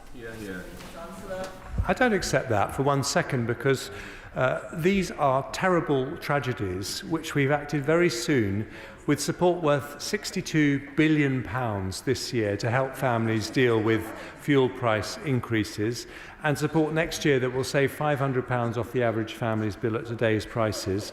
We are doing everything we possibly can because we don't want to be a country where that kind of thing happens. Helen Morgan. Deputy Speaker, I recently did a 12-hour shift with West Midlands Ambulance Service, and every paramedic I spoke to told me that the current crisis in response times was because of bed blocking, itself caused by the problem in social care. So given that the local government authority is forecasting a shortfall next year of £3.4 billion and £4.5 billion the year after that, just to stand still, does the Chancellor, does he feel confident that he's improving that situation with today's announcement? And can he clarify how much the average council taxpayer is expecting to be putting towards this? Well, let me just say to her, it feels like she might have written that question before she heard the statement and not changed it, because we talked about a £4.7 billion increase in the social care budget, which is targeted at ending the bed blocking that the paramedics that she talked to were so worried about. That is the biggest increase in social care funding, the biggest increase in history, and as I say, sadly not something we were able to do when we were in coalition with her party. Davy. Thank you very much, Madam Deputy Speaker. Does the Chancellor not have a responsibility to set out all major tax cuts? But he seems to have slipped out a tax cut for the banks. Will the Chancellor now confirm that he's cutting the bank surcharge from 8% to 3%? We are reducing the bank surcharge because we're increasing corporation tax from 19% to 25%. So banks are contributing to more money for the NHS and schools in her constituency. Patrick Grady. Madam Deputy Speaker, where in his statement is support for low-paid freelance and self-employed people, particularly from the artists and creative sectors? Don't difficult times call for innovative solutions like the basic income guarantee currently being provided for artists by and piloted, by the Republic of Ireland, which incidentally is a small independent European member of the European Union? We've announced a lot of people to help people on low incomes. Anyone on means-tested benefits will get £900 to help them with the cost of living. They will see the inflation uplift in the universal credit, which is about £600, about £500 to help them with their heating costs next year at today's prices. So a lot of help. But if he's saying, should we do more to support the creative industries, which are so important for this country, absolutely I agree we should. I used to be Culture Secretary. I'll do everything I can as Chancellor. Zara Sultan. Thank you, Madam Deputy Speaker. 4 million children live in poverty in our country. That's 1 in 3 kids. Today, the Chancellor could have tackled this. He could have extended free school meals to all primary school children, guaranteeing that they get a decent meal every day. It would cost £1 billion a day, which could be paid 3 times over by ending the non-dom tax loophole. But the Chancellor didn't extend free school meals or end that loophole. He talked about tough choices, so I ask him, was it a tough choice to protect this tax-dodging loophole and deny meals to kids living in poverty? It was a tough choice to increase taxes by £25 billion, largely on the well-off, so we can find more money for schools in her constituency. Peter Grant. Madam Deputy Speaker, by far the best way to get somebody out of poverty is to pay them a decent wage so they never get into poverty. And I see the Chancellor is nodding. So why is it the nodding Chancellor has today announced that the minimum wage will fall behind the cost of living? The Tories pretend a kiddie-on living wage is even more pretend a kiddie-on than it was before. A real terms pay cut for the 2 million lowest paid earners in the United Kingdom. What assessment, if any, has the Chancellor made of how long he expects it to be before every single worker in the United Kingdom has a legally guaranteed right to that most basic of employment rights, a decent wage that is enough to live on? Chancellor. Well, we may have political disagreements on the union, but I hope he will welcome the fact that we have made enormous progress with our national living wage. Today's announcement means that it will go up for someone working full-time by £1,600. That will help a lot of his constituents, and that's before all the other help we're giving with heating costs, fuel costs for people on means-tested benefits. So I think we're doing a lot, and we will continue to look at whether we can do more. Rachel Hopkins. Deputy Speaker, and I refer to my register of interests. Today, in response to the statement, the Conservative chair of the Local Government Association said, "We've been clear that council tax has never been the solution to meeting the long-term pressures facing services, particularly high-demand services like adult social care, child protection and homelessness prevention. It also raises different amounts of money in different parts of the country, unrelated to need, and adds to the financial burden facing households. Does the Chancellor agree, and will he commit to working on a fair funding formula for local authorities, including for police and fire services, which we've heard little about today?" Well, we always keep our funding formula under review, but I'm absolutely certain that the person she quotes will have welcomed the fact that there was a £4.7 billion increase in money for social care, which is the biggest financial pressure for local authorities. Richard Ford. Madam Deputy Speaker. And thanks to recent Conservative chaos, people are now facing both higher taxes and underfunded local services. More than 150,000 people across Devon are currently on an NHS waiting list. For example, Anne Newbury from Honiton had to wait for over 3 years for her operation. Can the Chancellor tell me that they will recruit enough new NHS staff so that people in Devon will not have to wait so long for operations? Well, he may have heard me say that we're going to have an independently verified long-term workforce plan that makes sure we are training enough doctors and nurses in Devon and indeed all over the country, and I think it's incredibly important we do that. Kim Johnson. Thank you, Madam Deputy Speaker. Poverty is a political choice, and this Chancellor had the opportunity of taking millions of children out of poverty with this budget today, and that included children in my Liverpool Riverside constituency, but that hasn't happened. The increase to benefit is not going to happen until April next year. So can the Chancellor tell the House what are families going to do when they're talking about heating or eating this winter? This year we've given support to the poorest families of £1,200 to deal with the exceptional increase in the cost of living.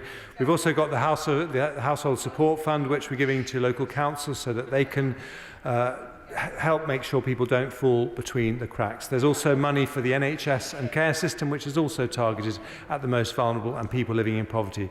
So I think we're doing a lot of things today. There's always more that we can consider, but strong public services need a strong economy, and that's what you get with the Conservatives. And the prize, the prize for patience and perseverance goes, as often, to Margaret Ferrier.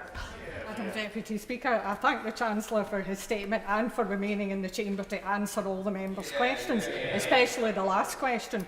I wrote to him on behalf of the constituents of Rutherglen and Hamilton West about the triple lock, and I thank him for listening to their pleas. But a decade of cuts to benefits has meant families are struggling financially. Can I ask the Chancellor to look at allowing families to access more of their benefit entitlement in the face of the cost of living crisis and reduce the maximum amount that can be deducted from universal credit for debt repayments to at least 15% of the standard allowance?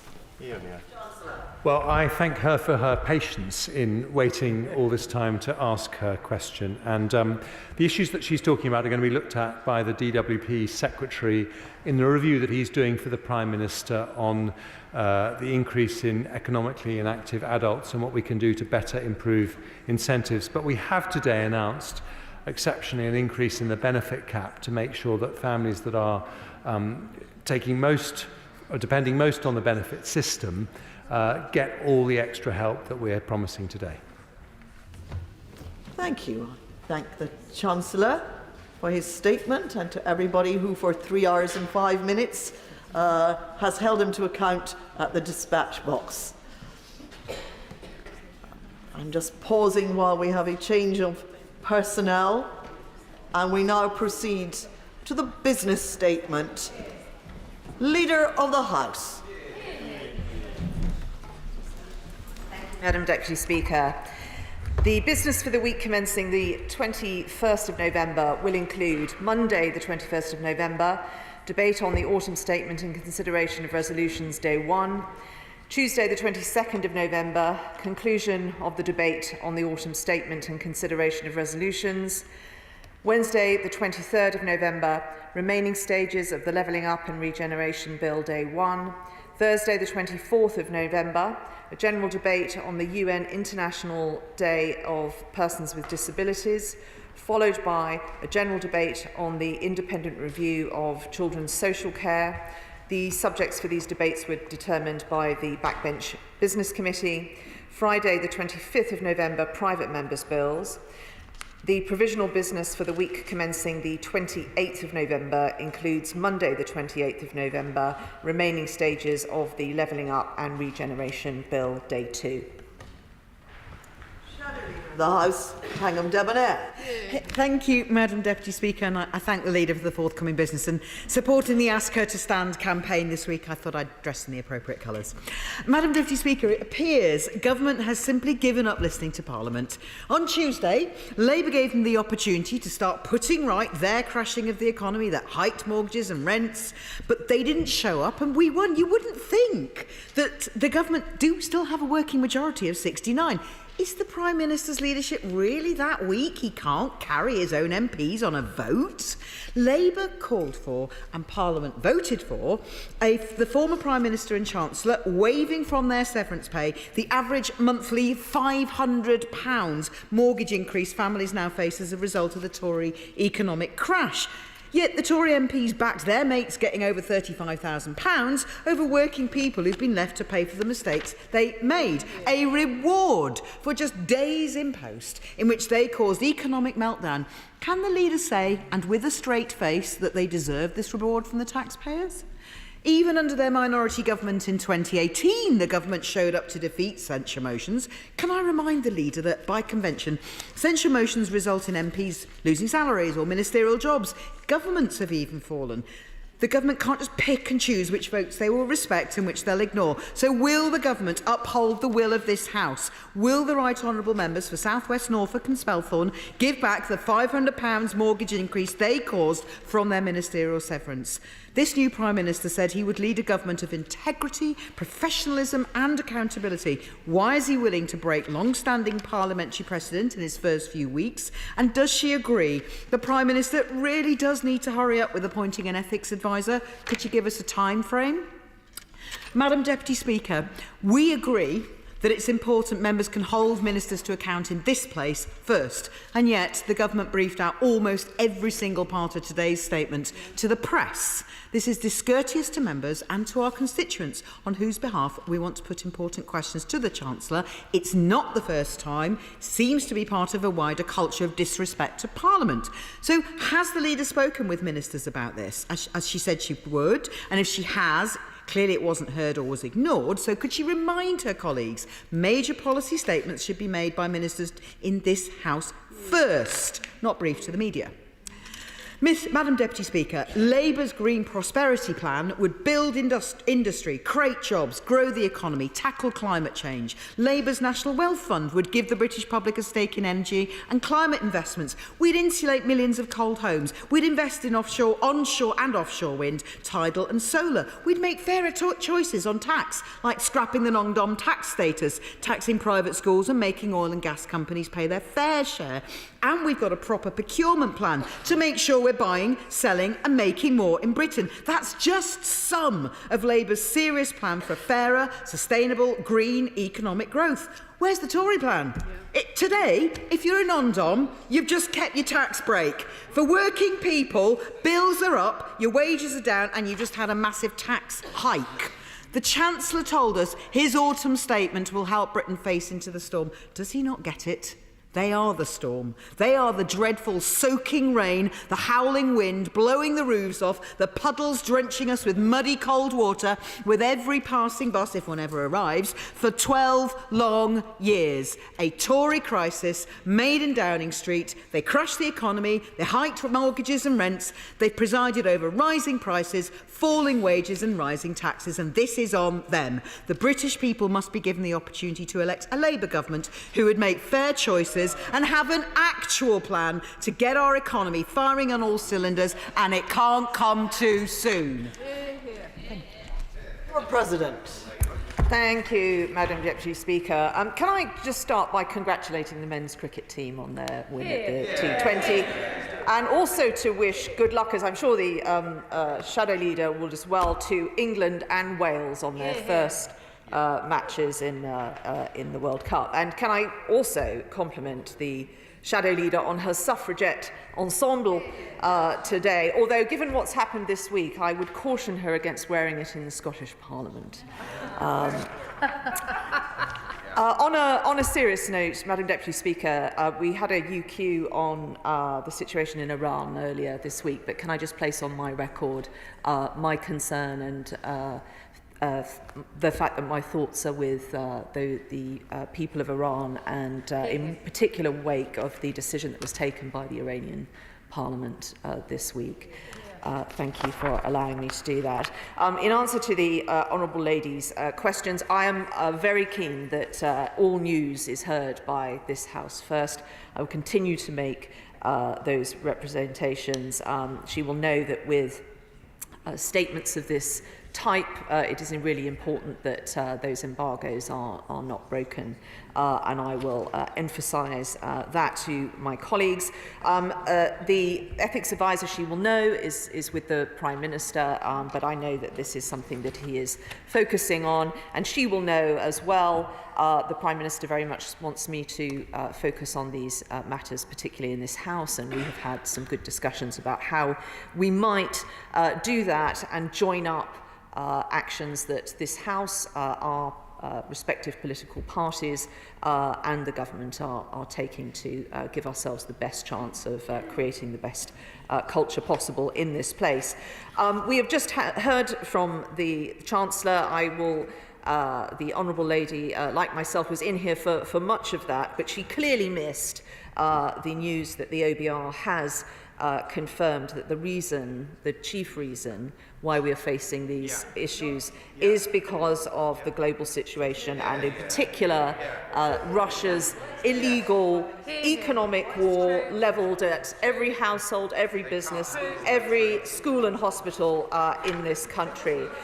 We have set out the fact that we are strengthening public finances, we are bringing down inflation, we are protecting jobs, we are investing in nuclear power, the biggest programme of capital investment in 40 years, 1.5 billion more for Scotland, 1.2 billion more for Wales, 600 million more for Northern Ireland, protecting standards in schools, cutting NHS waiting times, funding social care.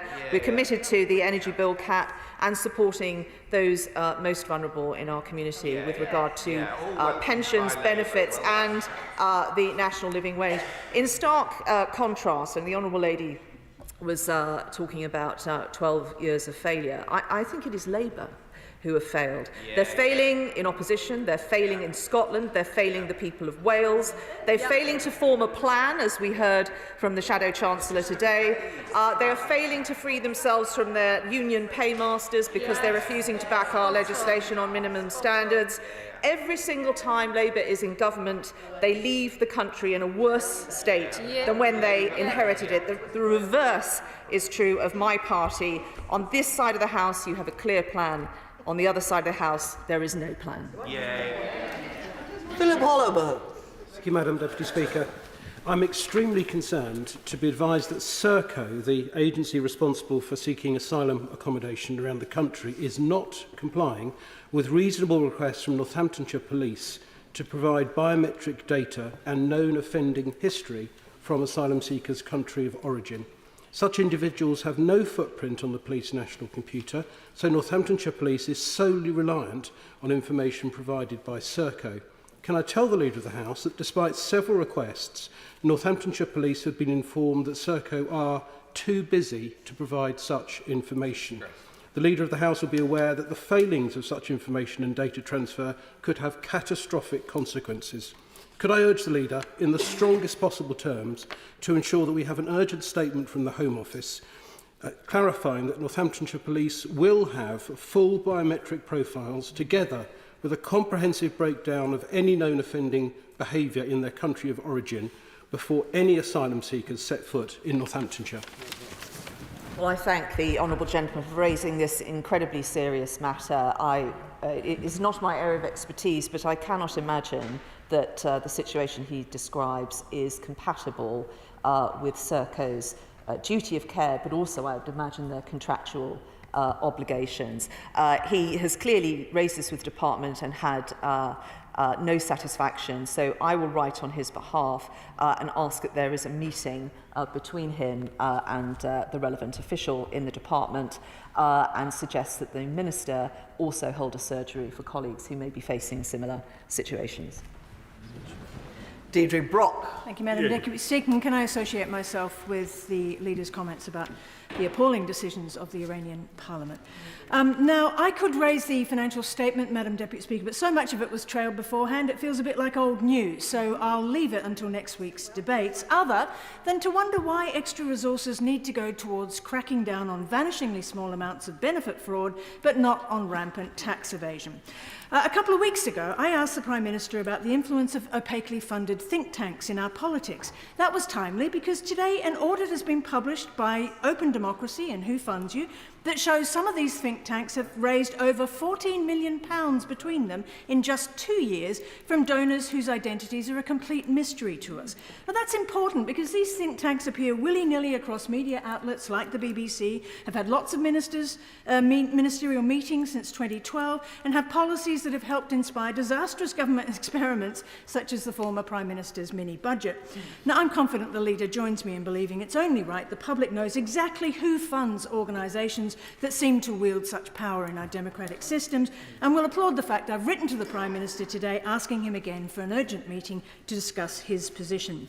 And I must mention the Leader of the Opposition's successful recent mini-break in Scotland. Successful, that is, for SNP's polling figures, because not only did he continue to deny democracy by telling the people of Scotland they would never get a chance on his watch to decide their future for themselves, he continued to deny reality by suggesting he and his party can confound almost every economist and trade expert's predictions and somehow make the deeply unpopular catastrophe of Brexit work. He is welcome back any time.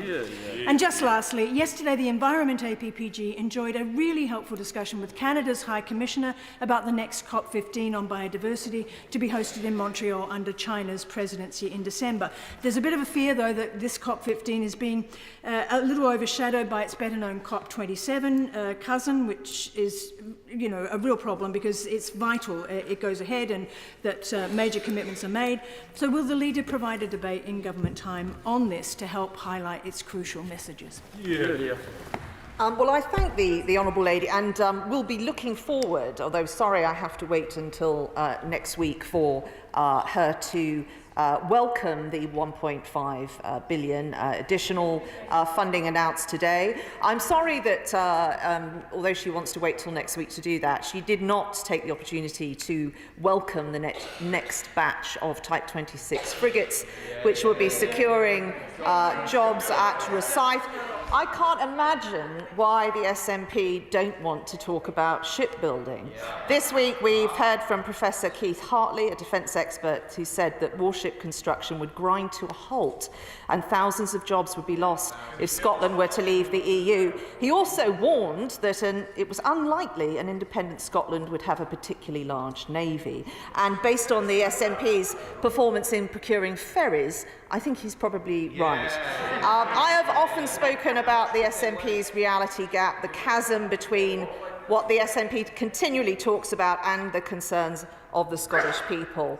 And Scotland's Auditor-General has now pointed to an implementation gap, the abyss between the SNP's rhetoric and the reality of their delivery on the ground. I would suggest that, and she might, I've been suggesting a bit of homework for the Honourable Lady every week, and her homework I'm setting her today for the debate on Monday is just to think about, if you're so concerned about balancing the books and balancing the budget of the Scottish Government, why not drop the Constitution budget and plans for a second referendum and focus on the NHS instead? Order, just before we move on, I must say to the SNP spokesman that I didn't interrupt her because I don't like to interrupt the flow of this important item of business, but it really ought to be about asking a question concerning next week's business. And while it's fascinating to know her views on the Leader of the Opposition, that's not really got a lot to do with next week's business here in the House of Commons. I'm sure the Honourable Lady will find a way of asking questions in the future. Nikki Aiken. Madam Deputy Speaker, historic gas lamp street lights are very precious to many, many people in Westminster, and I have working very closely with London Gasketeers, a brilliant campaign to save these gas lights, as well as with the Conservative councillors. The Conservative administration before May had stopped the plan to replace these gas lights. And sadly, the new Labour administration has reintroduced the plan and is now consulting on it. The consultation ends on Sunday. Does my right honourable friend agree with me that it is really important that we do all we can to protect the historic fabric of central London and encourage people to take part in this consultation and send a clear message: keep our gas lamps? Order. I think the Honourable Lady means that she would like to ask the Leader of the House if that can be a debate in next week's business. This is business questions. It's not just sort of opinion time. Would the Honourable Lady like to ask a question? I would like to ask the Leader of the House if we could send a very clear message by having a debate in this House about the importance of protecting the historic fabric of central London and the rest of the United Kingdom, so that we can protect these precious gaslight street lamps. Yes, let's have a debate. Well, I'm pleased. I'm pleased that to compliment you, Madam Deputy Speaker, that we are maintaining the proper procedures of the Chamber, and it's quite right that we maintain our very important heritage, which is cherished by residents, but also is a draw for visitors coming into to central London. It's also very nice to talk about gaslighting in its original context, as opposed to its more modern one that has become the fashion in this chamber. I commend her and her councillors on this campaign, and I wish them luck with it. Ian Mearns. Very grateful, Madam Deputy Speaker, and can I thank the Leader of the House for announcing the business for next week, and for announcing the backbench business for Thursday the 24th of November. And can I also thank her for our very pleasant meeting yesterday afternoon. And can I also thank her member of staff, who I understand hails from Concert, for the treat of one of these black bullets, which are not readily available in this part of the country. So I've got it's an import from home that he brought down. So thank him for that. Madam Deputy Speaker, can I just ask, Madam Deputy Speaker, are we limited to asking questions about next week's business, or can we ask questions about the possibilities for weeks after that? Not okay, right. I was wondering, Madam Deputy Speaker, in the aftermath of the autumn statement and the questions that we asked there, could we have a debate in government time about the impacts of the government policy on local government finance? My own borough in Gateshead, a place which has prided itself on the development of sport over decades, is now faced with a situation where, having had almost £200 million cut from its budget in real terms over 10 years, is now looking for a further £55 million worth of cuts in the next 3 years, and the real possibility of mothballing the Gateshead International Stadium and closing 2 of our swimming pools and possibly even our major leisure centre. This is of vital importance to the people, not just in Gateshead, but across the whole of the northeast of England. So can we have a debate in government time about the impact of government policy on local government finance? Well, firstly, I will certainly pass on to Kieran the honourable gentleman's gratitude, but he will have made other visitors to my office that do not get confectionery jealous, I'm afraid. I completely understand the importance of the issue the honourable gentleman raises. We clearly have the autumn statement debates, which I'm sure he will make use of. There is also levelling up questions on the 21st of November, and the bill will come back next week as well. So there will be plenty of chamber time for him to raise these important issues.